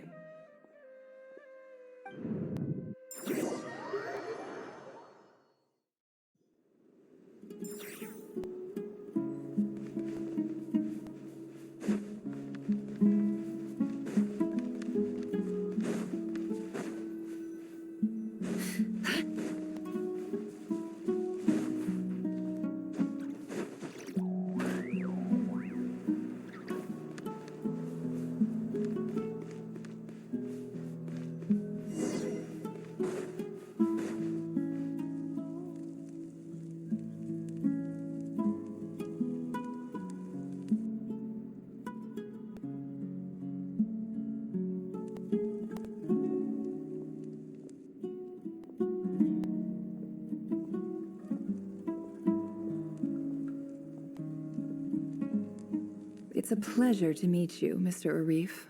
So, what does the Academia want? Since they've sent their special ambassador, Please, sir, lower your blade. You're lucky I'm the one they sent. Not all special ambassadors share my admiration for the Eab people. The ever-shifting balance of power in the desert reduced the once great civilizations of this region to rubble and sand. But the story of the Eab has a very different trajectory. Huh. So, you do know who you're dealing with? This well is the perfect symbol of your strength, is it not? It used to belong to the Unut. You're not wrong. But I'm sure you didn't come all this way just to... Of course not. I came to bring you some very good news. Some information that recently came to light, which might just be your ticket to freedom. Records uncovered by the Vahumana Darshan show that a certain well... I checked the map carefully on my way over here, and I'm confident that this is the well in question. The Academia is... 50 million? No, wait. If these ruins are as important as you say, 50 million... Don't get greedy, Eab. We know far more than you think. We know that you seized this well by force. Wasn't that the first step in your... So what if it was?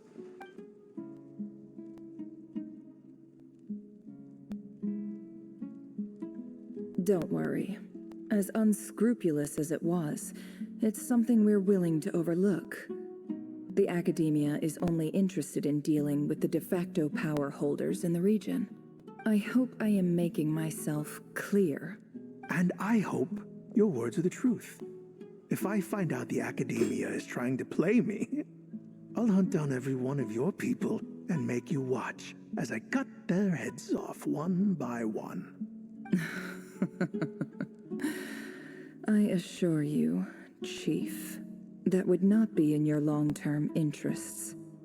You don't want to make an enemy of the Academia. You see how I'm dressed, don't you?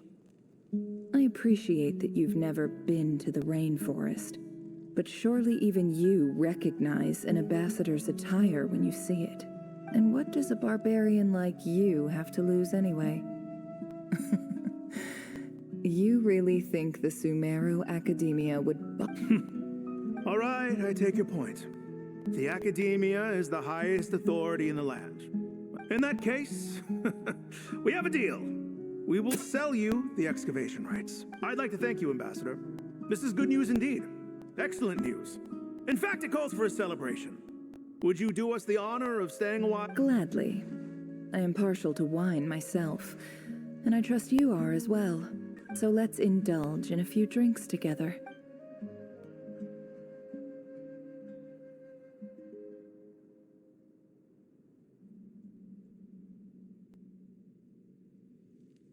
Chief! Chief, it's an emergency! It's the Unut. They've taken the well. What? Well, don't just stand there. Take it back. Yes, Chief. I have every confidence in the Eab's military superiority, and yet... Well, what is it? The Unut's response was alarmingly fast. The day after we reach a deal, they seize the well.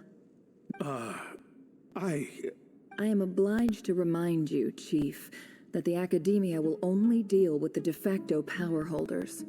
If you cannot regain control over the well, I'm afraid you won't see a single mora of that 50 million. No! Please, Ambassador, just give me some time. That well is ours. Glad to hear it. I will wait here for... If there is a traitor, I will find them. In the meantime, make yourself at home. I'll report back as soon as I have an update. Much obliged. Wow. All it took was a few words and I've got him wrapped around my finger. What an amazing feeling. So, in summary, Ambassador, the Academia would rather negotiate with our tribe instead of the Eab. The Eab are ruthless murderers who don't listen to reason. And now they have the gall to interfere in our research projects in the desert region. So let me ask you, Chief, if you were the academia, what would you— Kill them all, of course. Precisely. The academia does not tolerate those who stand in our way. The EAB have held back our academic pursuits for too long, and our patience is wearing thin. At the same time, there is simply no way that the academia can be seen to be intervening in desert affairs. We have our own rules out here. If the rainforest dwellers raised arms against a desert tribe, it'd start a bloody war. Right. We can't confront them ourselves, but we can support their enemies. The Unut have always had strained relations with the EAB, which makes you our natural allies. Natural allies. Weren't the EAB your allies once? You were quick to send them after us to protect your interests back when we stole that water. And now look at you. Let me be clear. The academia wishes to collaborate with the legally recognized rulers of the desert in this matter. We are asking— Say no more. I believe we have an understanding. Good. Then I suggest you get to work. Get us access to that well, and the more is yours. You see, Dad? Lying is easy when you know how. People will believe anything.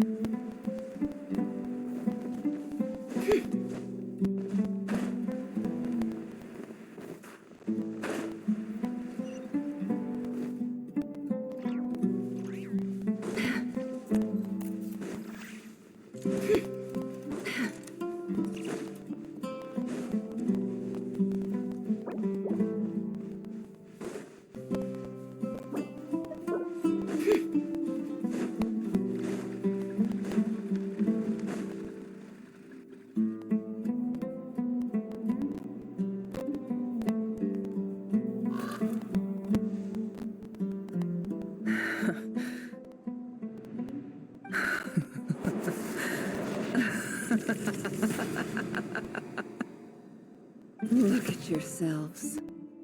You may be vile, savage monsters, but your butchered bodies bleed like any others. The monsters who destroyed my home, they're just ordinary, petty human beings. I think we're even now. Maybe I've even done the desert a favor. It's a better place without all these people around. Oh, Sinuhe, my gullible fool of a father. Perhaps if you'd been as ruthless as I was today, our tribespeople would still be alive. But you couldn't do what had to be done. So— Nefer, it's okay. All of this is in the past now. I believe I remember you promising to remain silent. Yeah, but even so... Yehuda, is there anything you can do to ease the tension? Alright, time for a sharp turn onto a complete... So, anyway, that's... feels like we've been walking forever. I'm getting pretty tired, huh? Yes, if we can find somewhere to sit down, I could certainly do with a rest. It's not far now. There should be a temple just up ahead. Yes. Really? A temple? I guess that's how things go in the desert. Desert dwellers can never escape their destiny. Or so everyone says. I never wanted to believe it, but looking back now, I'm as desert as they come. You mentioned a temple. What's waiting for us there? My biggest trade secret of all. Ah. Then I'm guessing it's where you got your power. I didn't know you were clued up on any other religions. I'm no expert in the history of Sumeru, but since you come from the desert, I would imagine it has something to do with King Deshret. Sounds impressive.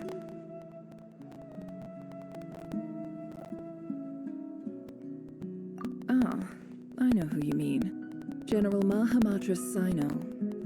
That's Boss Neff for ya. Sino's hardly a figure of obscurity. What about him? Is he a... Well, he's not a small deal, let's put it that way. Please, this is the bare-bone basics. Thanks for your patience, everyone. I'm sure it's been a lot to take in. With any luck,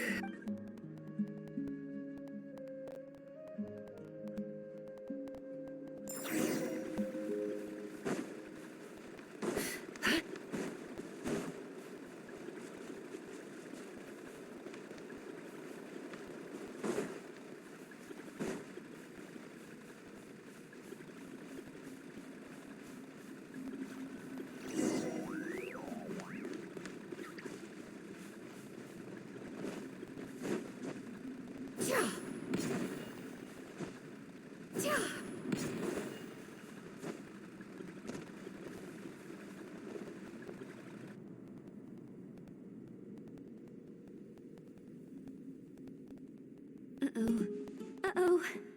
I'm totally out of my depth here. I don't have anything to add about any of this stuff. Like, look at that statue. I want to do the whole name-dropping, this girl knows her stuff thing too, but I've never seen anything like it before. A statue with the head of a bird. that's Thoth, the Ibis King, one of the 7 pillars of King Deshret. The legends say that he, the Crocodile King... Let's take a look.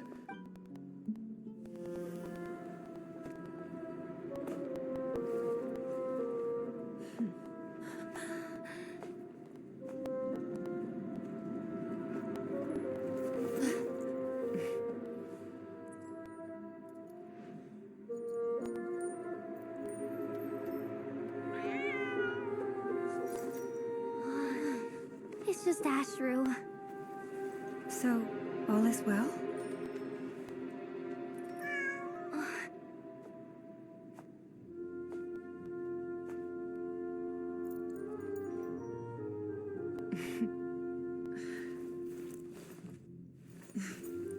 Typically speaking, at this point, the world disintegrates. Then we find ourselves back in the outside world. Besides, these are my memories. There's nothing to fear. You're sure? Of course. It's almost over.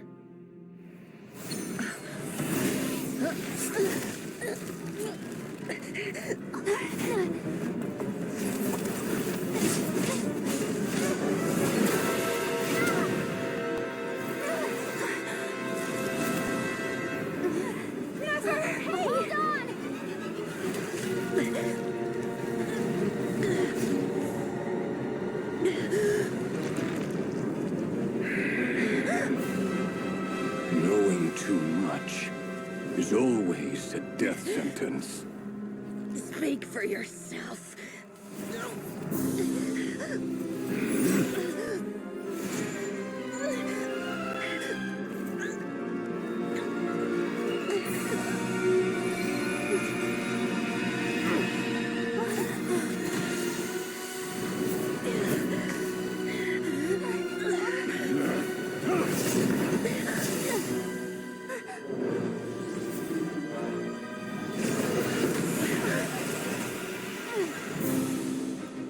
How repulsive.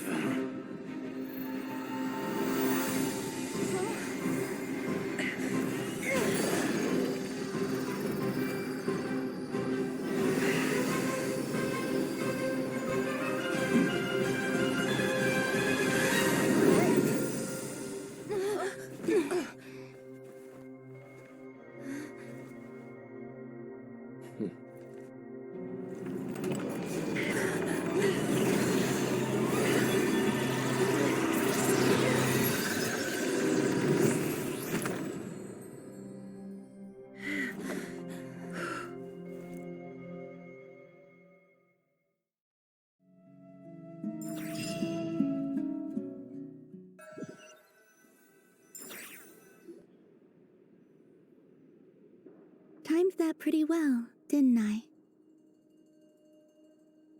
It's okay. I'm just glad no one was hurt. Paimon noticed you doing something too, Dainsleif. Were you helping get them out? Of course. When I asked Nefer to conduct this investigation, I was not naive to the dangers involved. I had a duty to ensure your safety.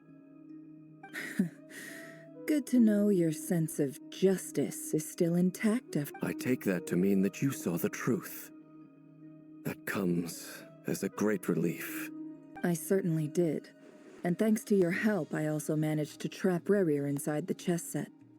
Whoa, really?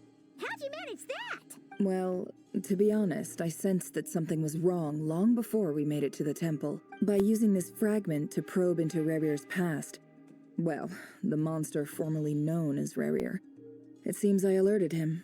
I was tracking him, then he caught on and started tracking me too.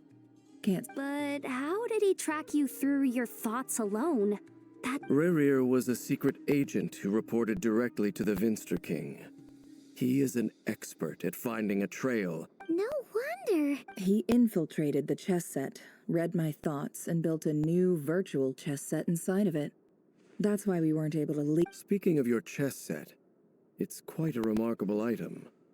Would I be right in thinking you have some— You overestimate me. I only have a connection with one of his underlings, the Ibis King. You all saw how this came to be.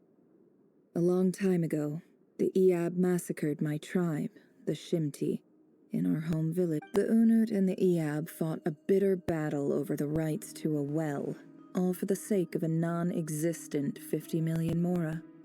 The Eab ultimately won that confrontation, but their victory came at the cost of almost every warrior in the tribe. The final blow to the Eab came at the victory feast, when an Unut assassin beheaded their chief right before my eyes. The remaining Eab fled and have been scattered to the winds ever since. Having gotten my revenge, I returned to my hometown, where to my surprise, the nearby temple was still standing. There it was, seemingly as I stood there gazing at the temple, I noticed a cat just outside. This cat, as it turned out, was home to the spirit of the Ibis King. This chess set is my gift from the Ibis King. The chessboard within is made to the same specifications as the one in the mausoleum of King Deshret, and with this chessboard in its container, I gained a certain ability to perceive hidden secrets. Now, you could conclude that the Ibis King simply wanted to give the people of this world the power to seek the truth. But I don't believe every god plays favorites. Their hearts are as fickle as any humans, full of secrets, perversions, egotistical tendencies. It is the same with all powerful forces, including fate itself. Their gaze falls preferentially upon a select few. As you rightly point out, this is an act of favoritism. If you're alluding to the Abyss, then yes, I agree. Gather the others. It's time to share everything I've learned.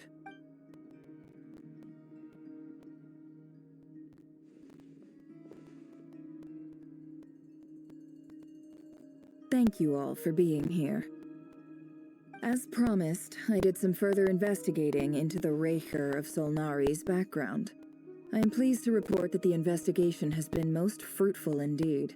The Raker of Solnari, real name Rerir, was once a Conrian subject who served the Vinster King.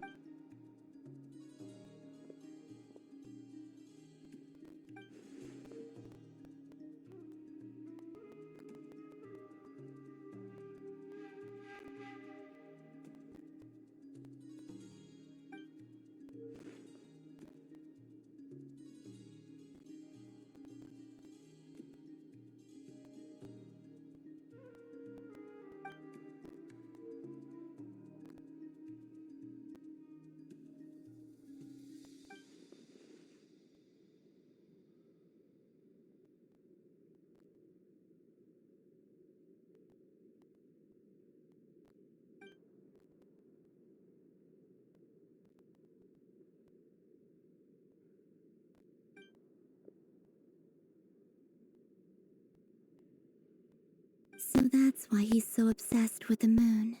A tragic tale, to be sure. But it does not excuse his many transgressions. No matter how much Rerir suffered in the past, the fact remains that he is what we know today as the Wild Hunt, wreaking havoc upon innocent lives in Notcry. He becomes more dangerous with each passing day. If left unchecked, it is simply a matter of time before all of Teyvat suffers the consequences. This is a question for Miss Columbina. Forgive me if this is presumptuous, but have you ever seen the spatial gateway that appeared in Rerir's map? Never. But I have heard stories of something called the Moon Gate, and this seems to fit the description. Miss Lama, any thoughts on this? In the lore of the Frost Moon Scions, the moon is believed to hold many secrets. Some sources speak of ancient knowledge, others of a gateway to the unknown. The term Moon Gate is one I have heard before, but as is the case with all of our legends, there are no records of any first-hand witnesses. We cannot know whether it truly exists. Then back to Miss Columbina. As a moon goddess yourself, do you have some idea of where the Moon Gate leads to? Not at this stage, sorry. I do hold the power of the Frost Moon, and my strength is recovering well. I can sense that the gate would open at my command, but... But there's more to the power of the Frost Moon than that? Yes. A moon goddess has the right to open the Moon Gate, since it is a path to the moon. But as Nefer mentioned, holding open a spatial gateway takes a huge amount of power. And right now, I need to conserve my energy to fight the Rahier of Solnari. I'm afraid this is one mystery we may have to leave unsolved for now. I agree. Better to save your strength. But if you'll humor me for a moment, I have a bold conjecture of my own regarding the world beyond the gateway. I highly suspect that neither Tholindis nor Rerir made it through unscathed. The evidence pointing to this is the fact that the Rahier of Solnari exists in the form of countless fragments.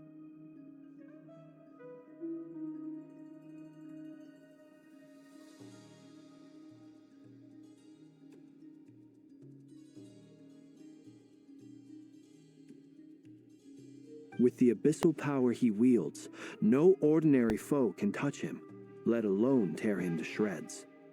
And yet, the Wild Hunt proliferates wherever his scattered fragments lie, drawing hordes of monsters to many different locations across the land. So your theory is that Rerir was physically torn to shreds by some powerful force? Hence, why the Wild Hunt is a distributed phenomenon, rather than a unified one? Makes sense to me. Explains why the Wild Hunt is so pervasive, and why he's been trying to piece himself back together. He was whole to begin with, and he wants to be whole again. Without the power of the Abyss on his side, he almost certainly would have perished the moment he was torn apart. But the Abyss, much like a curse, has kept him alive. I could not agree more. The power of the Abyss is most surely a curse. It is a compelling explanation, and one that accords with my present understanding of Abyss creatures.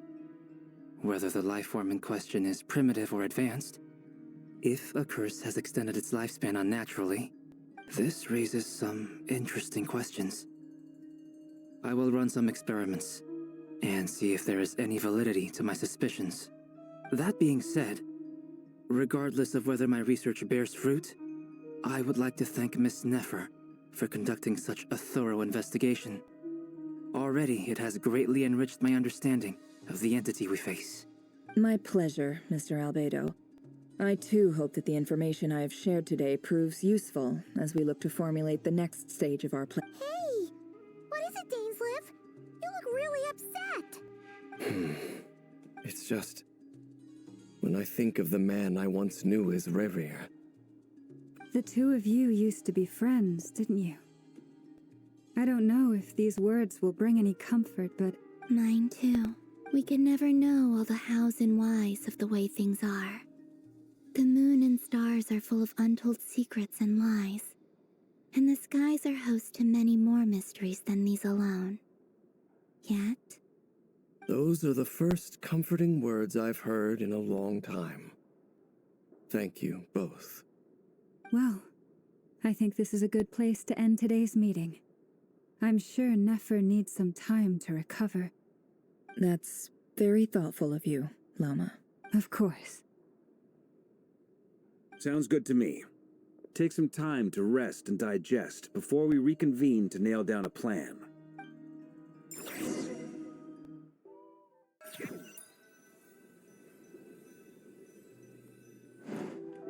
Hey, is this a bad time? Hope I didn't kill the conversation. Nice room. Oh, I'm not coming in, though. why not? It's just a hotel room. If it's all the same, I'll just stay out here. I might not look the part, but I'm technically a knight. Barging into people's private quarters isn't the kind of thing we do.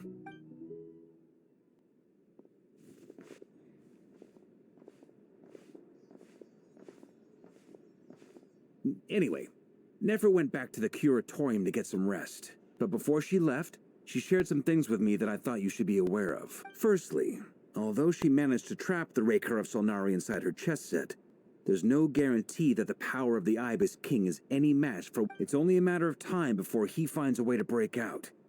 We have to come up with a plan and take care of him before that happens. Honestly, I not figured that might be the case.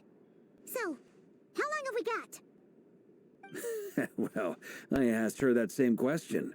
She talked for a long time, but for the most part, it seemed like she was trying to convince me how precious her chess set is. It felt like some kind of sales pitch, you know?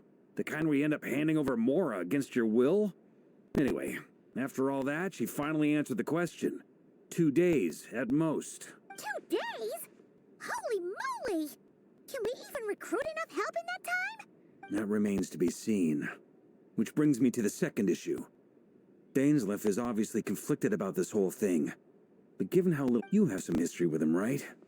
Do you think maybe you could talk to him for us? Great. Alright, on to item 3. So, Albedo, Durin, and I put our heads together and came up with a plan. Can't promise... We figured we'd bounce the idea off you first. We'll explore it further once everyone's recovered. Oh, Paimon's dying to hear this. Alright, so... Here's what we're thinking.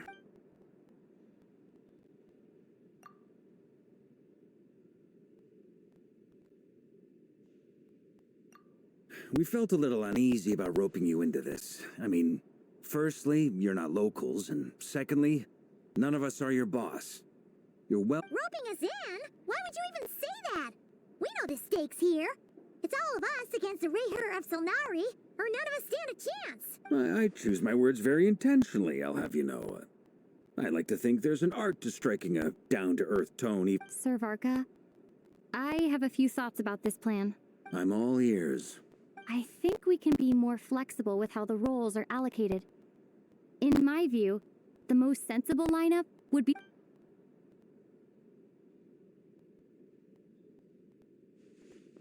I see your point, yeah.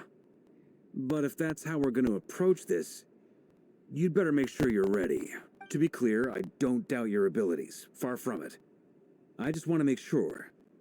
Are you really willing to take all this on? I want to do everything within my power. The Raher of Solnari is a truly fearsome opponent, and if I do my part, it'll greatly reduce the risk for everyone else involved. Well, that tracks with what I've heard. Jean's mentioned in her letters that you're so diligent it's almost abnormal. As in, most people weigh up the risks and rewards in situations like this. But you seem to just march towards danger without a moment's hesitation. Of course, everyone appreciates a fearless pioneer. But all that aside, I'm the Grand Master of the Knights of Favonius, and you're our honorary knight. Thank you, Sir Varka. I should be the one thanking you. It means a lot to have you on board. I'll give some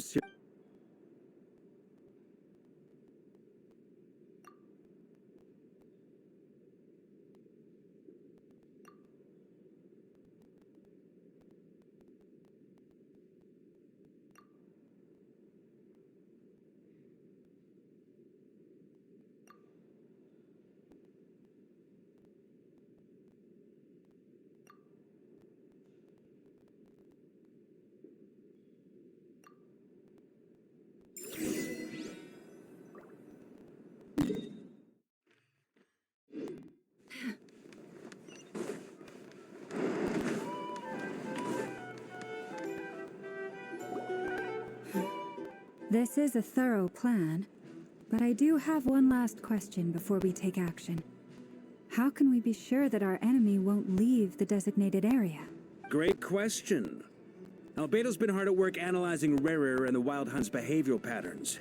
His conclusions are as follows. Firstly, from the earliest known confrontation until now, Rarer has never displayed any ability to manipulate the dimension of space. So it's unlikely he has any power in that domain.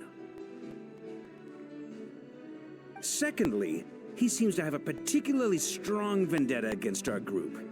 If we put him in a fight-or-flight situation, he'll choose to fight every time.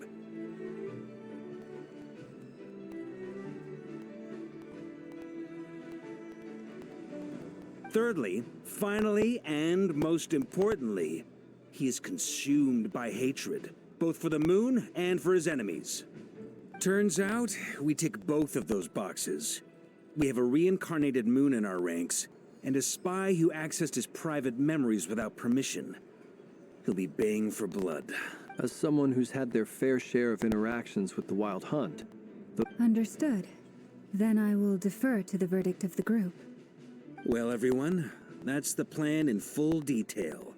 Albedo and Durin are carrying out their part as we Plan approved. Scheduling.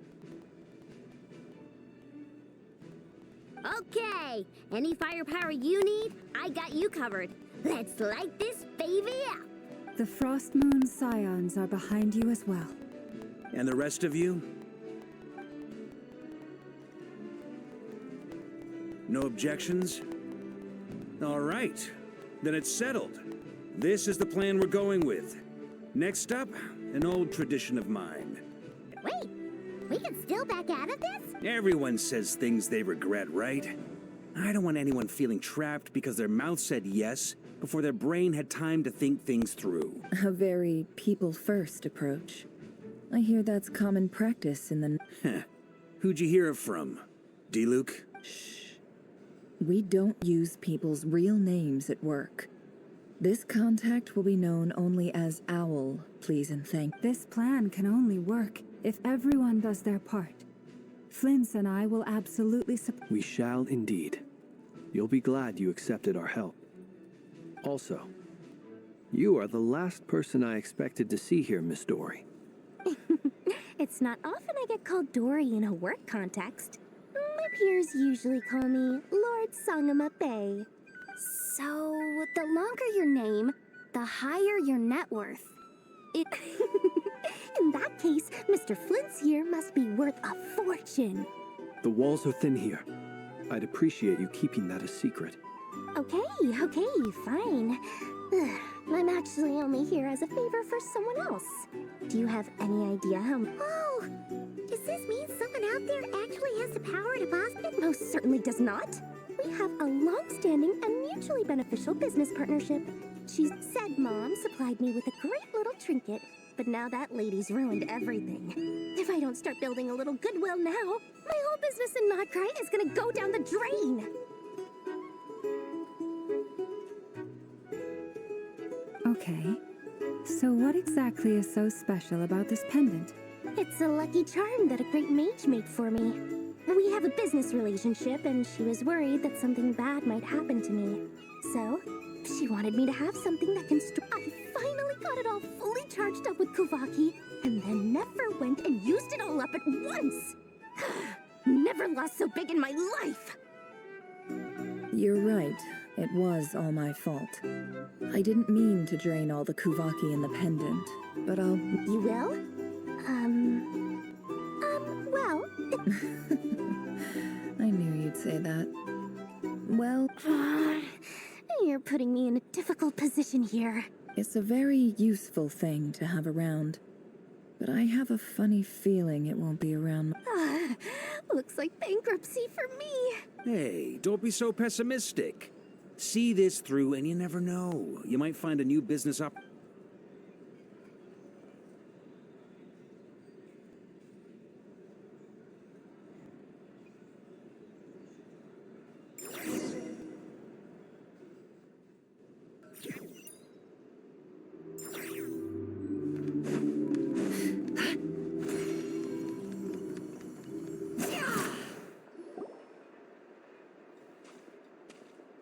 Hey! How are things going? Feeling ready? Oh, I was born ready. We only have 2 days. You think Lord Sangamabe would let an opportunity like this slip by? Don't forget, when something's in high demand, the people with the goods on hand get to charge the highest price of all. Even higher than the sellers taking advance orders. Ta-da! See? It's right here! Ah, it's so pretty! Did you make it?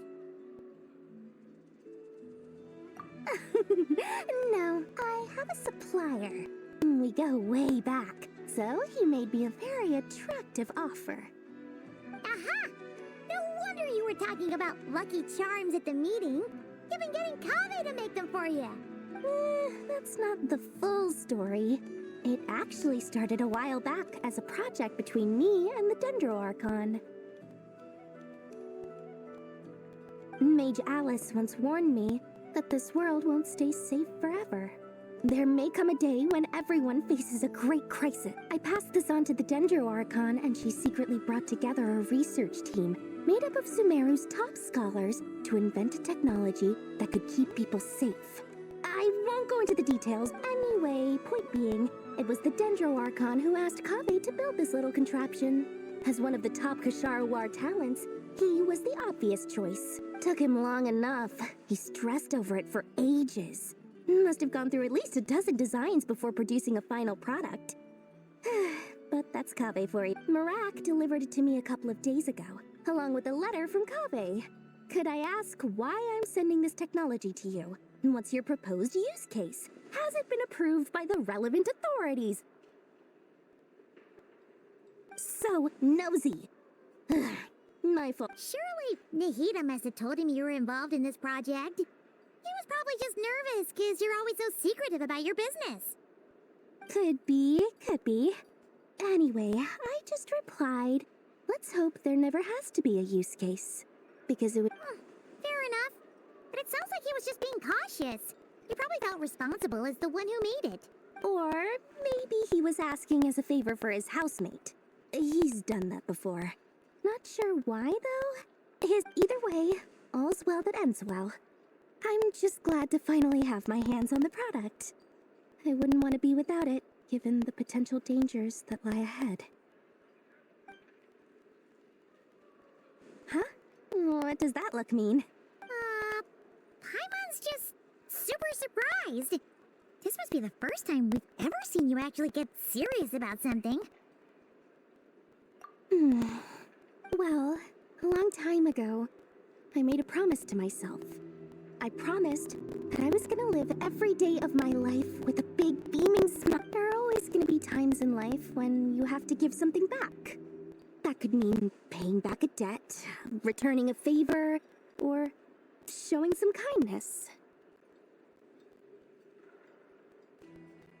Alice has been a huge help to me over the years. She was the first investor I ever had. And I want my investors to know that Lord Sangamabe is the best in the business. And more than that, no one knows what the future will bring. Whatever happens, I want to make sure the Dendro Archon and all of Sumeru is prepared to face whatever comes. Oh, that? I was just making sure Nefer and I are square. Don't be thinking it was some sort of benevolent act. I'm no saint, so don't treat me like something I'm not. My priority is doing the business that I want to do. So long as my conscience lets me, but it usually does. That's the Lord Sangamabe business model. Alright, if you say so. I do say so, and that's the whole point. I'm a businesswoman. Don't go trying to figure out what kind of person I am. You'll exhaust yourself. Much easier for everyone involved if you... Oh, and could you two help me get this stuff where it needs to be? Thanks so much. You're my favorite assistants.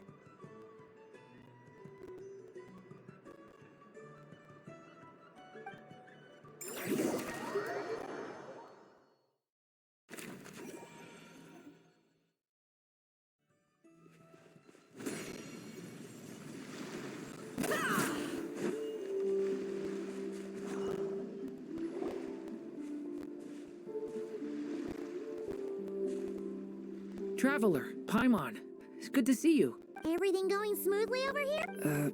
Sort of. As you're probably aware, Varka, Durin, and I captured some abyssal creatures from the wild. Per the plan, we dissected and analyzed some samples of these creatures. The process went very smoothly. The findings, however, come with some troubling implications. What? You can actually dissect the wild hunt? That depends on the definition of wild hunt and dissection. Harmless, lifeless. These words are accurate descriptions. The wild hunt is an interesting phenomenon. In and of itself, it doesn't seem to possess anything akin to a human personality. But taken as a collective, the medium through which the wild hunt is summoned does appear to have a soul. Master griped a lot about the wise Horoptetyr, and seemed somewhat fascinated with the foul Certology. But she barely mentioned Rerir at all. I don't think that was because of his lower social standing, though. Anyway, it's a pity. I should like to hear her thoughts on the nature of the lifeform he has become today. It's a strange mix. The furious energy of an abyssal being channeled through a fractured physical existence. A consequence of being torn apart by an unknown power. Perhaps the only explanation for his survival in this state is that he sacrificed a degree of individuality in exchange for a continued existence. Oh, sorry. Once I get talking about interesting research, I have a tendency to go on indefinitely. Back to our research findings. Essentially, they confirm my hypothesis. Rerir's corpse is completely contaminated by the Abyss, and the effects are irreversible.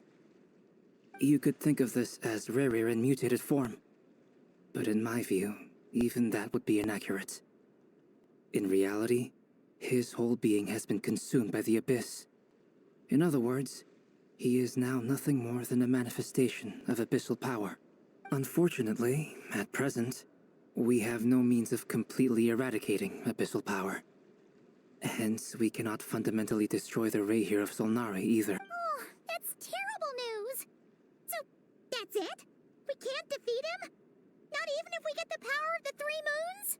Miss Columbina's situation is a difficult one. She can never achieve wholeness when the world does not accept her presence. It's as if her creator banished her to a place she can never be accepted. It means she spends most of her energy just on her own survival. Given the circumstances, it's only natural to despair. But we must see this plan through to the end.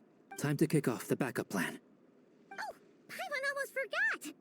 This is for you. Dory asked us to bring it. Ah, how wonderful. Well, thank you for making the trip. I'm sorry I won't be there to protect you in person this time. Please be careful. All right then. Stay safe.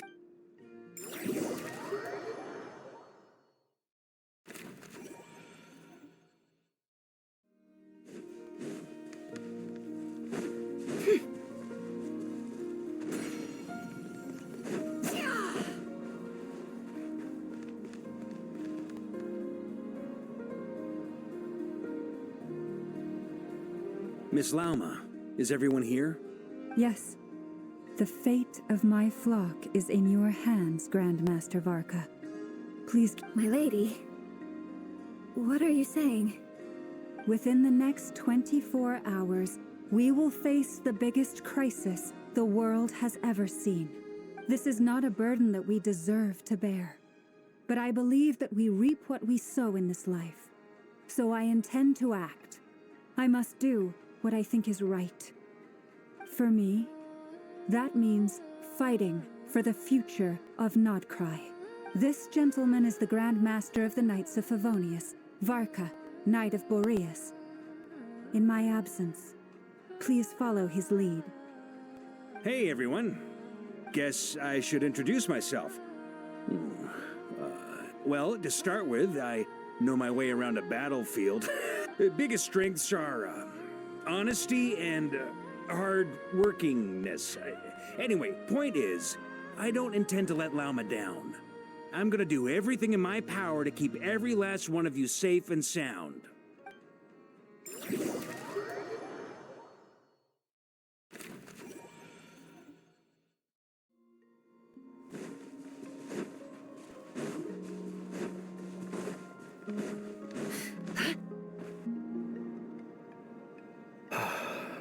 Something on your mind? Miss Columbina, was it? I believe that's how the others addressed you. That's right. Names are funny things. Have you always been called Dainsleif? Yes. I take it your own name has a more complicated history. I have a different relationship with names than other people. To be honest, I'm not even sure that Columbina is my name. But it's what everyone calls me, and I go along with it. A lot of my life has been that way. I get so used to things that I forget to question why they are so. I never used to think much about where names come from, or what they mean to people. Maybe something's wrong with me. You're different from other people. I sensed it the first time we met. You're more perceptive than most.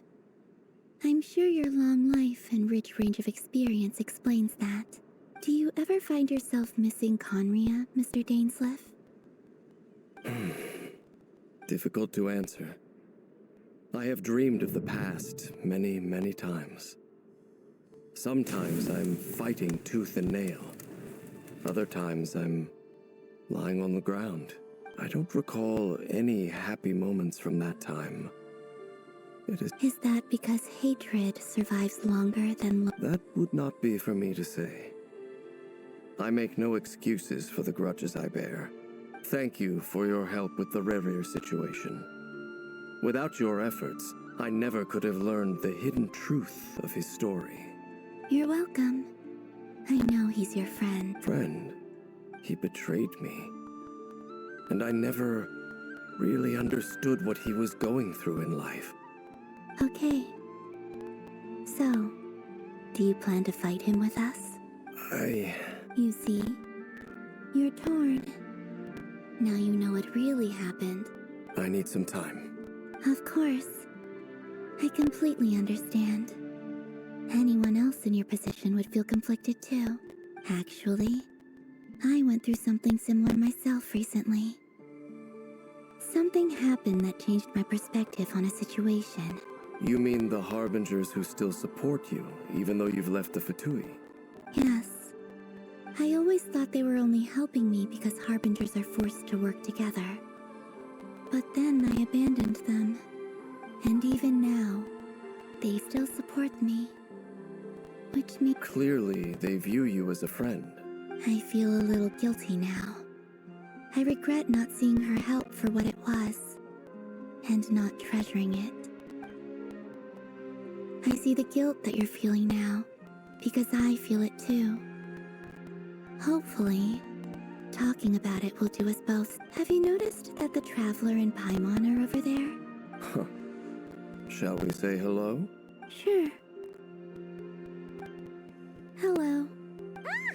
They caught us!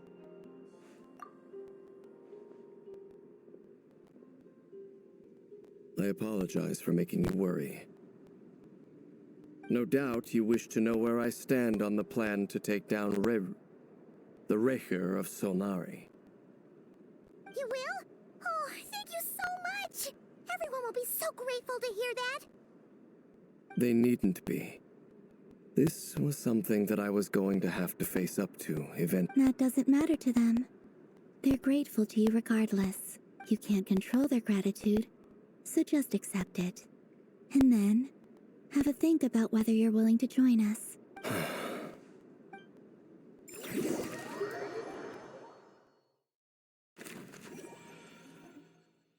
It's nearly showtime! Let's go rendezvous with the others. You know the place.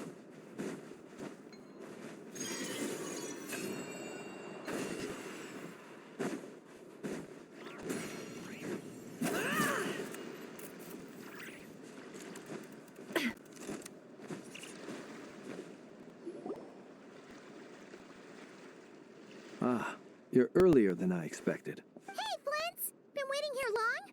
Not too long. I came a little early so I'd have some time to think. Are you nervous about the battle? Quite the opposite. I'm reminiscing on my past battles. When I was awakened by the Radniki, I had not touched a weapon in many years. I felt like the battlefield was not where I belonged. But after waging war against the Wild Hunt for so long, I came to realize something.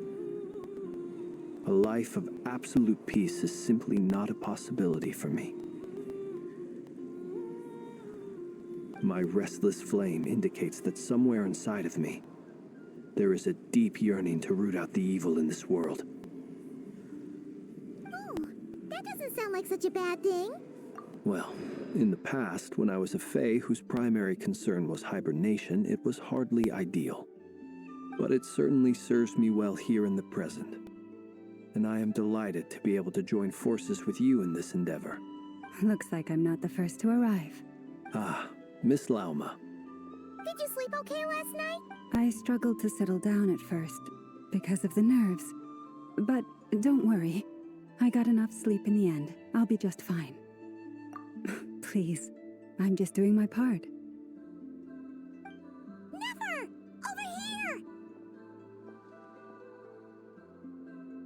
Aino asked me to relay a message. She said Anefa will be on high alert and keep a close watch over all secondary districts where defense is required. Meanwhile, Aino herself will provide range support to us directly. Excellent. My thanks to all involved. The chest set's looking a little unstable. It won't hold him much longer. We should be prepared to engage at a moment's notice. No sense sitting around waiting. Let's make the first move while we still have the option. I agree. Paimon, find a safe hiding place. Got it! Be careful, traveler! I will.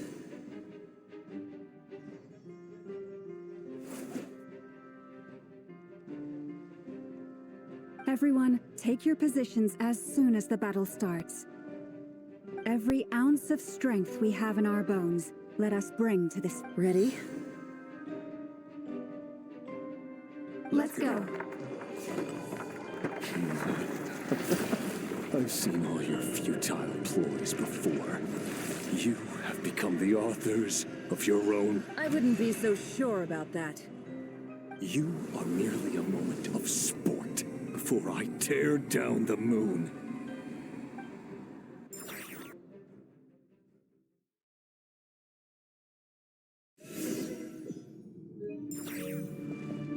Stay on your toes. Moonlight. You Crazy. Let me help you guys. Moonlight. Betrays you. Close your eyes. It's all futile. Be silent. You can hear the dark. Let's see what you're made of. Can't hide the truth. Put that pumpkin down. Leave this. Water jet! Moonlight. Observe. Be silent. You can hear the dark. Close your eyes. Hunt them down. For the everlasting forest.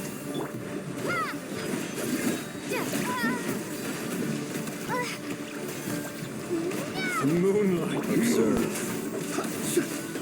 Be silent. Night falls. You can hear the dark. It began with the moon, and so shall it end. The moon will protect you.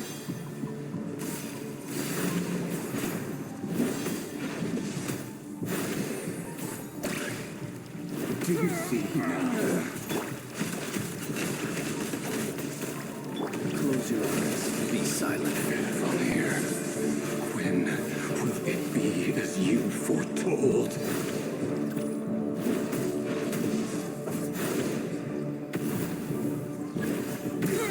You're not welcome here. Water jet! Bombs away! The within. No more lies. How unfortunate. Can't hide the truth.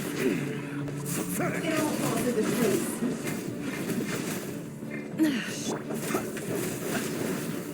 The moonlight. A grave trap.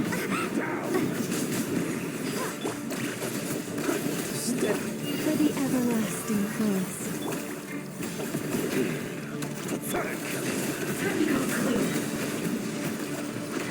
The deception ends here.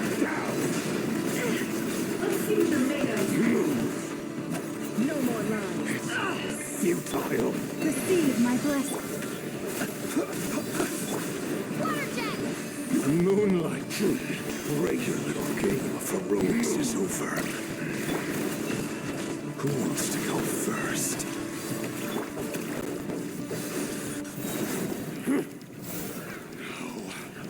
Get out of my sight! No! Your death is within my grasp! You okay? Never! Where are the others? Stuck outside the barrier. This really doesn't like us. Run or die. Before, knowing too much is always a death sentence. Be careful what you wish for.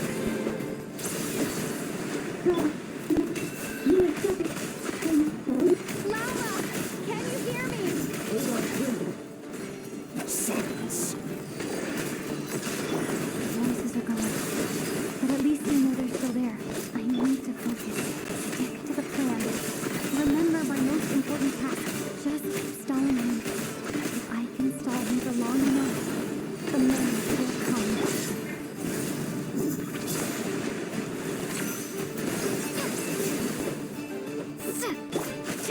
No more lies. Destroyed. Reborn. Can't hide the truth. It all falls into place. The mystery on...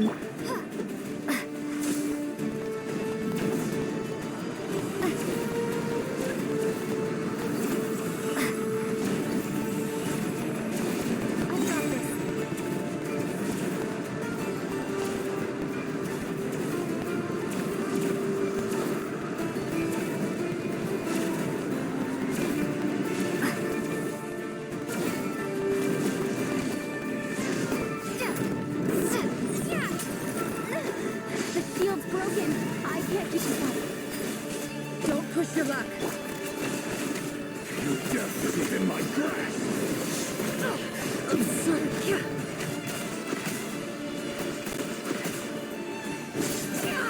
Can't hide the truth.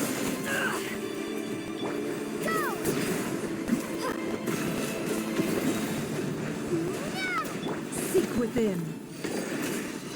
It all adds up.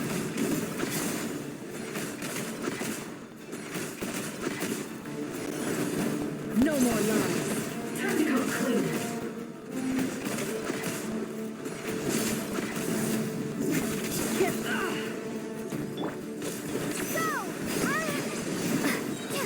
Bombs away! The mystery unravels. No more lies.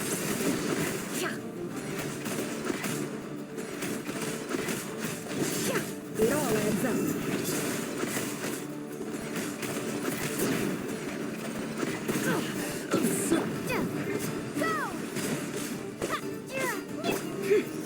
No more lies.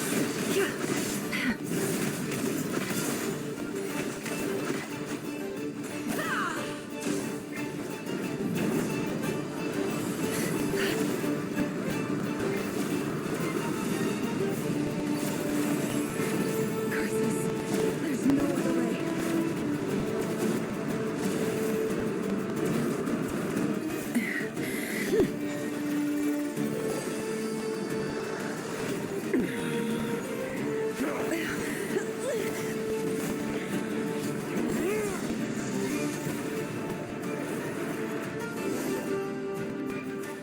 The only way to defeat Rarer is to borrow his own power. That means Columbina will have to disappear while you two bear the brunt of his attacks. You have to hold on. Find a way to keep him focused on killing the two of you.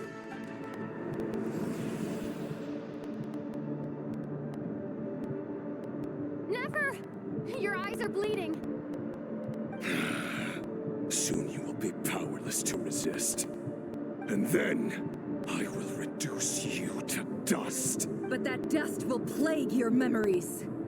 Come on, keep holding on. Any other tricks up your sleeve? Let's see them.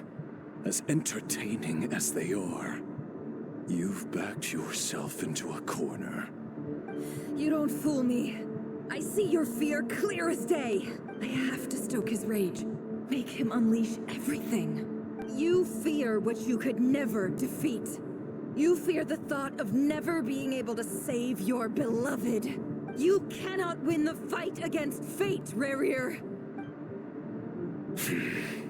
Is that what you think? Well, now it's your turn to feel afraid! You fear the sound of your own name? Is it us you hate? Or is it what you've become? Let's see what becomes of you!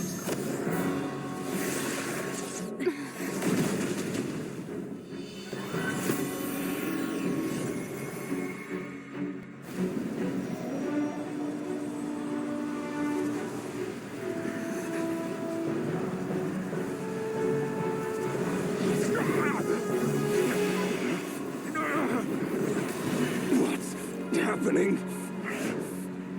That power. I've seen it before.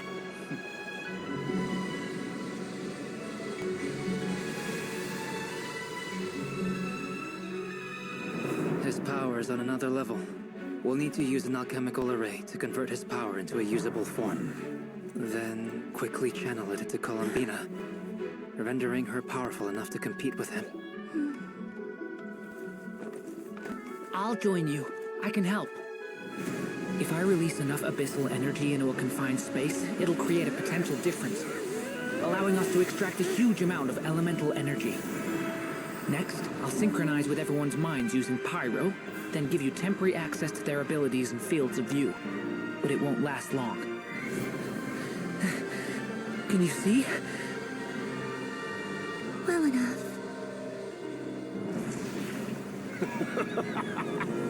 So, we have a student of Gold Rheindotter in our midst. How about that?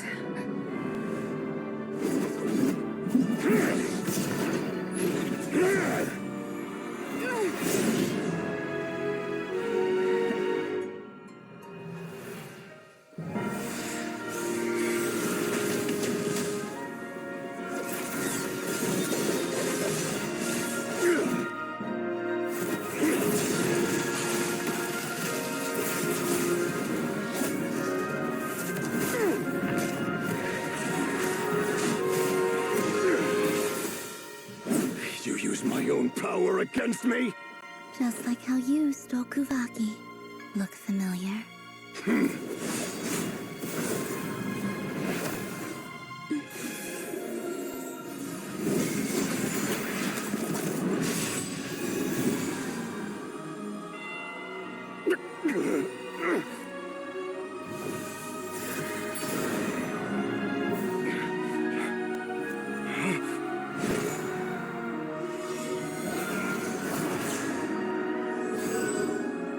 Don't you realize?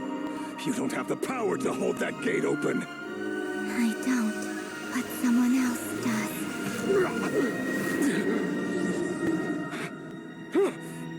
Goodbye, Rarier.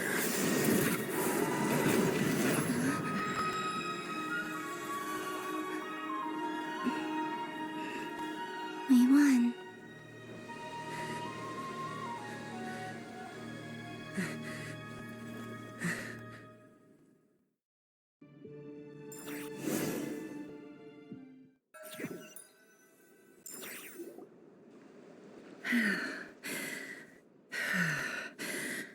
Never. How are your eyes? They're fine.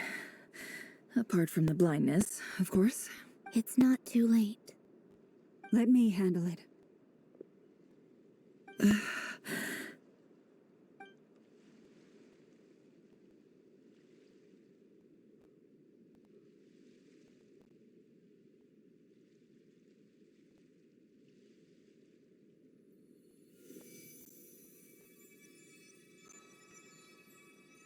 Miss Nefer, it's not like you to lose your composure.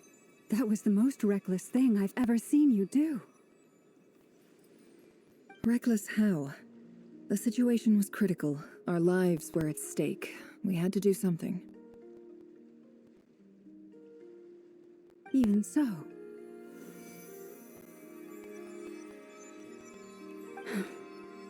Okay. I guess you're right. Under the circumstances, it was a wise decision. You traded your eyes for an incredible victory. In business terms, I suppose that's a huge return on investment. I'd be hard-pressed to argue otherwise. Still, I don't like this outcome, and I don't want you to lose your sight for good. People suffer when they make sacrifices they shouldn't have to make, whether that means faith, strength, or in this case, your ability to... I had hoped you could win without sacrificing so much as a single hair on your head. Thank you. Really. All done. Don't try and open your eyes just yet. We'll see how you're doing in a couple of days. Until then, please follow your recovery plan to the letter. I'll send full details through Yehoda. For now, just get yourself home, relax. My dear friends, we have fought bravely and achieved a spectacular victory. The moon will remember this day. Thank you both.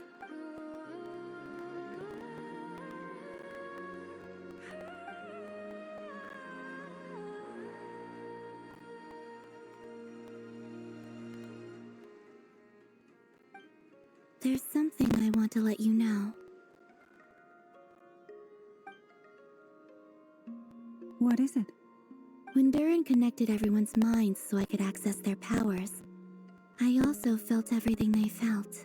And since Nefer's eyes were injured, my eyes are hurting now too. Hold on. Let me try.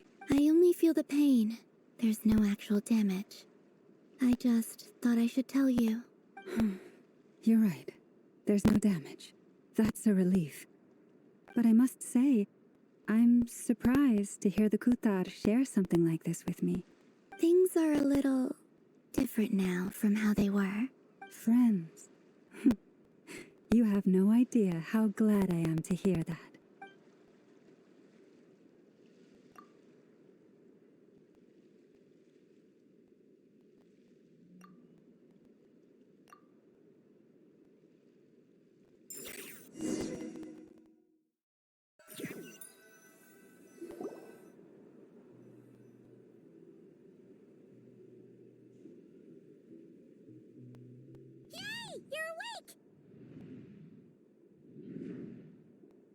How are you feeling?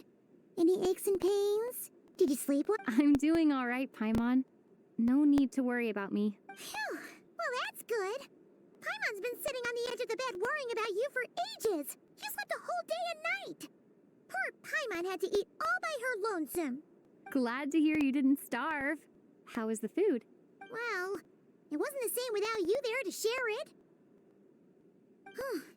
Honestly, Paimon just can't relax when you're not your usual self. Well, I'm back to normal now. Oh yeah, and Albedo swung by earlier. He said to tell you to head to the tavern when you woke up. Varker and the others are organizing a victory feast. He also dropped off some medical supplies, but you seem fit as a fiddle, so if you're feeling up to it, let's head over now. Wouldn't want to...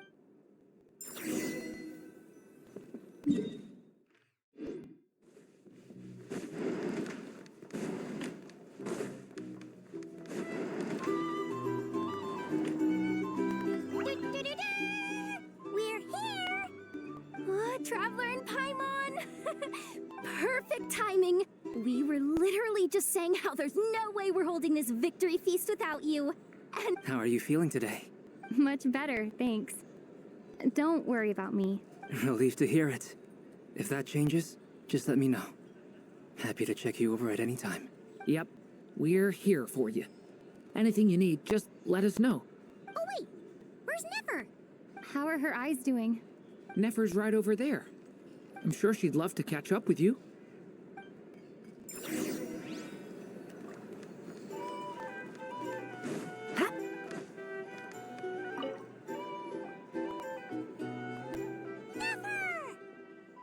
Traveler, Paimon, are you recovering well?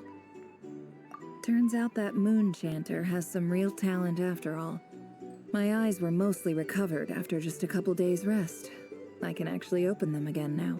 Yeah, but you gotta be careful. Lauma says not to strain your eyes while they're still healing. Yes, thank you. I'm well aware. Yehoda, could I borrow you for a moment? I could... Oh, sure. Coming. Did you hear that? I gotta go help Lauma for a second. You guys chat among yourselves. You bet. Make it extra sweet, because Paimon's earned it. Sure thing.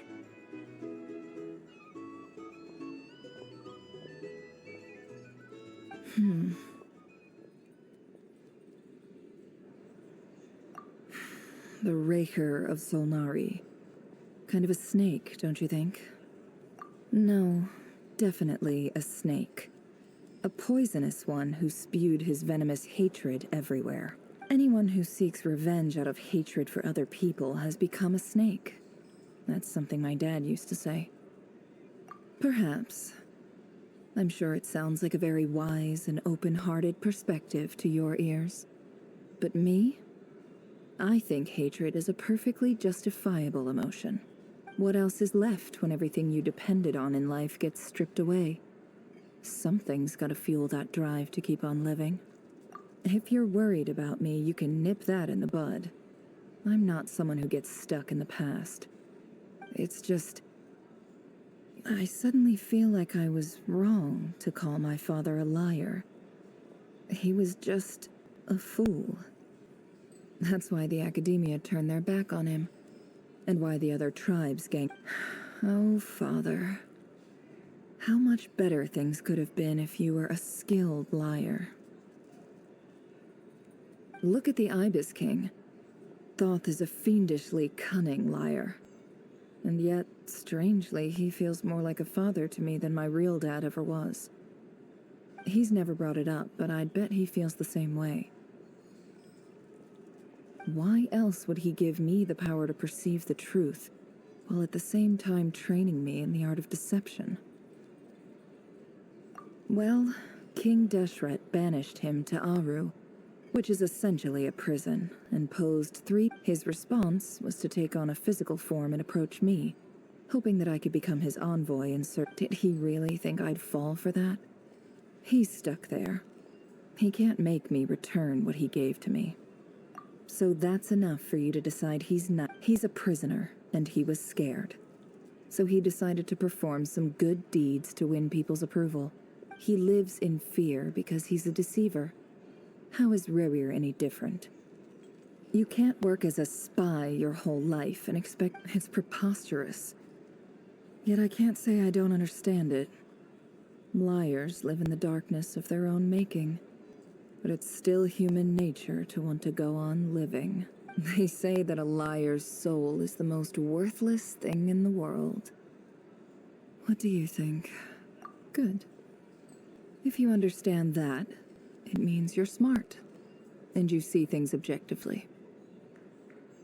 If you ask me, the soul of a liar really is worth nothing, because all they care about is themselves. For example, when something good falls into my lap, I don't go sharing the news around. Stops other people trying to steal it from me.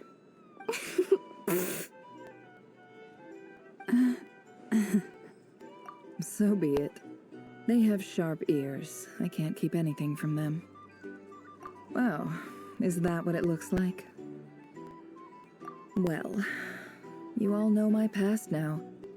And I can't simply eliminate everyone who knows too much. When you find yourself in a situation you can't control, the safest play is to keep calm and start monitoring everyone involved like a hawk. In the intelligence world, you need to have a sense of perspective. If you understand what's at stake, please ensure my secret is safe with you. I trust you'll respect my wishes as a friend. Very good. Oh, wait! Now that the panic's over and we've all calmed down, Paimon suddenly remembered something. After all that build-up, our mystery ally never showed up even once.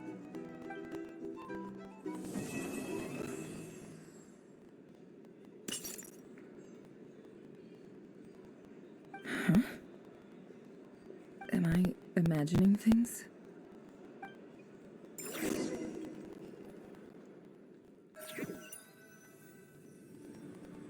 So, that close colleague who stayed behind with you? What's he been up to recently? Don't know, don't care. I get more normal human interaction from hanging out with Bosco too than him. Although, now you mention it, he hasn't bothered me in a while. I wonder if... If he's disappeared without a trace, it's the biggest gift he ever gave to the world. But I somehow doubt that's what's going on. He won't lie low forever. So we'd better stay on guard.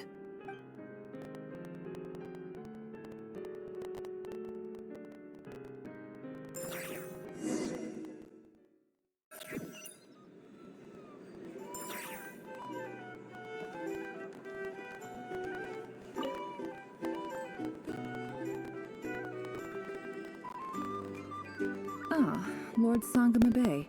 How I must thank you for the device you provided. It was an enormous help. Would I be right in thinking that it was developed by the Academia? Why come and ask me when you clearly know already? I mostly came to thank you. That's more like it. A little gratitude goes a long way with Lord Sangama Bay. Play your cards right, and you might even stand a chance of becoming my long-term supplier. The chance to work with such a kind and charitable investor as yourself would be a great honor for the Curatorium. Huh? Charitable? Who said anything about charity? First time hearing about it. Let's see. The first plot of land you purchased in Nodcry. Stop! What do you think you're doing? Exposing my investment history! It's nothing to hide from. They're all perfectly legitimate investments. And some of the land you purchased was with the intent of building a sanctuary? Yes, I heard about that too. How did you... You're a curious case, Lord Sangama Bay. You don't like people finding out about your good deeds, do you? But I'm afraid no matter how hard you try to keep things under wraps, where there's a will, there's a way.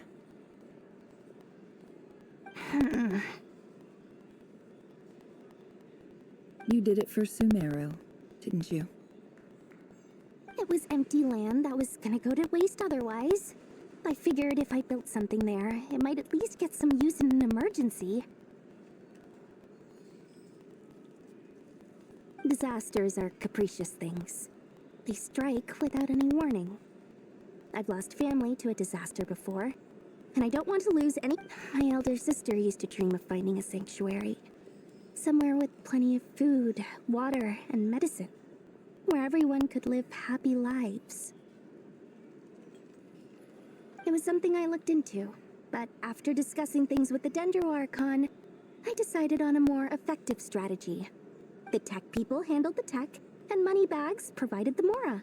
It just made the most sense.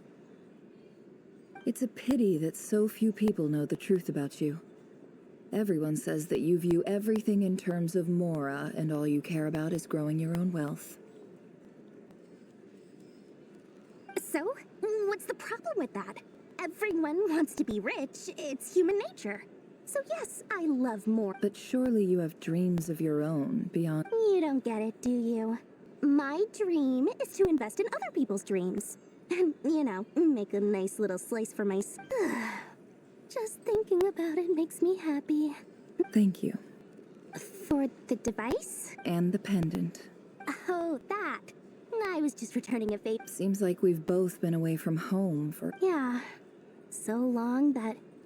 That would be your mother, father, and... Yeah. Though it's been years since my sister passed away. It's not like I want to forget them, obviously, but... Memory can be even more ruthless than the most calculating business person. My sister can't help me now. Slowly but surely, her face is... Not everything will fade. When loved ones pass away, the beautiful memories are the ones that last the longest. Yeah, that's true. If you ask me, that's the one silver lining in all of it. Well, that, plus, I'm sure that life is much better now than it was back then. Oh, absolutely. I have tons of Mora, a big beautiful house, business is booming, and I'm as happy as can be. You've got a lot going for you too. Boss of the Curatorium of Secrets? I'm sure... I appreciate the vote of confidence.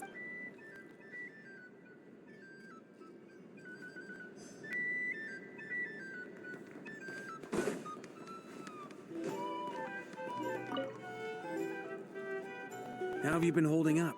Any adverse reactions? If you start to take a turn for the worse, You don't need to worry about me, Grandmaster. I'm fine. I mean, I barely did anything, so... What?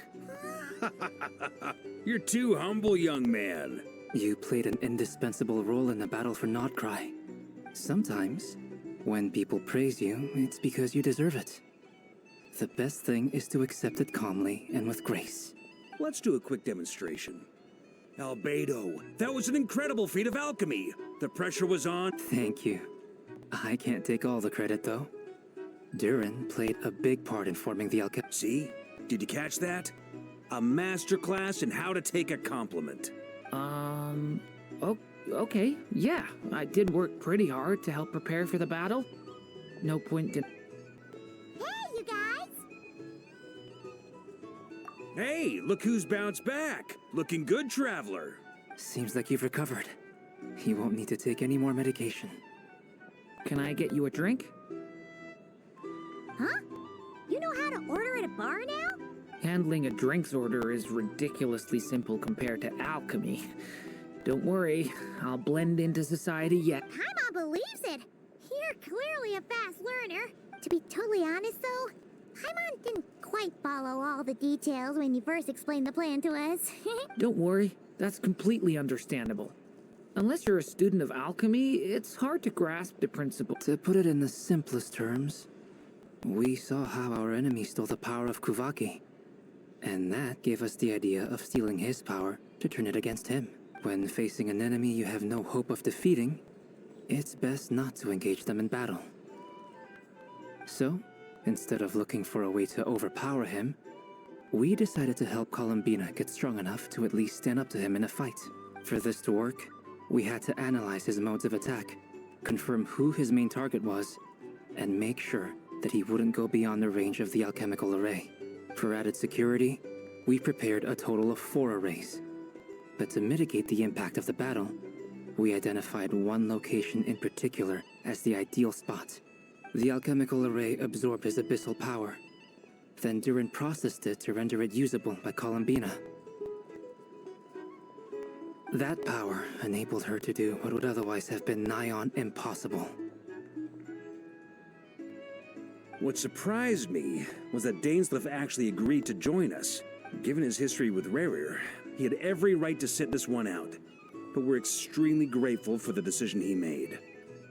It must have been a painful choice to make. Absolutely. He was torn between 2 paths, but in the end, he made his choice and stuck to it resolutely. He doesn't... Anyway, however you cut it, everyone gave us...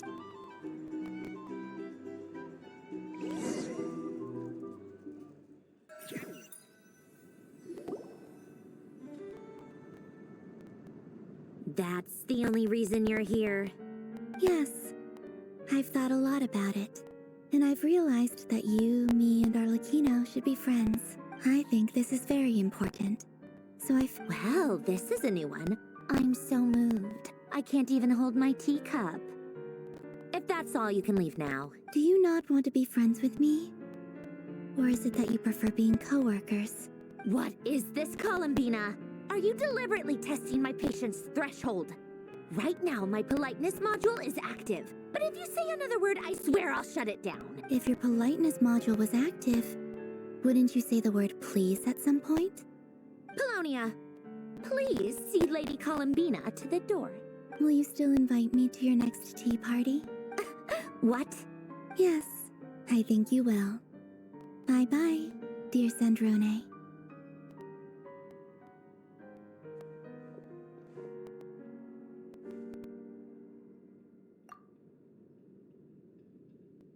Last time, the Wild Hunt escorted you out. Would you rather I handled it myself this time? We just wanted to, see how you were doing now that it... Why? Out of concern for my safety? I hope you didn't seriously think that the Rahier of Solnari would be able to lay so much as a finger upon me. Mostly because you kind of helped us out, so we just wanted to check you were okay. Looks like all your robots are fixed, huh?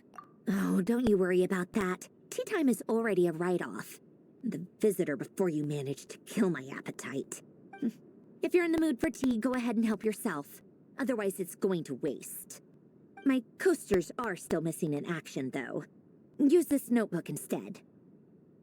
Whoa! Pretty hefty notebook.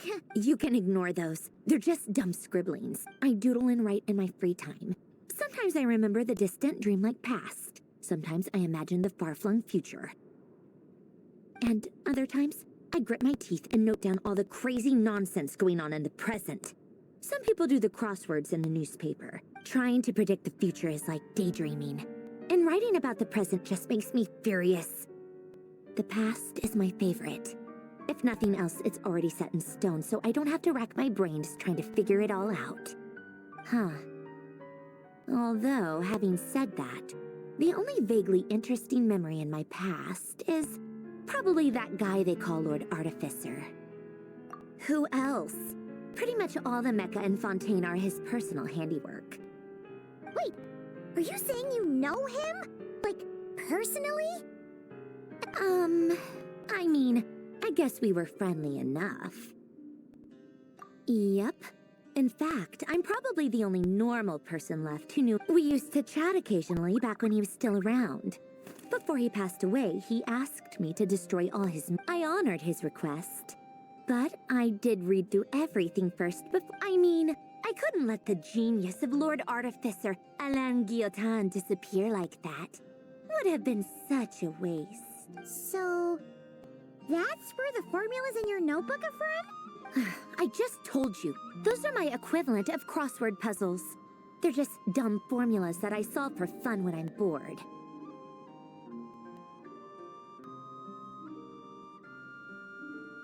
Alain's work was like epic poetry.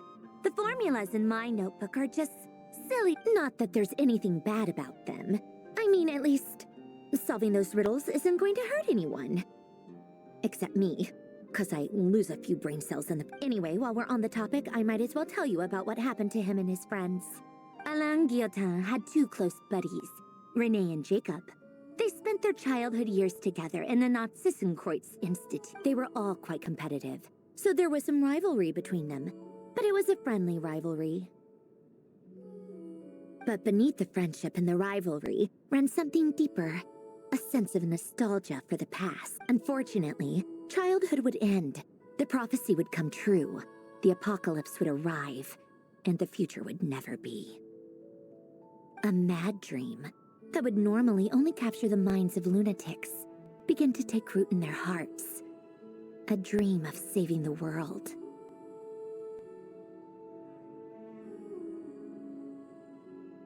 And if Renee and Alain had been people of lesser wits, that dream would probably have ended up as something for them to joke about in their older years. But alas, they were some of the sharpest minds around.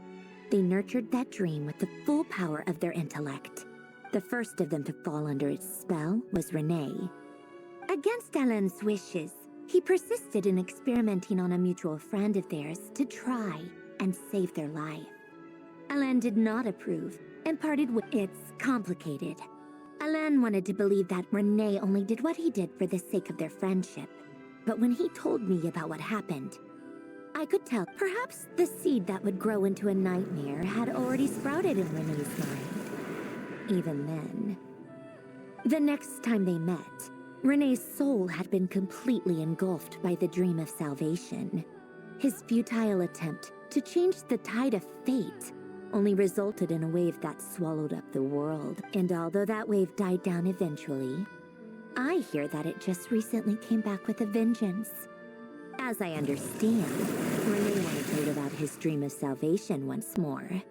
But I'm told that the attempted resurgence finally died out for good. At long last, Renee awoke from his deluded dream.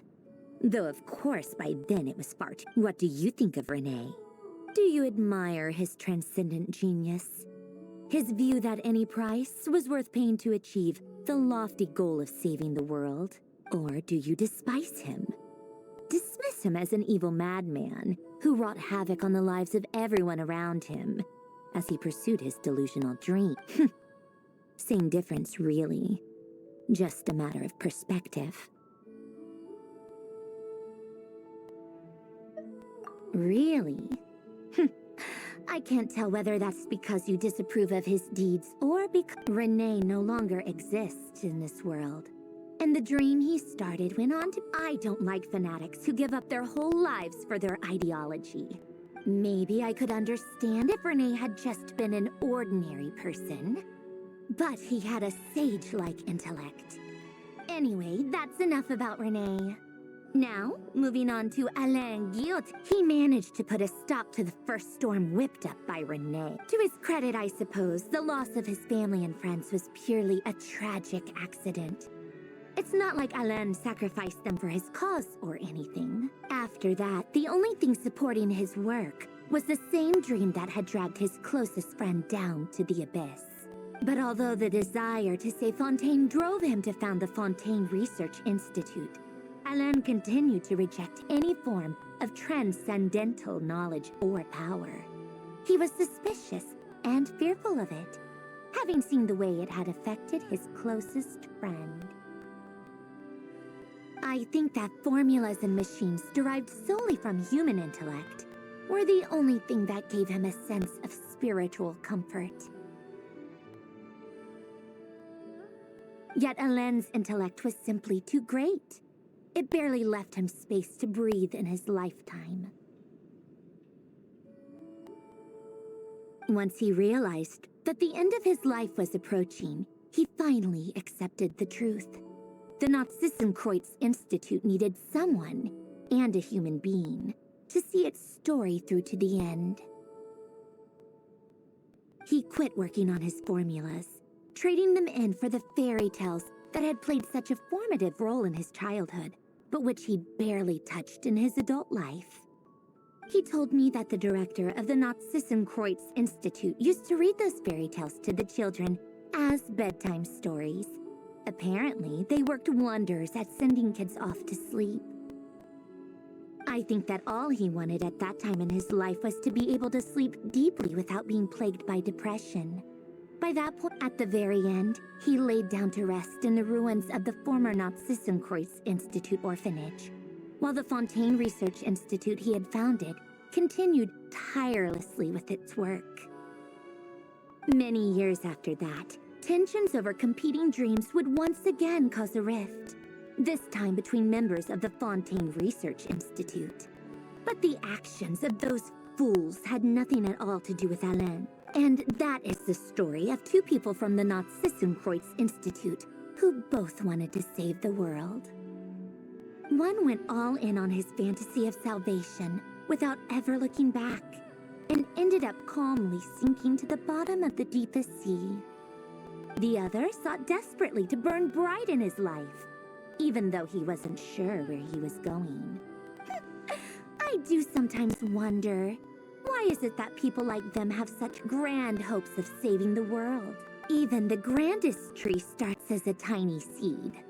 So perhaps For each of them, their mission to save the world began with a very simple desire. To save. They were young children with friends and family who mattered to them. Desires to explore the meaning of life. Ambitions to have a successful career. They didn't want to see all of that taken away in one fell swoop. Or maybe they just wanted to find something to anchor themselves within the chaos, to stop them getting quietly swept away by the storms of life.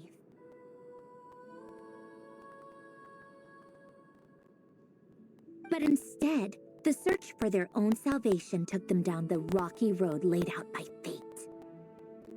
Do you think the desire to save oneself is enough of a justification to try and save the world?